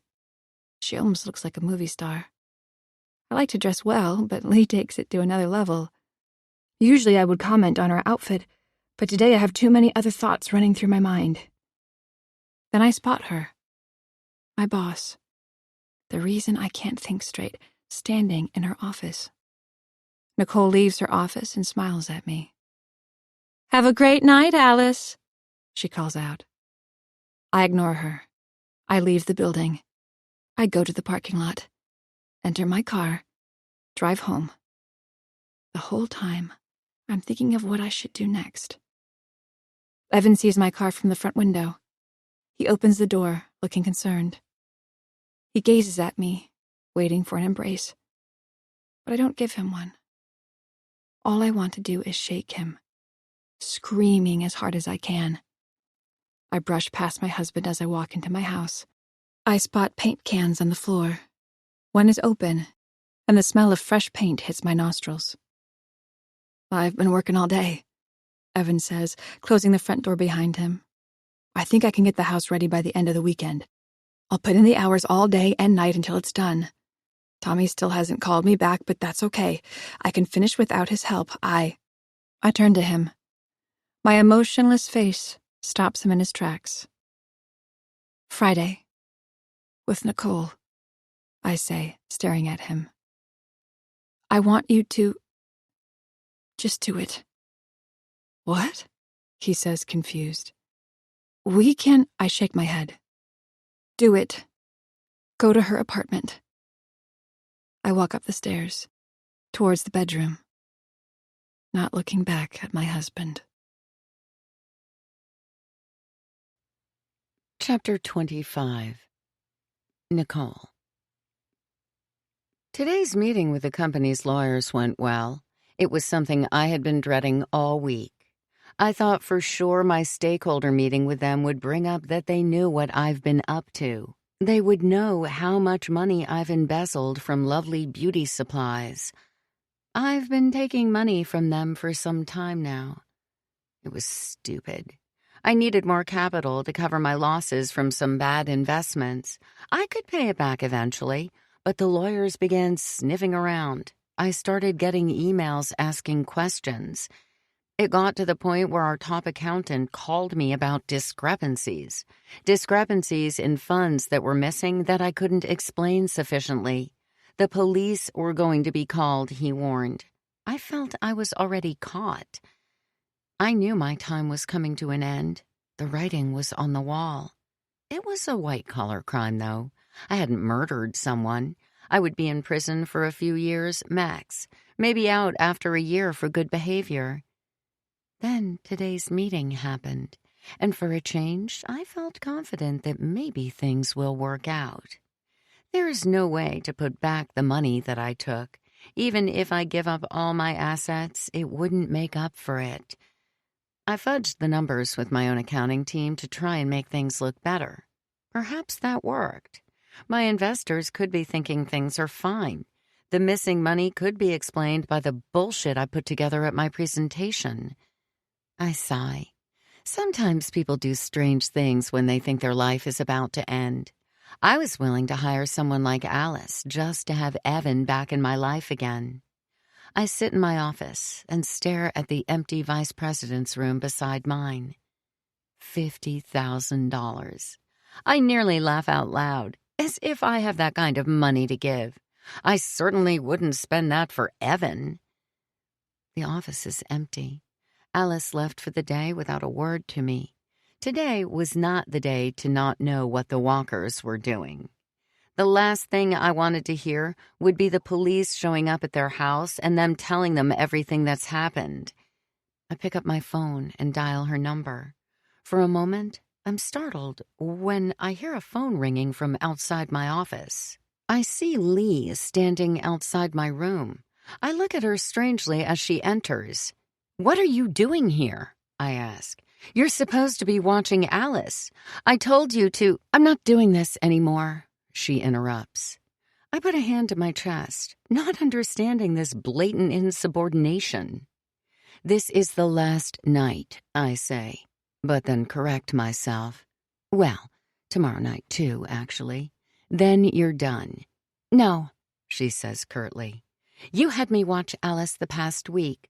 I did what you asked without asking questions. I do a lot of things for you without questions." "That's why I made you my executive assistant," I shout. "I'm just the receptionist still." She cuts me off. "You never hired another receptionist." "Things are busy, Lee. You know that. You had enough time to hire Alice," she says back, "but not enough to follow through with what you promised me. I was about to have my own office, my own business cards." "I'm working on that, Lee," I say, putting my hands up. "Just go to her house tonight. Last time. I need you." "No," she says again. "I've been following her and her husband. I had to watch him at the casino for you. You even had me call Alice and breathe into the phone like a maniac. What's your problem with her?" "That's between her and me," I say. I stand up from my desk and get closer to Lee.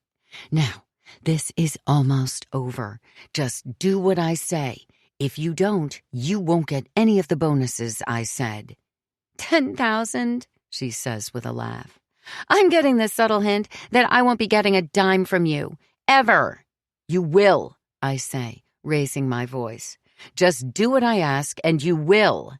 "Just like the office you promised me," she says, pacing. "I'll raise it to 15,000, I say. Just finish what you started. I'm not asking you to hurt anyone." "Just stalk them," she says. "I can't believe I did this. It's over. I'm done. And if you try anything, I'll call the cops and tell them everything. I'll tell Alice everything." She folds her arms. "I should tell her everything. She's honestly such a nice person. I can't believe I've done these things to her. And for what? A little money that you won't even pay up." "Lee!" I call out as she storms out of my office. I follow her until we're near her reception area. She grabs the large case near her desk. "No," she says again, this time with a smile. "You know, I love saying no to you. I should have said it a long time ago." "I'll tell the cops about your stealing," I say. She stops in her tracks. "What?" "I know how much product you've taken over the past few years. You put it in that large suitcase. It looks like you're boarding an airplane for a long trip every time I see you." I scoff. "What? It must be over $10,000 worth of items by now, and that's at production price. Imagine I tell the police how much the retail price of what you've taken is. In Canada, theft over $5,000 can land you 10 years in prison." She rolls her eyes at me and shuffles her blonde hair over her shoulder. "You told me I could take some. You said I was basically your personal product tester." "Right, but I never said you could buy the largest bag I've ever seen and ransack the place once a week." She breathes in deep. She bends down and opens the side of the case. She digs her hand inside, grabbing a bottle of LBS's new shampoo line. She throws it towards me. "Take it back then," she yells. She takes more items and throws them at my feet. "Take it all back. I quit." She turns and walks away from me, leaving her bag behind. "No," I say to her, but she doesn't turn to acknowledge me. "You're fired." Chapter 26. Alice. I walk onto the 30th floor of LBS. I'll try not to scream at Nicole if I see her, but right away I look into her office and can see her at her desk, fidgeting with papers. I want to storm in there and yell at her to leave me alone. Instead, I continue toward my own office. I walk past reception, but for a change, Lee isn't there. I don't see a fancy coffee cup or her large luggage beside her desk. I glimpse at the bold words written at the bottom of the reception desk. Have a beautiful day. I cringe, but shake it off as I enter my glass prison of an office. Before I start another day in this hell, Nicole is at my door and entering. This time she doesn't knock but brazenly walks inside. What strikes me as different is how terrible she looks. Her dolled-up blonde hair that's usually straightened and brushed to perfection is in a disheveled bun. "I need to know your answer now," she says. "I need to know this instant." She doesn't even bother with a good morning or any other of the niceties she's used to faking with me. I actually appreciate her not playing with me today. I'm not sure how much more embarrassment I can take. I know I have no poker face and can only imagine how much anger I'm showing, staring at the woman who wants to steal my husband. I take a deep breath, not faking a smile. I look at her as if she burped in front of me. "He'll be there. 10. Your place." A grin spreads across her face. This time, it's genuine. She's getting what she wants from me. I better get what I deserve. 50 grand, she says. "I'll have the money ready for you next week. Today, I need you to officially send me your resume for the position of Vice President of Lovely Beauty Supplies." "Not a problem," I say curtly. "I'll have that ready for you right away." I open my laptop and type in my password. I look up at her. That stupid smile still plastered on her face. "Is there anything else?" "No, that will be everything," she says. "I'm leaving. I'll be working from home. You're in charge while I'm away. Is that fine?" I pause. This was what I wanted, wasn't it? Now she's saying the words after I've promised her my husband tonight. A bittersweet moment. I'm in charge of LBS today. It's something I've always dreamed of. I thought if it ever happened to me, I'd feel overwhelmed with happiness and a sense of achievement. Instead, I feel like I'll regurgitate over my entire glass office for everyone to see. Poor Steve the cleaner will hate me. I nod in response. She doesn't poke any further, takes the hint, and leaves my office without another word. As I pretend to read my emails, I glance over my shoulder and take in Nicole packing up her laptop and some paperwork. She leaves her office and passes the empty reception area. I breathe out deeply. What have I done? What deal with the devil have I made? I look at an email from late last night that catches my attention. Staffing announcement. The header reads, "It's from Nicole." I click on it. "Hello, everyone. Lee Olson is no longer employed by or affiliated with Lovely Beauty Supplies. Best regards, Nicole Barrett." Did she quit? Was she fired? Lee seemed so normal yesterday while at work. What happened? I lower my head, wondering, until a knock on my office door makes me raise my head. Walt Danilio, a supervisor in the customer service department, waves at me. When he enters, I put on a fake smile for him. "Good morning, Walt." "Morning, Alice," he says quickly. He points at Nicole's office. "Did she leave? I needed to go over a few things with her today." I nod. "She's away for the rest of the day, but you can run it past me. She asked me to be in charge today." He pauses. "Sounds good." He sits at the other side of my desk and spreads out some Excel sheets for me to see. Chapter 27. When I park outside my house, after a long day of work, the lights are all off. For a moment I worry Evan has already left. Or worse, left me. When I open the front door, though, he's sitting on the couch, staring at the television that's not on. "I feel sick to my stomach," he says, not looking at me. "Rotten inside. I haven't been able to do anything all day."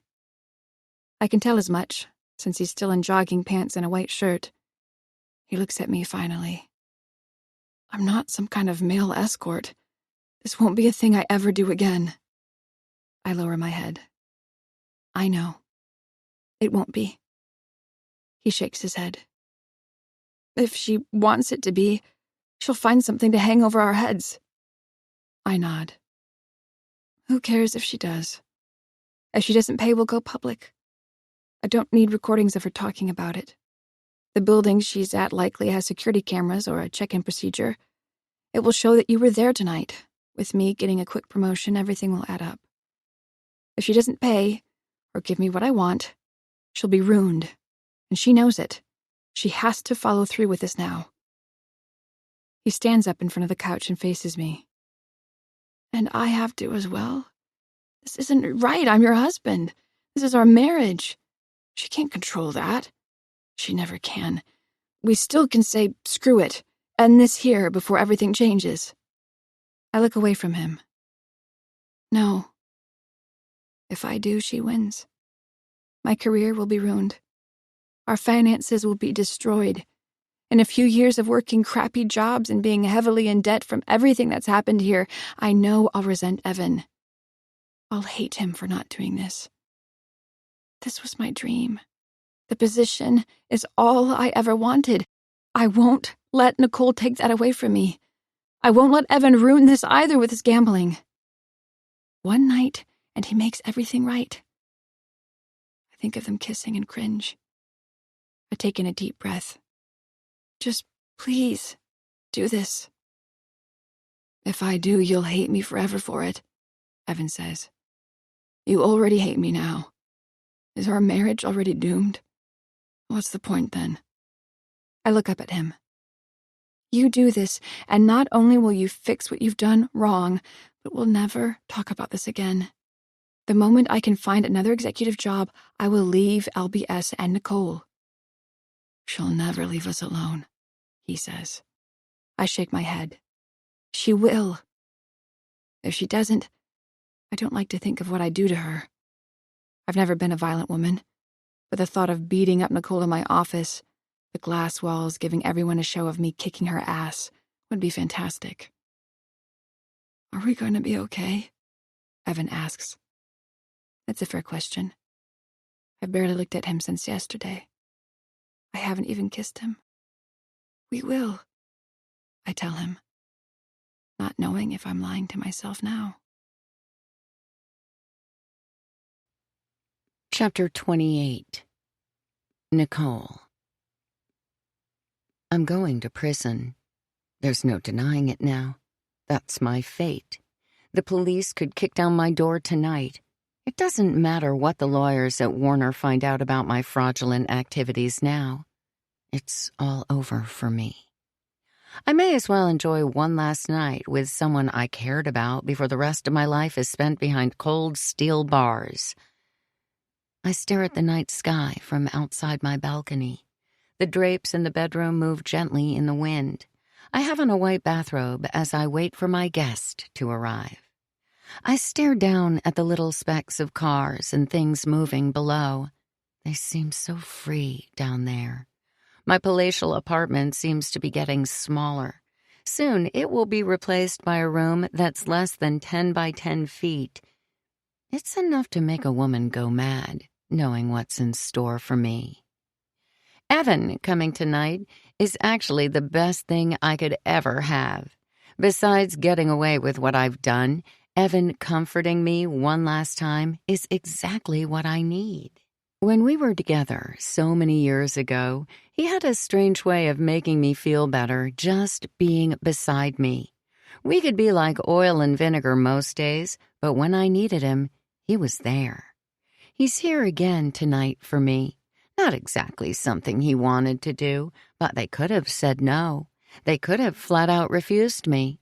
Quit. I wonder how much of this is Evan's choice or Alice's. Does it matter? Not really. I need something before the rest of my best years are taken away, before my name is dragged through every newspaper. I can already see the headlines. Nobody will remember me for the amazing things I've done. It will all be overshadowed by what happened, what I did. For one night, I can pretend things are how they were supposed to be. I'll have Evan. As much as I love him still, I hate him equally. I wonder what life would have been like had Evan not lost control, had I not lost our baby inside me. The miscarriage was his fault. He knows it. If he wasn't so violent, we could have had a beautiful life together. 2 weeks after he proposed, 2 weeks after the miscarriage, I left him. I know the only reason he asked me to marry him was because I was pregnant. That didn't matter to me at the time. I was happy. Well, usually happy. We fought all the time, but that was us. That was our normal relationship. I like to think we were so terrible for each other that it only made sense that we were perfect together. Then I lost the child. It was because of what he did. I still get upset about it, even years later. When I lost the child, I lost the only chance I had at a happy life. I ended it with Evan. I wondered for years if that was the right decision. I felt it was until my looming prison sentence was over my head. Now I'm not so sure. Tonight's going to be my chance to see. Before I can get too down on myself, I hear a tapping at my front door. I finish my drink and smile. I remove my robe when I enter my bedroom, revealing my black lingerie. It's lacy, just like he loved. When I open the door, his back is turned to me for a moment. When he looks at me, immediately, I know he's happy with my choice. He scans my body, and for a moment, I can see the look of lust he had when we were younger. He was a hungry wolf, and I was his willing prey. I wave him to enter, and he does without saying a word. "Drink?" I ask, and he shakes his head. Evan looks around my apartment, taking in its beauty. I wonder what he's thinking. He must often wonder what his life would have been like had we still been together. Evan looks at the camera in the dark hallway. It's facing him, and a red light is blinking below it. "Don't worry," I say. "It's recording, but I don't have anything in the bedroom." Evan lowers his head and takes in a deep breath. I can see the inner demons fighting inside him. Evan was a principled man, though a confusing one. Cheating was never something he would do. I suppose that's what makes this more fun. Is it really cheating if he cares deeply for the person he's doing it with? Or does that make things more gray? Had it not been for what he did, we would have stayed together. Alice would never be in the picture. Evan knows that. I bring him to the living room area. Again, he takes a moment to take in the panoramic windows showcasing downtown Toronto at night. He finally speaks. "It's beautiful up here," he manages. I sit on the couch and pat my hand beside me. He takes the hint and sits down, although not very close to me. I take in a deep breath. I don't like playing games. He needs to be in this or leave. I won't force a man to do this. "Evan," I say, touching his thigh, "you don't have to stay. You can go if you want." He shakes his head. "I'm doing this for my marriage, not for you."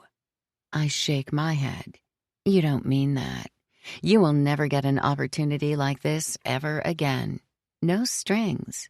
I'm not nothing to you either. You cared for me once, right?" He doesn't answer immediately. "Then why did you leave me?" His hands are together and fidgeting in his lap. I grab one of his sweaty hands and hold it tightly. "I couldn't stay after what you did. You know that. I always loved you." He looks up at me. "I love Alice now." I nod. "I know." He makes a face. "All of this, what you're doing, is just for me to be with you tonight?" "One night," I remind him. My hand on his thigh is starting to get higher up his leg. I can feel his muscles tighten. Before I can say another word, he leans in close to my body. I breathe out, waiting for his lips to kiss mine. But they don't. He stands up abruptly, reaching down with his hand for me to grab it. I take it, and he lifts me off the couch with ease. With our bodies close to one another, I can feel the tension between us rising. "Let's go to the bedroom," he says, staring at me intensely. I lead him down the hall, past the blinking red light of the camera, and open my bedroom door. I look at the dimly lit room and the curtains moving in the breeze.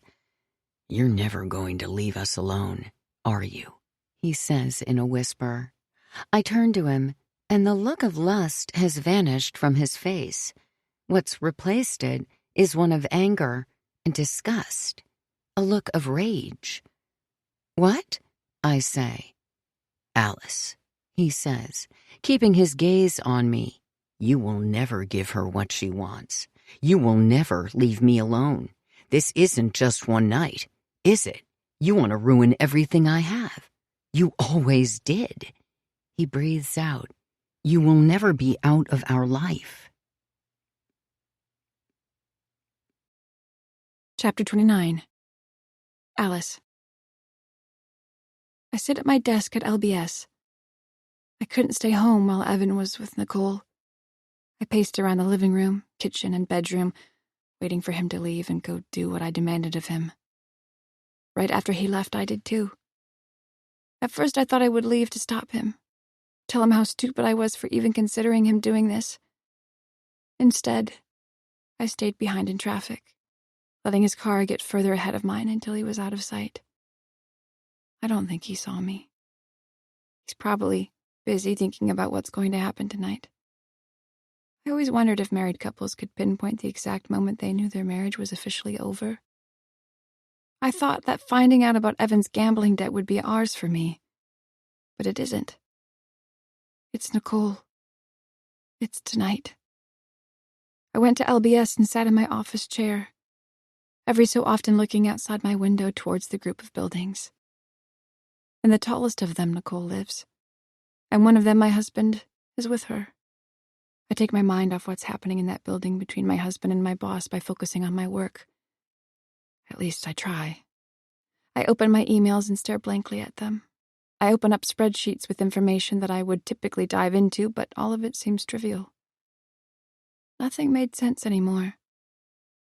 Isn't this what I wanted? I did what Nicole asked.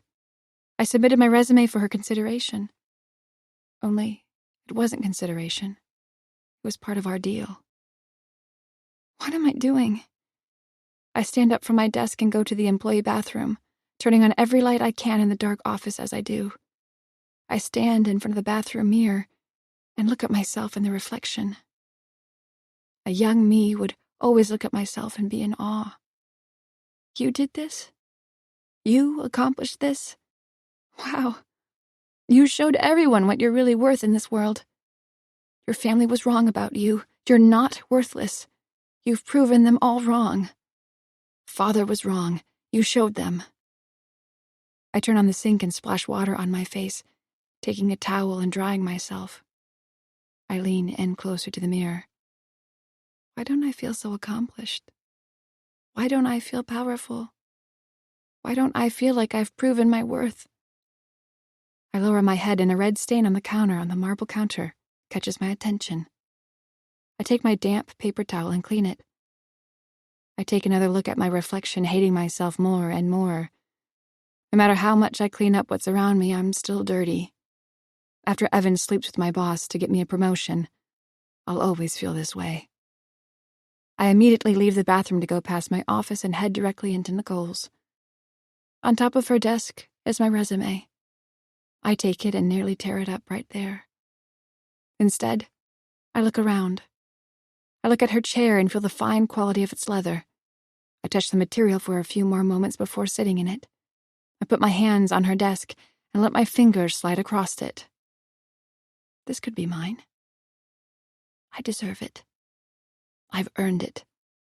Will the one blemish of what I'm allowing to happen tonight ruin everything for me? If I get what I want, and Evan gets redemption for his debt, will we not be happier? Both of us get what we need. I look outside Nicole's office into mine. Being a vice president will change everything for my career. It will change everything for Evan and me. Executives make all the money. The people who work for them make peanuts compared to Nicole's salary. And all it will take is one night to get what I want. How hard will it be to forget one night? I turn my leg and my foot catches the open bottom drawer of her desk. I peek inside and see a bottle. I open the drawer fully to see a corked wine bottle. It's been opened and half downed already. I smirk, thinking about the dark red stain in the bathroom. How often does Nicole come here to drink alone? I take out the bottle and, with all my might, pull on the cork until it's free. I don't bother with rummaging through the drawer to find a glass and drink directly from it. I wipe my mouth with my sleeve and smile. I look down at the open drawer and something else catches my attention. A picture frame. I take another long drink of wine and put the bottle on my desk before reaching down and grabbing the frame. I stare at the picture. It's of a young Nicole. On a farm, it looks like. A black outline of a corn on the cob is painted on the side of the light blue barn. I stare at the bold black letters below the corn image. Brooks County, the corn capital of Canada. I laugh, thinking how innocent Nicole looks in this picture. Her fake smile that I've seen her wear on her face since starting at LBS is not the same as this one. Her happiness is genuine. I'm about to put the picture back in the drawer when I see another one inside. This one I recognize all too well. It's the one of me and Evan. The picture I thought the cleaner had thrown away was in her drawer the entire time. I stand up from the desk. I look at Evan and I in the picture we took on our honeymoon. What have I become? What have I let our marriage turn into? Part of me wants to pour the remaining wine on the desk and light it on fire. Instead, I grab my resume and without hesitation tear it down the middle. To be more dramatic, I tear into several more strips before throwing it around Nicole's office. I stare outside the window, at Nicole's building. It's already too late, I know, but I have to clean up the mess I've made. No matter what's already happened between Evan and her, I need to stop it now. I leave the building without paying much attention to the security guard calling out to me to have a good night. I quickly get to my car without fear of the dangers around me like before. All I have in my mind is one thing: get to Nicole's apartment. She gave us her apartment number. I just have to find a way to get inside. I park illegally in a spot immediately outside Nicole's building. The city can tow my car for all I care. I need to get inside as quickly as possible, and I do. If I wasn't in such a rush, I would be taken back by the marble floors and the grand fireplace in the lobby. It's something like you would see in an expensive hotel. I spot someone in a glass office, almost eerily reminiscent of mine. I know immediately they work for the building and try my best to fit in and walk towards the elevator. Every bit of me wants to run to it and hit the button. When I finally do, and the up button is illuminated, I feel slightly better. I have no clue what I'm going to say or do when I get to her apartment. "Can I help you?" the man says, coming out from his office. I don't answer him immediately and pray the elevator door opens soon. It doesn't, and the man repeats himself. I turn to him and smile. "Yes, hi. I'm here to meet my friend Nicole Barrett. She lives on the top floor. She's expecting me." The elevator door finally opens. "Miss," he calls out to me, "visitors after 11 have to sign in with the photo ID, and we have to call Miss Barrett before you leave the lobby. Please come back." I quickly enter the elevator and hit the close button. "She's expecting me, I must be going," I shout. I see the man's confused face as the doors close. I wait impatiently for the elevator to reach the top floor. My phone vibrates and I quickly take it out and see it's a text from an unknown number. "This wasn't part of the deal," it reads. An image of a red, bruised arm is attached. I breathe in, wondering what's happening. I anxiously watch as the elevator display shows each floor we're passing until we get to the very top and the doors open. I immediately run into the hallway. There's only 2 doors. I knock continuously on one, and when I don't hear any noises from inside, I panic and strike on the other door furiously. Evan opens the door, confused. "Alice?" he says, his mouth gaping open. "What are you doing?" His hair is disheveled, and forehead glistening with sweat. I can only imagine why he looks this way, and immediately tears form in my eyes. "It was a mistake," I say, pushing past him. "We should never have agreed to this." I storm into Nicole's apartment. "Nicole!" I shout. "This is over!" Evan comes into the room, his hands at his side. "I don't know what happened," he says, struggling to find the words. "What?" I ask. "Nicole! Come out! Put on clothes! Do whatever you have to!" Evan puts his hands out. "You have to stop screaming," he says calmly, in a tone of voice that scares me. "Where is she?" I ask. He lowers his head. He walks into the bedroom. I half expect to see Nicole splayed on the bed, satisfied with the outcome of her deal with me. Instead, she isn't there, and Evan keeps walking through a patio door out to the balcony. He looks down. I stand beside him and feel a chill from the wind. "Where is she?" I look down and see a few people standing outside in a semicircle. The street light shows red staining the sidewalk directly below. Chapter 30. "What's happened?" I shout, looking down at the messy pile of crimson staining the cement. Evan covers his mouth, not answering. "What the hell happened?" I yell at him. "She jumped," he answers. "She killed herself." "Oh, no," I say, trying to catch my breath. I feel nearly lightheaded. Looking so far down, I feel like I was nearly falling myself. Evan grabs my shoulder. "She did it to herself," he repeats. My world is spinning. How did this happen? "Why?" I finally manage to ask. Evan puts a hand to his mouth again and walks back into the bedroom. He looks at a large portrait over the bed of Nicole sitting at her desk in the office. "She was upset, I guess. I don't know." He paces around more until he stops and looks at me. "I refused to go through with it. I called her out. I knew this wouldn't be the end of what she had planned for you. For me. Us. This was just the terrible beginning." I hear the sounds of distant police sirens. No doubt where those emergency vehicles were going. What remains of Nicole's body is below us, splattered on the sidewalk. "So," I say, getting to grips with the situation, "you reject her, and you see her jump?" He looks at me, confused. "Yes, that's right." I breathe out. "So when did you do this?" I take up my cell phone and show him the photo Nicole sent me of her bruised arm.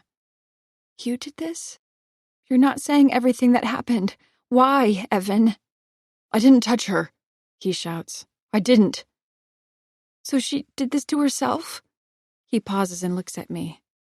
"I don't know. After I rejected her, she slammed her bedroom door on me. I knocked on the door to get her to open up." "Why didn't you just leave?" "I was scared about what she was going to do to us now that I'd refused. I wanted her to stop, leave us alone, you know." "Did you do this for us?" I ask, pointing toward the balcony. "I told you no," he shouts. "I didn't push her or toss her off the balcony. She closed the door. When I opened it, she had already jumped." "I thought you said you saw her jump." "I don't know. It all happened so fast. I thought I saw her on the balcony, screaming before she jumped." He paces around the room more. "Oh, God, this looks bad. We should just leave." "What?" I shout. "We can't just go. The man in the lobby saw me and likely saw you too." "That damn camera," he says. "Nicole has a camera in her own hallway." The image of the bruised arm sticks with me. I don't understand the picture she sent me. How could she have done this herself? "I don't know," Evan shouts again. He grabs me sternly. "I never wanted to come here tonight. I did this for you, for us. I should have said no to this stupid plan." The sounds of the sirens are closer now, and I hear more coming. Very soon the police will be there. I go out onto the balcony and stare down at the flashing red and blue lights below, and the much larger crowd around the scene. "What do we do?" Evan shouts. "What do we do?" I go back into the hallway and see the camera Evan mentioned. It's facing towards the front door and looking right at me. I breathe in deep, looking at the blinking red light below it. Chapter 31. I sit in a small room with two brawny detectives who stare back at me, asking and re-asking questions about everything that's happened.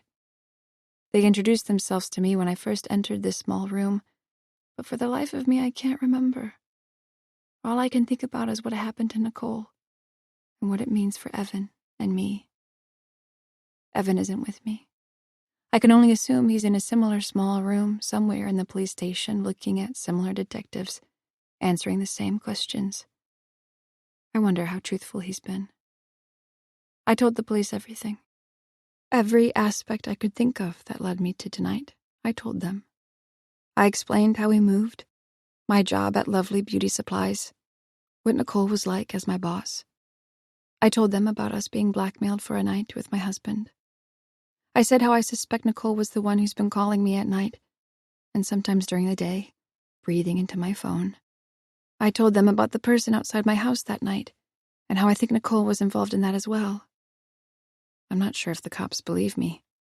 I'm not sure how the cops truly feel about anything I've told them, because they've continued with their stone-cold stares for the past several hours of interviewing me. Every now and then I've paused to make sure they were actually listening, because they gave no audible feedback. If someone had told me half of what I've been through recently, my mouth would be on the floor, gasping at every word. After I told the detectives what happened, leading up to me going to Nicole's apartment, the bald detective wearing a bright red shirt finally says something. "Do you hate Nicole Barrett?" he asks. I look back at him in disbelief. What kind of a question was that? I don't exactly like Nicole. Is he insinuating something with his question?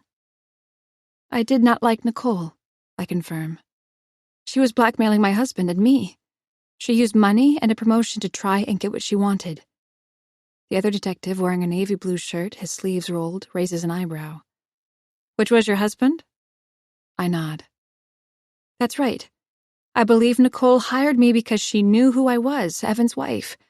She wanted him back in her life and she used me to get it. Who would corroborate this? Red shirt detective asks.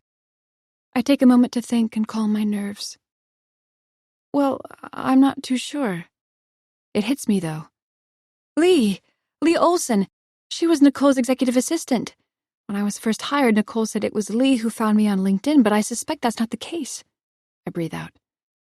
But she's been fired. Just the other day. I guess you detectives could find her, though. Blue shirt detective nods. We'll look into this. The other officer rubs his nose. Has your husband been violent in the past? I breathe in deep. Did they not only suspect me in Nicole's death, but Evan too?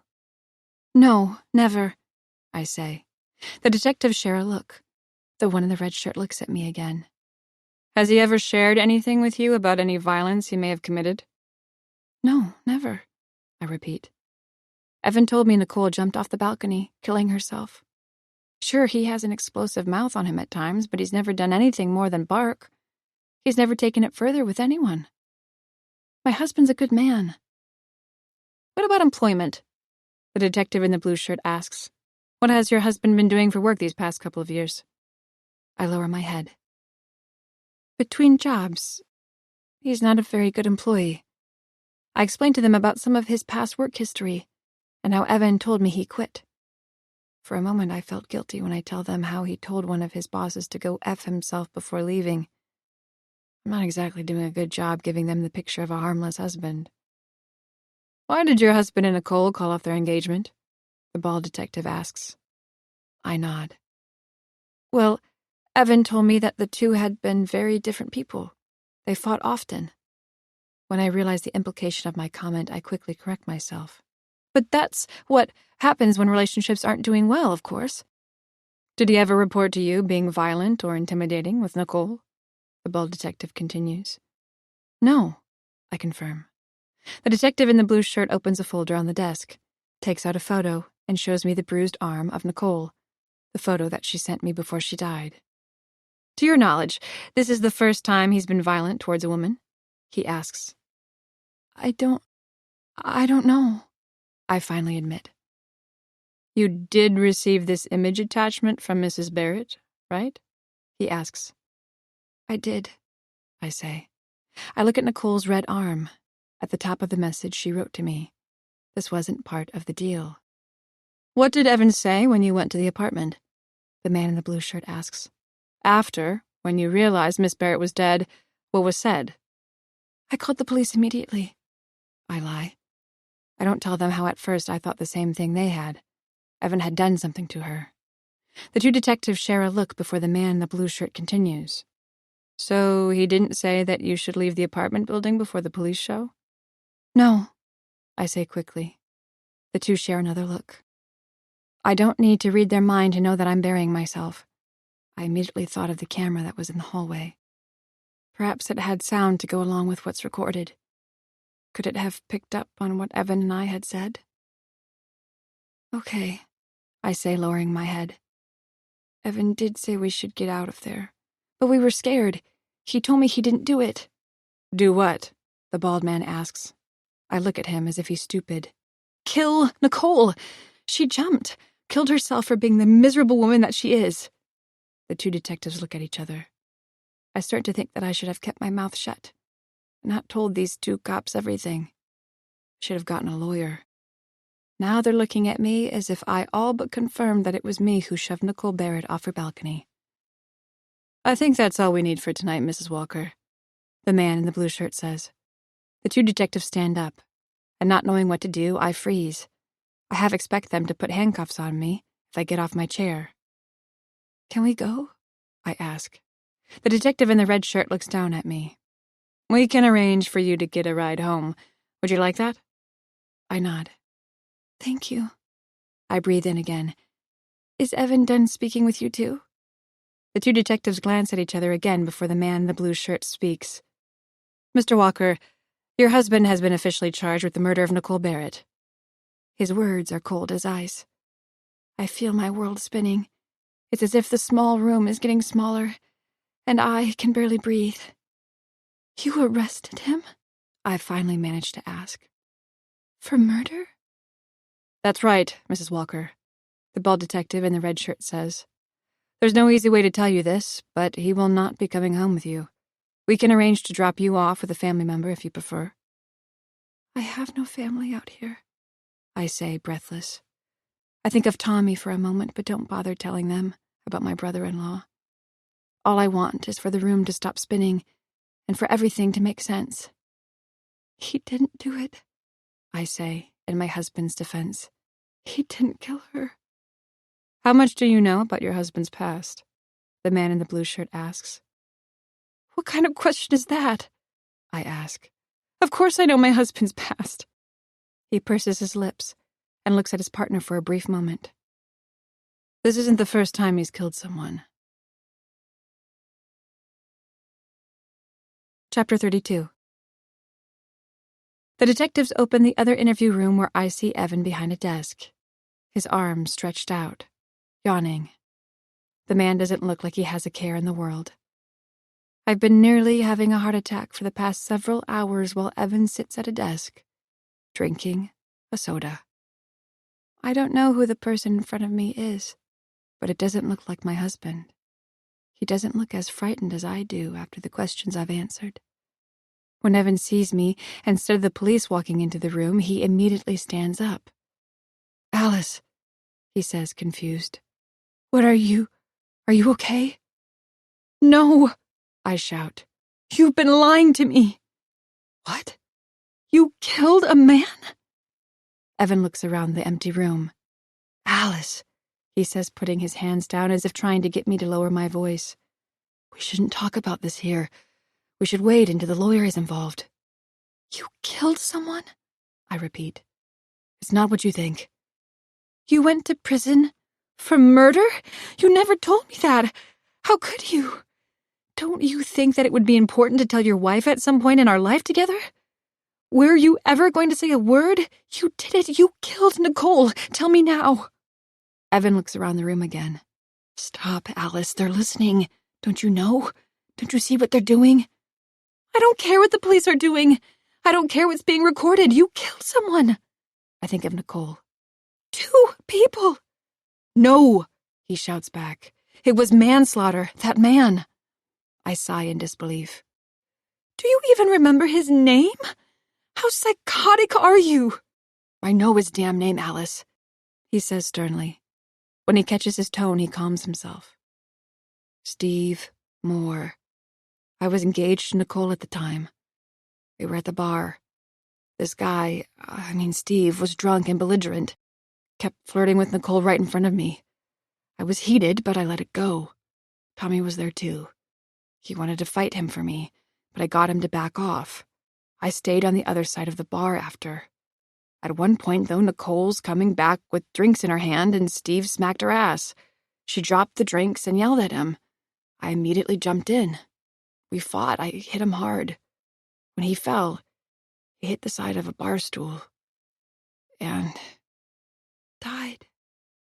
I say, completing the sentence. I was arrested that night, he says, taking a deep breath. I got put in a room, just like this. He looks around. I answered every question the cops asked, every damn question. A tear is starting to form in his right eye. And I spent a year in jail after the trial. Nicole left me almost immediately after I was officially arrested. I breathe in deep. Why didn't you tell me? She was pregnant. He continues, lowering his head. Nicole. She wasn't drinking, but she wanted to come to the bar with me and Tommy. She was 4 months pregnant. I should have never let her come to the bar. I don't know what I was thinking. After I killed that man, that night she miscarried. Evan takes in a deep breath. Nicole left me after that. It was my lawyer who told me she never wanted anything to do with me ever again. I never saw her again until I was at your office. After a year in prison, I wanted to leave. I couldn't stay in Ontario. When I left Toronto, he says between deep breaths, I wanted to leave this all behind. What happened with Nicole, Steve, I couldn't even look at Tommy the same after what I did. He gazes at me, tears now rolling down his face. I killed that man. He had a daughter, too. That little girl will go on forever without her father because of what I did. I couldn't bear it. I couldn't love myself anymore. I moved. And then I met you. You should have told me, I shout, striking his shoulder. I deserve to know. You did, he says. You do. I wish I had. If I had told you on our first date, though, you would have left me. If I told you soon after, you would have too. What if we were engaged? You would have called it off, just like Nicole had. You're smart, just like she is. Was. He lowers his head. You would have seen me for the loser I was and left me too. I wouldn't blame you. I killed someone. There's no coming back from that. Everybody treats you different when they find out. Do you know how hard it was to ever find a job? I look at him, squinting, making all the connections now. That's why you never worked? I wanted to be a teacher, like Tommy, he sighs. That dream died that same night. He catches himself before completing the sentence. I found a few jobs I liked, but eventually they wanted me to fill out information, or sometimes they would find out about my past. And that was it. Time to move on. The money I had for school, to become a teacher, was useless at that point. I thought there was a quick way to turn that money into a success. You started gambling, I say. He nods. That only made things worse, much worse. But at times when I was at tables winning, I felt on top of the world. I thought I had control over my life again. Until all the money was gone. And then I nearly lost you as well. I lower my head, trying to understand everything. It's information overload. Even though I can't understand how, it all makes sense now. I look back at my husband, tears of my own now coming down my face. You didn't have to kill her, Nicole. We could have left. You didn't have to kill her for us. That's why you did it, isn't it? To get her to leave us alone? He pauses a moment, looking around the room. We should wait for the lawyer. Tell me the truth. This time, no more lies. I deserve it. He lowers his shoulders and takes a few moments before answering me. I didn't kill Nicole. I promise on everything I care about. I didn't tell you about my past because I didn't want you to leave me. I didn't tell you about the gambling because that's what I used after I killed that man to feel whole again. I can't stop you from leaving now, though." He paused a moment. "I'm not going back to jail. I can't. I didn't do it." His bright eyes turn cold. He gets closer to me, and the interview room door opens. The two detectives stand in front of me, and Evan shouts, "I didn't do it!" Chapter 33. 6 months later. Everything is different now. Everything. Not only that, today is my husband's arraignment. Today he will officially put in his not guilty plea for killing Nicole Barrett. There was no way for us to afford his bail to come home. There wasn't enough value in our house to put against it. Tommy didn't have that kind of money either. We couldn't afford a good lawyer. We had to take a court-appointed one. It's been such a long time since that terrible night. The amount of media attention is finally starting to die down. It's nice. With the trial starting soon, though, reporters and journalists will be back in droves. I understand why. It's a juicy story. A boss blackmailing an employee to sleep with her husband. A violent ex-murderer husband killing his wife's boss. With the attention the media was giving Nicole's murder, the three of us were now famous. Evan was right when he said how difficult it was to find work after he killed a man. What he had no idea of, though, was how hard it was going to be for the wife of a murderer to find work with him still in jail awaiting his trial. As soon as I went into interviews, I could tell they knew who I was immediately. Despite me even using my maiden name on my resume, it was hard to get around people knowing what I looked like with my face plastered on news channels right next to a murdered woman and a killer husband. Of course, the interviewers wouldn't say anything. I would go along with the interview, knowing I would never get a call back. I couldn't walk into a fast food chain for a management job without them knowing who I was. Eventually, I did find work, though, as a salesperson. I went from being executive of sales to being a salesperson for a small agricultural company. I had the privilege of selling the finest manure in Ontario. I literally went from being the top of my department to selling crap. Despite the drastic change in my life, I actually enjoyed the work. Working with farmers was pleasant.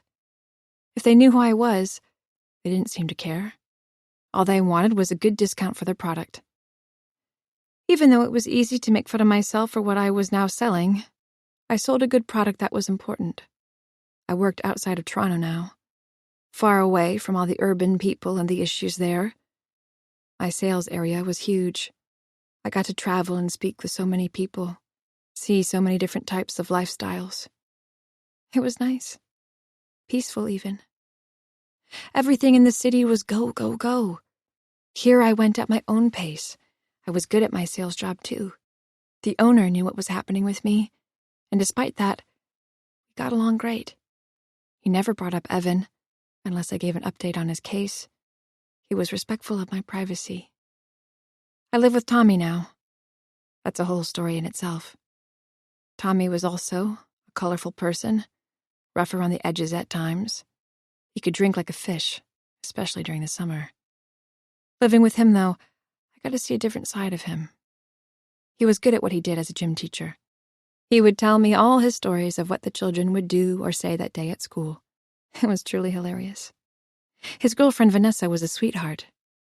It's funny, there was a time Evan and I joked that she wasn't real. She was nothing but nice, a shoulder to lean on for me during a difficult time. She's come over more and more the past few months. It's now at the point where she's basically living with us, and I'm thankful for it. She's easy to talk to and has been so caring and empathetic towards me for what I'm going through. After the arrest, Tommy offered me to live with him, rent-free, until I could sort myself out. It took a month of staying at my house and facing bills I couldn't afford for me to take him up on his offer. Not only that, but he finished the renovations on my house in a minimalistic way, so I could put it up on the market. It sold nearly immediately, and the new owners took possession quickly. We lost money on the sale, of course, realtor fees, and I promised to pay back Tommy for what he gave me to finish the renos. He said not to worry about it, but I do. I owe him. A lot. Tommy and his girlfriend helped me move out of the house and into a small, spare bedroom he had. If it wasn't for my brother-in-law and Vanessa, I don't think I would have made it the past few months. It's funny how the people you don't suspect will be there for you come out the strongest when you need them the most. My new boss allowed me to take a half a day off so I could make it to the courtroom today. Tommy, Vanessa, and I sit in the front row. Evan's lawyer sits alone at his desk, reviewing paperwork. He's young, not much courtroom experience. There's not much we can do about it. To make things worse, Evan is making the young lawyer's life harder. For the past few months, our lawyer has been trying to get my husband to accept a plea deal. The Crown prosecutor offered 10 years in prison for Evan pleading guilty to murdering Nicole. He flat out rejected that. He has stayed true to his story that he didn't kill Nicole. And I believe him. More and more I replayed what happened that night and the events leading up to it. The only true evidence the prosecutor has was a text of a bruised arm Nicole sent before killing herself. That was going to be hard to explain. Nicole was exactly the type of person who would frame Evan before committing suicide, though. The problem? Convincing other people who never met a woman like Nicole. Tommy thought his brother faced an uphill battle as well. We were all worried about Evan going to trial. He could spend the rest of his life in prison if found guilty. The doors open and policemen bring in Evan, wearing handcuffs, and he sits with his young lawyer. Evan looks at me the entire time. He's not smiling. How could he? But even in his silence, I can see how happy he is to see me. All I want is to run up and hug him and tell him I believe him. Tell him everything will be okay, despite not knowing if that's true. I give a thin smile towards him, while a tear rolls down my cheek. Tommy raises his hand. "Love you, Evan." One of the police officers in the courtroom asks him to be quiet. Tommy, being Tommy, ignores him. "We love you," he shouts again. His girlfriend puts an arm around Tommy and whispers something. Tommy nods and looks at me. "It's gonna be okay," he says. "Evan's a fighter. He'll beat this one." I sigh. This one? Meaning he lost his last murder trial? I don't respond and instead look at Evan. He stares back at me. For a moment, it feels like it's just the two of us in the room, until the back door opens and the judge comes into the room. The judge addresses both the lawyers and the room. "I understand an agreement has taken place between you?" The defense attorney stands. "That's right, Your Honor. We would like to move forward with an official plea deal." The judge faces my husband. "Mr. Evan Walker, you've been charged with the murder of Nicole Barrett. How do you plead?" Evan continues to look at me as he lets the word roll from his lips.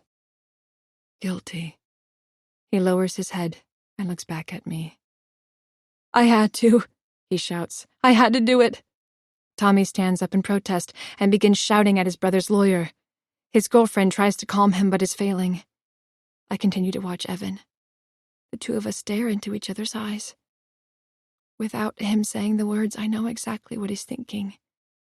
Please, don't leave me. I wipe a tear from my eye as the judge pounds his gavel. "That's enough," he shouts, calming the courtroom immediately. Chapter 34. I drive around county roads, looking at my list of farmers' addresses my boss provided me with. I try to stick to my list of intended customers as they've shown interest in the past with my company, but sometimes find myself at the front door of an unknown barn or two. I can't help it. Sales is something I've always been naturally good at. I can't help giving a cold sales pitch to someone who has no clue who I am. I find that even with salt-of-the-earth folk, the ones with the bold signs that say no soliciting, once I start talking with them and relating to them, they are interested in my product. I always ensure I give them a good introductory price, though. It's hard to turn down, especially at a time when everything costs more. Today, I'm about an hour and a half away from Toronto. It's an area of only a dozen or so farmers that have done business with my company, but some opportunities to speak with new customers. After what happened yesterday at the arraignment, I want to take my mind off Evan and his pending prison sentence. A long drive and speaking with new customers is just what I need. I get energy when I make a sale. Today, I've already made several. My plan is working well. After Evan was scuttled away by police in the courtroom, Tommy and I spoke with his attorney. At the last minute, Evan had had a change of heart and decided to accept the plea deal. He finally acknowledged that the risks were too high for him to refuse. There was a good chance he would have been sent to jail for the rest of his adult life. Accepting a 10-year plea deal, he had a chance of getting out in time to spend the rest of his life with me. We could find happiness together in whatever living situation we could afford. Kids were likely not going to be in our future. He would be in his 40s when he was released from prison. Management was now out of the question for me. My life would forever be knocking on farmers' doors, selling them shit. The silver lining of that was I actually enjoyed it. For once in a long time, I didn't have nonstop feelings of self-doubt and insecurities bringing me down. I felt at peace vocationally, even though my life was in complete chaos. I always thought I needed to be the very top of the business world to mean something, to make myself feel better, worth something. Who would have guessed I'd finally find that with the job I have now? If Evan was here, I'd be more than happy to give him a child, even though we would be broke and living with his brother. Tommy continues to tell me that I can have the spare bedroom as long as I need it. I love him for that, but I can't continue to stay there. The long drives around the country are a lot for me to do. I'd be better off living somewhere rural now. I always thought of myself as a city girl, but there's something romantic working in small communities in towns like I am now. Evan would have loved it too. We could have owned a nice house in the country with a large backyard, a large dog for that backyard, a nursery inside with a baby. It would have been beautiful. Now, that dream is gone. Sure, I could find a small place to rent out here, but it wouldn't be with Evan, at least not anytime soon. I'm starting to hate the extra long drive I have as I go aimlessly looking for new customers. I turn on the radio, attempting to think of anything else, when something catches my attention outside. A long rectangular sign by the side of the road makes my jaw literally open to the floor. I stop the car in the middle of the empty country road, looking in the rearview mirror. Putting my car in reverse, I drive back until I see the sign again. Brooks County, the corn capital of Canada. Beside it is a symbol I've seen before, a corn on a cob. It was in a picture I saw in Nicole's office drawer. In it, she was younger. Now I'm in that town. I drive forward, looking around. In that picture was a light blue farmhouse. I remember thinking how strange it was to see a blue barn, since many I had always assumed were red. Now, working with farmers, I've seen many different colors and types of barns. The idea of a blue barn doesn't seem so strange. In a small area like Brooks County, it likely wouldn't be so hard to find, though. My cell phone rings, and I pick it up. Let it grow. This is Alice. Thankfully, I don't have to answer my phone and repeat a stupid saying like Lovely Beauty Supplies had us do. Have a beautiful day is the last thing I think of now when I remember my former workplace. It's me, Tommy says in a hushed voice. What's wrong? I say, surprised. Is it Evan? Is he okay?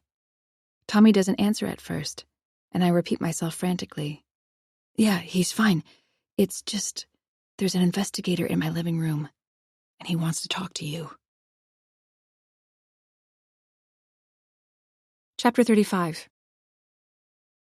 When I get to Tommy's house, he's already at the front door, a look of concern on his face. He's in the living room, he says, gesturing behind him. He asked to speak to you only and was willing to wait until you got home. Who is he? I ask. He introduced himself as Investigator Hicks, he says. Vanessa and I will be upstairs if you need us, okay? I nod and walk into Tommy's house. I look in the living room and see a large, older man sitting in Tommy's favorite recliner. He stands up when I walk into the room. Mrs. Walker? He asks. I nod and he extends his hand. I'm Cormac Hicks. I shake his hand. Are you a detective, Mr. Hicks? In a former life, yes, he says with a grin. He makes a clicking sound with his mouth. Retired a few years ago. I'm a private investigator now. For a moment, I sigh with relief. I was worried about what information a police officer would share with me today.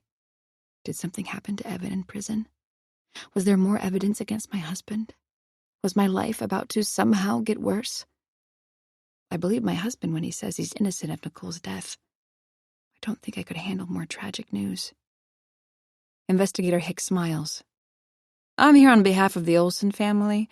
I understand that you knew their daughter, Lee, well. Lee? I say confused. Well, we worked with each other for a few weeks. Is something wrong? That's what the Olsen family wants me to look into. They're quite concerned about their daughter's safety. She's been missing for some time. I take in a breath. Missing? How long? It's been over 6 months, he says, making another clicking sound from the side of his mouth. A missing person report has been filed with Toronto Police, but they've closed their file. They believe she isn't missing. She is, of course, an adult and can choose not to tell anyone where she is going or why she isn't contacting people she loves. The concern, of course, being why she would not tell anyone where she is or why she left. Has she ever mentioned anything about leaving Toronto? Did she ever talk to you about places she would want to move to? I think hard about our coffee dates and meetups. No, nothing I can think of. When was the last time anyone saw her? He takes out a notebook from his long jacket. I was hoping you could help with that as well. Are you able to recall the last day you saw her? It was at work. The day before she was terminated, at Lovely Beauty Supplies. Did you have any contact with her after that day? Text messages or calls from her, even if you didn't pick up her call? I shake my head. At the time, I wasn't worried about Lee. Nicole was putting Evan and me in the worst position. Even after Nicole's death, I thought about reaching out to Lee, but my shame around what had happened stopped me. Is there anything you can share with me that you think could help my investigation? He says. I shake my head. Sadly, no. Does her family suspect something terrible? Foul play? Was there any indication that Lee didn't move away? None whatsoever. The last person who saw her alive was a night security guard at the building she worked at. He reported seeing her leave with a large suitcase that she was known for bringing with her. When talking to other staff at Lovely Beauty Supplies, they reported that she may have left for Vancouver. One staff member reported that Lee had mentioned doing some modeling there. Mr. Hicks hands me a card from his pocket. If you think of anything, please call me. Her family is concerned, as you can imagine. He turns to leave, but I stop him. Why was she fired? I ask. That's another mystery. He makes a clicking sound again with the side of his mouth. Your former boss, he says, being careful with his words. She didn't keep a record as to why. We only have an email that was circulated the day after she was missing, confirming she was terminated. We could not locate her cell phone, laptop. The large suitcase she had the night she disappeared was not at our house. After she was fired, she vanished. Chapter 36. After work, I'm visiting Evan at jail. Visiting hours are only until 6. I'll have to end my day early to get to the prison on time. With the sales figures I'm bringing in, my new boss will be okay with me taking extra time to see him. I never thought I would be in a position to take time away from work to visit a husband in jail, but this is my life now. It will be my first time seeing him since he pled guilty. He needs me more than ever. My new boss is fine with me taking time off. I have to say, it's been great working for someone as supportive as he's been. I look outside the window as I drive down the country road. I've heard the term God's country to explain what it feels like. It's true. The farmland is broken up by large wooded areas. I'd like to say that I'm back in Brooks County again just to take in its beauty, but I'm not. The visit from the investigator bothered me all night. I tossed and turned, thinking of what happened to Lee. How can a young woman just vanish the way she did? I looked on social media that night, trying to find anything I could. Of course, Investigator Hicks would likely have done the same initially. All I found was a missing person announcement from her parents online. The post only had a handful of sad emojis on it, and a few people commenting. Several shared the post. I clicked on the messages on the missing person post, looking at what people left. "We hope you find her," someone had written. "Please be safe," another person said. "My condolences," someone wrote.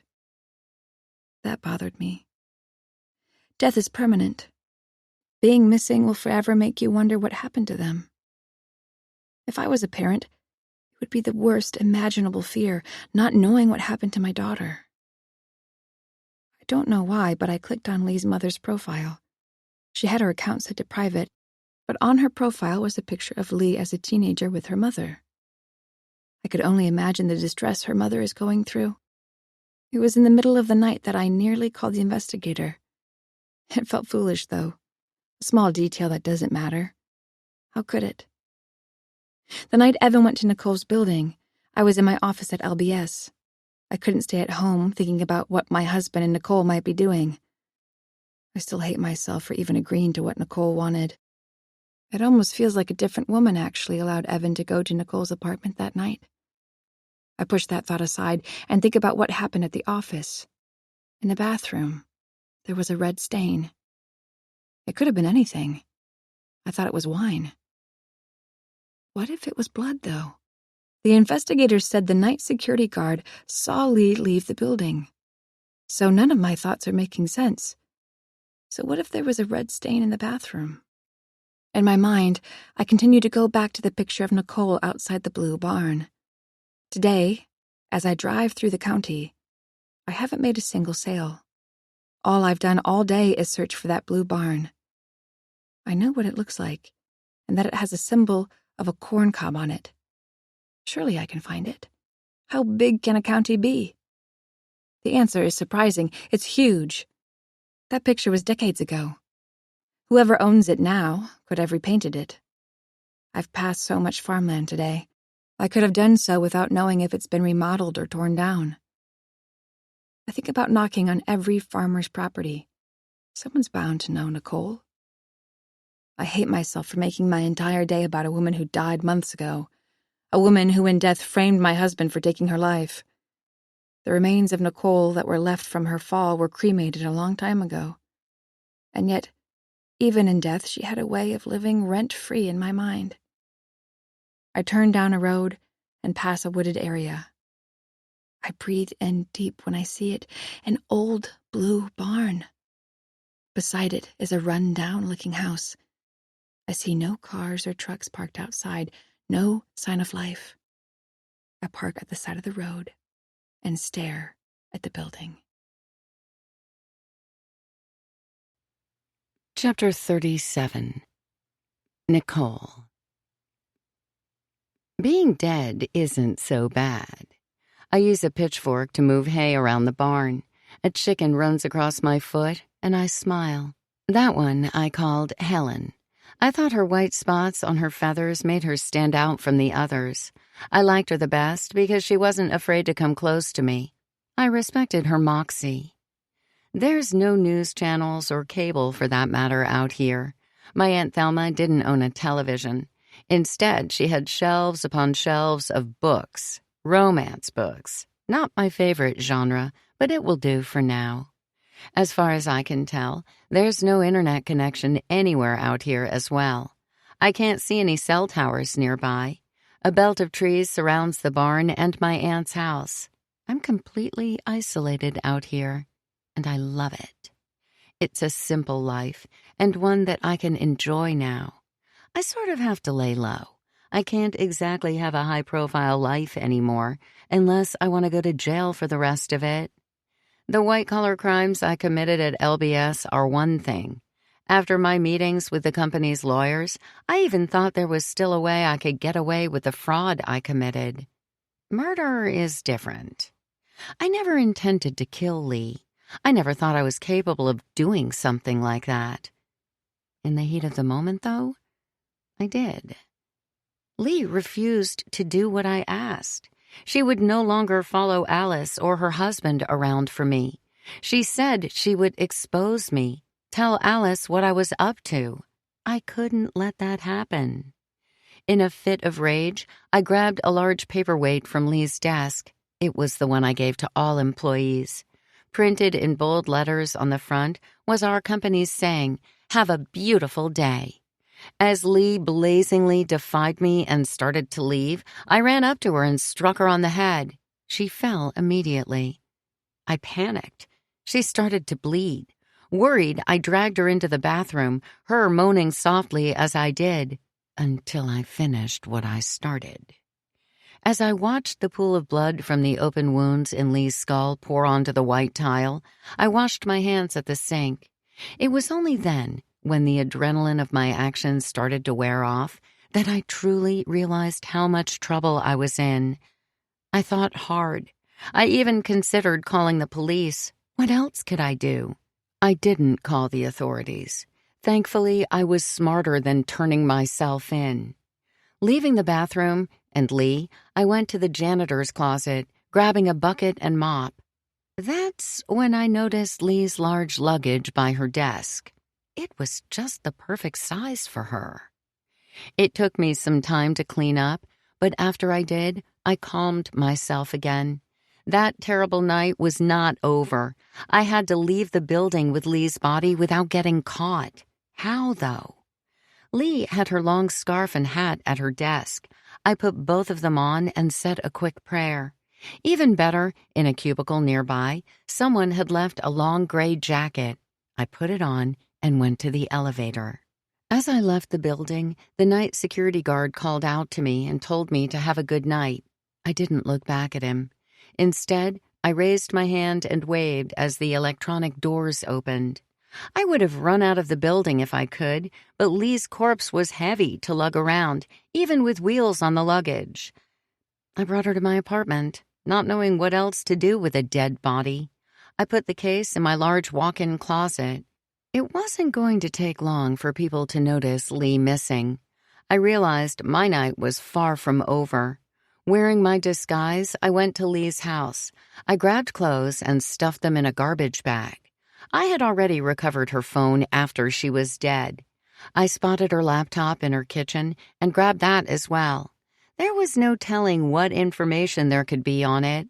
She could have some documents somewhere talking about what I had her do, some evidence that would point to me. When I returned to my apartment, I showered and changed out of the clothes I had. Despite murdering someone, I was relatively clean, no matter how disgusting I felt. I barely slept. Instead, I planned what to do next. I couldn't stay in my apartment much longer. I needed to leave, go somewhere where I couldn't be found. I thought of my aunt's farm. She was now in a nursing home. Nobody was on her property. The house was run down, I knew. From my time growing up, I knew there were few neighbors around. It could be the perfect place to hole up until I could figure out what to do next. I went to work the next day for appearances. Not only did I feel like a mess, I looked like one too.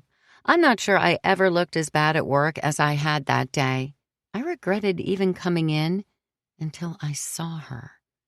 Alice. Seeing how distraught she looked that morning made me feel a little better. I confronted her. I nearly laughed when she told me that Evan was going to come over to my apartment that night. I could spare some extra time before I was on the run for the rest of my life for one more night of pure, adulterated fun. Evan was going to make my day a little bit better. I left the office and started preparing. First, I got money. Then I drove several hours north to my aunt's farm.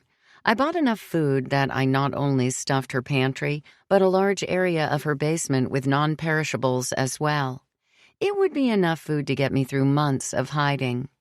Taking a quick drive around Brooks County, I knew it would be perfect for me.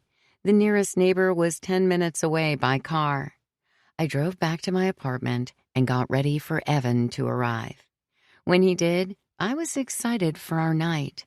But that quickly changed. I was infuriated when he refused me. Even with threatening to destroy his wife's career and a huge sum of money, he wouldn't be with me. All those years we spent together, the many times he willingly went to a bedroom with me, It all meant nothing. We could have had a child together had he not killed that man.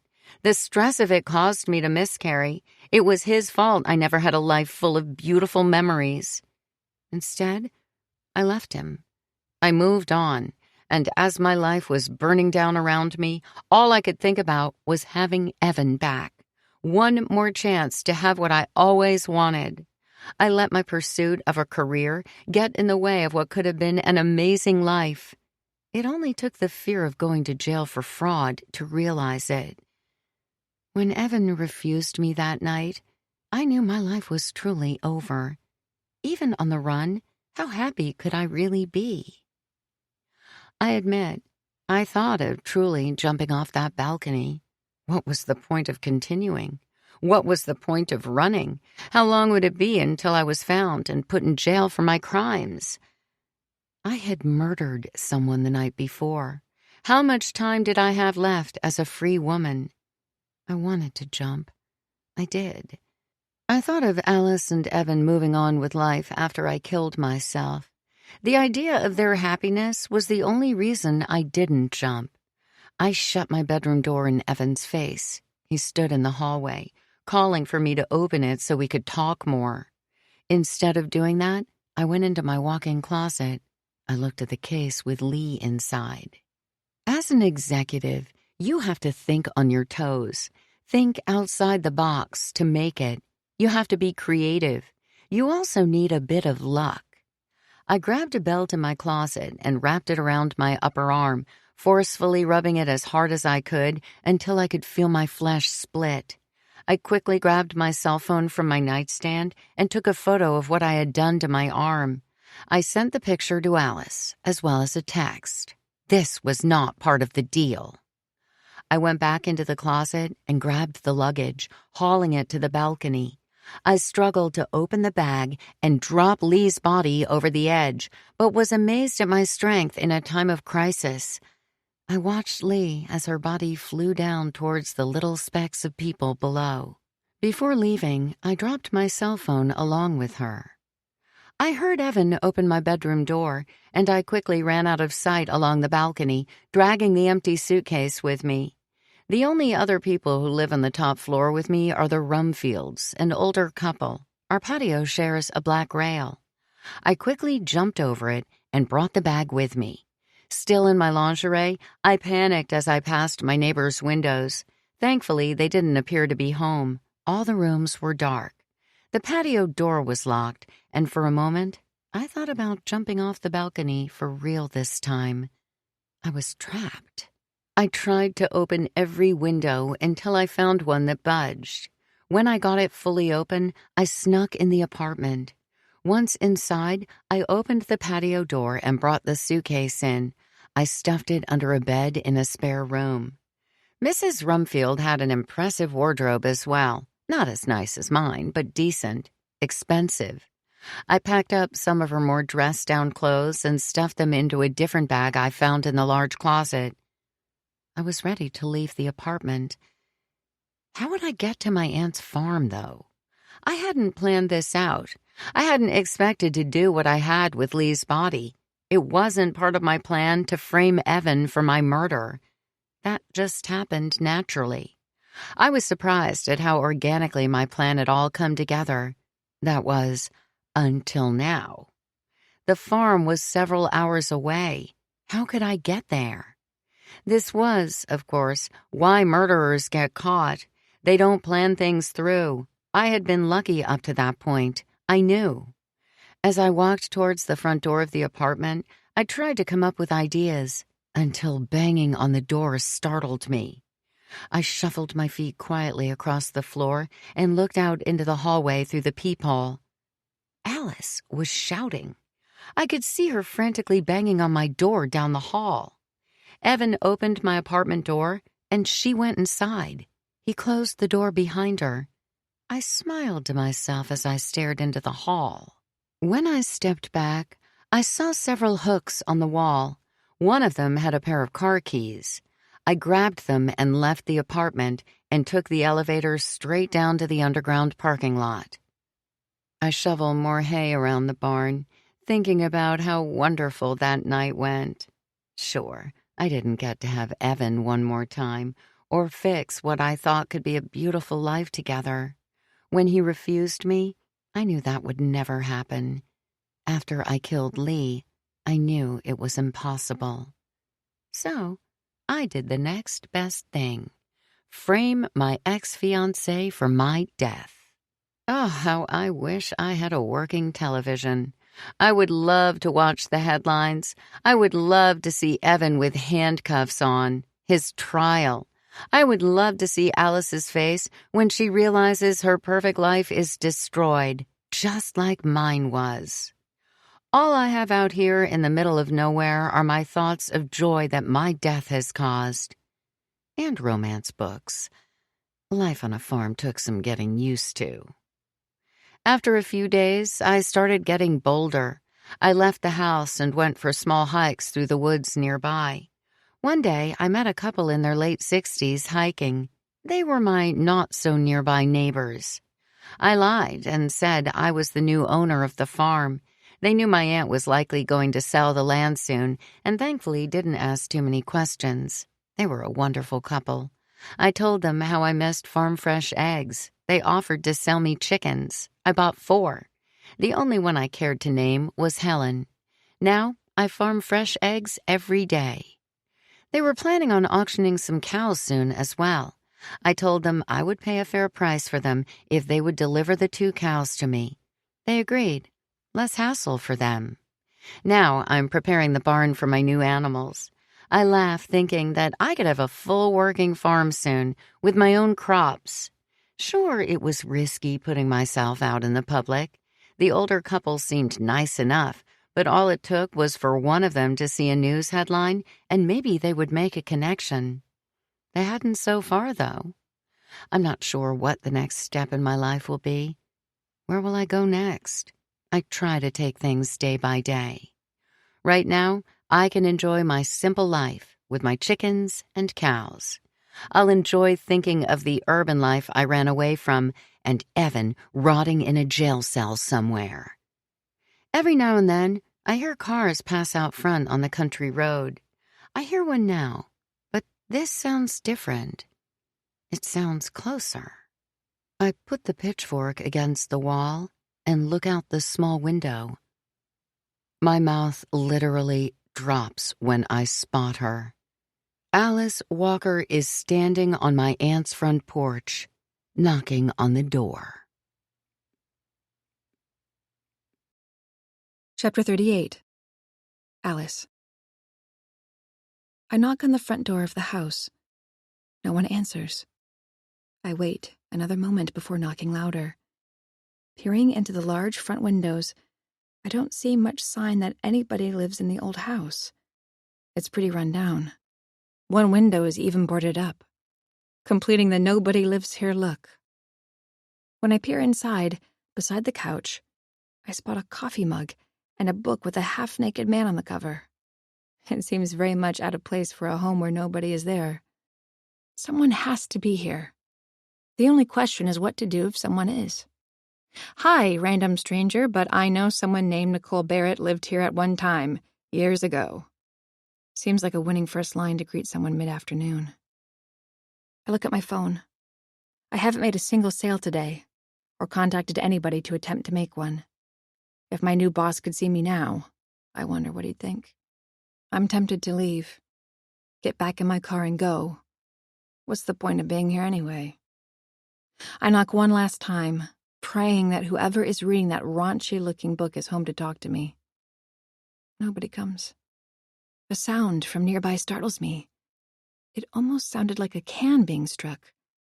When I turn my head, I see the infamous blue barn, the same one that Nicole was standing in front of all those years ago. The barn is even more dilapidated than the house. One of the barn doors is slightly open. A small chicken with a white spot on its feathers runs out of the barn. I nearly laugh at the oddity of it. I wanted a sign of life, but was hoping for one I could have a conversation with. I walk towards the barn, slowing as I near it. I look into the windows but can see nothing inside. No lights are on. No movement. just a chicken. One that got away as well. I look out into the field and see the chicken running, making a break for it. "Hello?" I call out as I approach the barn doors. "Is anybody there?" I stand outside the door and call out again, but nobody answers. "My name is Alice. I'm a saleswoman." For a moment, I think I hear the creak of movement inside. "I'm wondering if you're happy with your manure? Is your current provider meeting your needs?" I roll my eyes at my own terrible sales pitch. Thankfully, it's to no one, as I'm now certain the barn is empty. Out of curiosity, I push the door slowly. It creaks until it's fully open. I peek through, and just as before, I see nobody inside. I do, however, see a chicken coop to the side of the barn. "Hello?" I call out. I step inside. I see someone moving on the other side of the barn. Their back is turned to me. "Sorry if I scared you," I say with a smile. "I'm wondering if—" "Leave me alone!" They turn, and I see it's Nicole. She's alive, standing in front of me with a look of pure evil etched on her wicked face. A machete is in her hand. She shrieks as she runs toward me. From panic and confusion, I stare as my former boss sprints at me, the machete held back, ready to swing down. I scream and run behind a wooden post. Nicole swings the machete, cutting deep enough into the thick column that she has trouble getting it out. She does, though, and pulls it back again. "Nicole, stop!" I shout. I run towards the barn door. She's right behind me, and I feel the wind from her swinging the knife. The machete slashes across my back, tearing my shirt and my skin. I scream in pain as I fall to the dirt floor. I drag myself to the barn door, trying to escape, but Nicole stands in front of me. "How the hell did you find me?" she demands. "Who else knows?" I stare up at Nicole. She looms over me, holding the machete in front of her face with both hands firmly gripping its handle. "A private investigator," I lie. "He knows. He came to Tommy's house to talk to me." I think of the blood in the bathroom sink at LBS. I think of my missing friend. "We know you killed Lee. You killed her at the office." As I make the connections quickly out loud, Nicole's mouth drops with each word. And so does the machete. It's nearly at her side as I continue. "You killed Lee. It was her body that dropped from your balcony. Everyone knows." Leaning against a wall close to me is a pitchfork. I quickly look at Nicole. "You don't know, do you? The police are looking for you." Nicole smirks. "Looking for me?" I realize my mistake immediately. They will likely be my last. "So they don't know where I am, do they? Good bluff, Alice. You didn't sell me on your lie, though." She raises the machete over her head. But before she can crash it into me, I kick the side of her leg hard. I scurry to the wall, wincing in pain with each movement, and grab the pitchfork. Without hesitating, I stick it out towards Nicole, making contact with her abdomen. I push as hard as I can into her as she screams in terror. I get my footing and rush forward, digging its points further into her. Nicole drops the machete, screaming at the top of her lungs. Wide-eyed, I step backwards, and with as much force as I can, pull the pitchfork from her body with little resistance. Blood quickly stains her shirt and leaks down her thighs. "Stop, Nicole!" I shout, attempting to reason with her. "Don't make me kill you." "I'm already dead." She laughs, grimacing in pain. She wobbles toward me as I take a few steps backwards. She continues to smile wickedly at me, only this time I see bright red in her mouth. She spits out blood and coughs, taking another step towards me. I raise the pitchfork to her again. She squints at me in pain, looking outside the barn door and back at me. "I hope you enjoy your happy life," she shouts, "with your handsome husband. Someday you'll have kids. You'll have everything, but you'll never have what I did. You'll never be like me, a boss, an executive. You'll just be you, Alice Walker, a boring whore, a nobody. Nothing.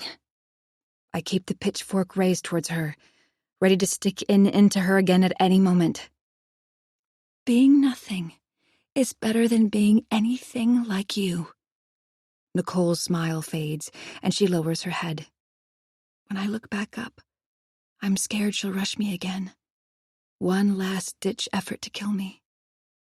Instead, she turns and runs outside the barn. I lower my pitchfork in disbelief. I take a few moments to catch my breath before slowly leaving the barn. Despite her wound, Nicole is already some distance away from me, running into the field behind the house. I watch as she runs through the field, into a thick belt of bushes, disappearing into the woods. Chapter 39. Alice. 3 years later. I just want to thank you again for all of your business, I say into the telephone as I sit at my desk. It means a lot to me that you trust Lovely Beauty Supplies with all your beauty needs. The woman on the phone is most certainly a happy customer and tells me she'll be calling back soon to talk about a larger order for her beauty supply store next month. Before the call ends, I quickly say our company motto. And I hope you have a beautiful day. The woman thanks me again and ends the call. I grin as I take off my headset. I stand up from my desk, staring out at the people who work for me. The new executive of sales, my former position, catches my stare, smiles, and waves at me. I smile back. Things have changed. I look back at my desk. It's the very same that Nicole Barrett used to sit at. I'm now the president of LBS. Everything I ever wished for has come true. I'm respected, looked up to. Lovely Beauty Supplies is doing much better under my leadership. Our sales have increased 30% since I took the position. I turn back and look outside the glass walls of my office. The smile I'm wearing fades quickly when nobody is there. All the staff have vanished. I'm completely alone. I look at the front reception desk where Lee used to sit. When I blink, my father is sitting there. A wicked smirk on his face. His mouth is moving. I don't have to hear him to know what he said. Stupid girl. My cell phone vibrates on my desk. I pick it up, and before answering, read that it's from an unknown caller. Hello? I say as I answer the call. Nobody speaks. Who is this? I say in a panicked voice. This time I hear something. Breathing. It's low at first, but starts to quicken. Nicole, I whisper. Have a beautiful day, her wicked voice shouts before the call ends. I sit up in my bed, out of breath, panicked. I can feel my pulse as my heart races. I look around the dark room. I catch my breath before starting a grounding technique I learned. It's called 5, 4, 3, 2, 1. Name 5 things you see, 4 things you hear, 3 things you feel, 2 things you smell, and 1 thing you taste. It feels weird going through the exercise, but it helps. Finally, I look beside me in the bed at Evan. I'm hesitant to wake him. He's told me whenever I have nightmares, especially about Nicole, to let him know. He's told me he doesn't care what time it is. There have been countless nights where he's been tied up with me for hours until I'm calm. I don't need Evan to tell me everything will be okay. I know it will. I can calm myself now. Lovely Beauty Supplies is in the past. I'm no longer employed by them, and certainly would never accept any job there, even as president. After what happened, I won a large settlement for everything that Nicole put Evan and me through. It was more than enough to put us back on track. We bought a house in the country. Evan loves it. I love it. It's perfect for us. It will be perfect for our child someday. I put a hand on my growing tummy. I remind myself of the beauty that's inside me. A little girl. We confirmed it a few weeks ago.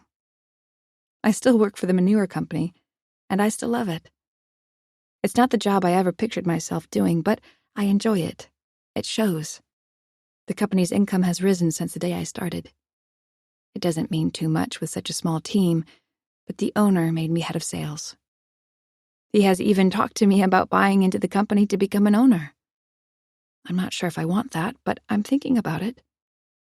Evan's doing much better as well. It took some time for him to figure out what he wanted to do for work. Now that he didn't have to hide his past from me, he was able to search for work openly. I was surprised when he wanted to start his own renovation business. I suppose I shouldn't have been. It's the perfect job for him, and he can be his own boss. Tommy helps him during summer breaks, and Evan even hired a young man to help him with his growing business. Evan hasn't gambled since he lost all of our money. It was hard for him. He's open now with me as to what's going on in his head. I tell him what's going on in mine as well. Therapy helped. It took him some time to agree to go. The only way he would is if I did the same. PTSD, I've been told I have. I thought after all the time since the barn that I would be able to sleep better. Therapy has helped me too. My nightmares are much less frequent. I'm coming up to the anniversary of when Nicole attacked me with a machete. It was a traumatic day, and my therapist has told me to expect my body to react on the anniversary of the event, even if in my mind. I know she's dead this time. Is she, though? Her body was never found. After she ran into the woods, I called 911 immediately. I even called the private investigator right after, as I waited for the police to arrive. I was surprised when P.I. Hicks showed up at nearly the same time as the first police cruiser. A massive manhunt was undertaken. Dogs and even a helicopter were used. Despite the search, Nicole Barrett wasn't found. I had no clue how far out the woods stretched. The day the police called off the search for her, I was scared. I demanded they keep looking. Her body had to be found. The authorities agreed to one more day, and on that day they did find something. Her clothes. All of them. Tossed amongst the bushes were the red-stained shirt Nicole was wearing the day she attacked me. Her pants were found, everything. DNA later confirmed for certain that they were Nicole's clothes. Why would Nicole tear off her clothes? My mind raced with ideas. She must have found a new set of clothes. She could have discovered a hiker. Maybe they had spare clothes that she stole. Nicole could still be out there somewhere. I stand up from my bed and look outside, into the large backyard, into the woods behind it. I feel my pulse quicken, wondering if Nicole is watching me right now. I raise my cell phone and look at it. At any moment, I feel it could light up with an unknown caller, attempting to reach me. Nicole breathing into the other end, wanting to let me know she's still out there. It's never happened, though, in real life, but only my nightmares. The police have different theories, though. A doctor examined the bloody shirt and pants and concluded there was no way Nicole could have survived. So why did she suddenly rip her clothes off and run naked into the woods? The police had theories for that as well. It's not unheard of for someone to undress themselves when they're experiencing hypothermia. There are many stories of lost hikers freezing to death, and when their bodies are eventually discovered, being completely naked. The brain makes these people believe they're overheating when their body has lost nearly all heat. The mind is a powerful thing, something I've learned after my PTSD diagnosis. I remind myself that Nicole Barrett is dead. Police have closed the search for her body. Her corpse is somewhere out there in the woods, waiting to be discovered. I know it. I hope it's true. That doesn't stop my mind from playing tricks on me. It doesn't stop the nightmares. I'm not sure if they will ever end. Not until her body is found. Until then, no matter how much I tell myself she's dead, I can't be completely at peace. I'll still jump when my cell phone rings. I'll sweat if I get a call from an unknown caller, sometimes not being able to pick up the phone at all. Nicole was thought to be dead before, but she wasn't. What are the chances of her being alive now, though? What's the chance that someone can be declared dead twice? I try to calm myself, looking back at Evan nestled into our bedsheets, sound asleep. I put a hand on my tummy again and pray for me to be able to go back to bed. I raise my phone again and stare at the black screen, waiting for it to light up with a call. Epilogue. Sarah Pensky. Sarah. James calls out to me in the dark. It's hard to hear over the torrential rain coming down in the woods around us. I'm shivering to death as the water pummels my body. I'm here, I say, calling out to my boyfriend in the dark. It's nearly pitch black. I can barely see what's in front of me. I found a cave, he shouts.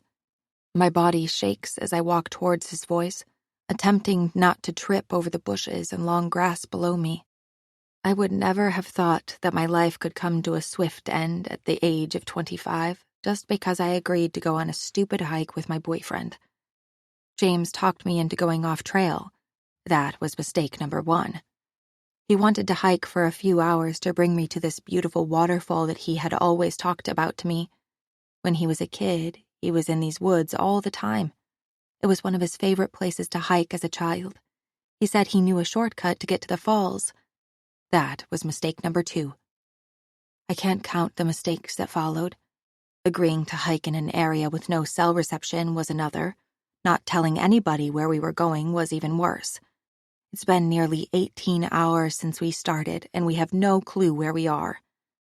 With rain pummeling us and not being prepared for the harsh autumn weather, how much longer can we last? Who will find us? Will they find us? We're going to freeze to death out here. It's just a matter of time. James grabs my hand. Everything will be okay, Sarah, he tells me. His words are no comfort, though. It's his damn fault I'm in this mess. I was stupid enough to agree to this hike. I had this crazy idea that he was going to propose to me in front of the falls. We've been talking about marriage more and more, and today I thought he was finally going to show me he meant those words. He rubs his hands on my sides, attempting to warm me. Hurry, he says. It'll be warmer in the cave. He forcefully brings me up a hill, and I finally see the opening. Once we're inside the cave, I shudder more. I thought being out of the rain would be instantly better, but I almost feel colder. James is as drenched as me, shaking in the cave. He holds me close and tries to warm my body with his. We shiver together in the dark as I look around. What about bears? I say. His teeth chatter as he laughs. How many bear sightings have you heard of in this part of Ontario? It'll be okay. He searches his wet jean pockets and takes out his lighter. He clicks on it until it thankfully ignites with a small flame. I just need to find some dry branches, he says, waving the lighter around us. We can make a fire, take off our wet clothes. We are going to die out here, I say, unable to tell if the wetness around my eyes is from the cold rain or my body. No, he says reassuringly. No, we're going to be fine. We'll look back at this years from now and laugh at how terrible this was. I sigh, wanting to yell at him, but hold back my rage. What's the point of being angry now? We need each other, especially if we plan to live. I hope he's right. I hope we look back at today and laugh at how near death we thought we were. Maybe this will somehow even make us closer as a couple. That's after I murder him for being so stupid. He lets go of me and starts wandering deeper into the cave. James? I shout. It's fine, he says. Just stay there. I'll be right back. I shake uncontrollably as I watch him disappear into the darkness, only able to tell where he is from the dim glow of his lighter. Out of fear, I want to yell at him to stop using it. He could burn all the fluid inside before we make a fire. If that happens, we won't survive the night. Before I can call him, James shouts, "Oh, God!" What? James doesn't answer. I walk towards the flame. James? What is it? No, don't come here. Why? I shout, confused, attempting to warm myself with my hands. In the dim light, I see James beside something large. What is that? A dead animal? A dead bear? As I stand beside James and look at what he's found, I grip his hand tightly, holding my breath. In front of us, leaning against the rock, are the skeletal remains of a person. Bits of dried flesh remain on some of its bones, reminding me that at one time it was a human being. Its fate, a reminder of what will surely be mine. "Look," James says, raising the lighter at the rock above the remains. Etched into the rock above is a phrase, "Have a beautiful day." This recording of The Boss was presented by Dreamscape Media, LLC. Narrated by Hilary Huber and Haley Taylor. Produced by Pete Cross. Text copyright 2023 by James Caine. Sound recording copyright 2024 by Dreamscape Media, LLC. Thank you for listening.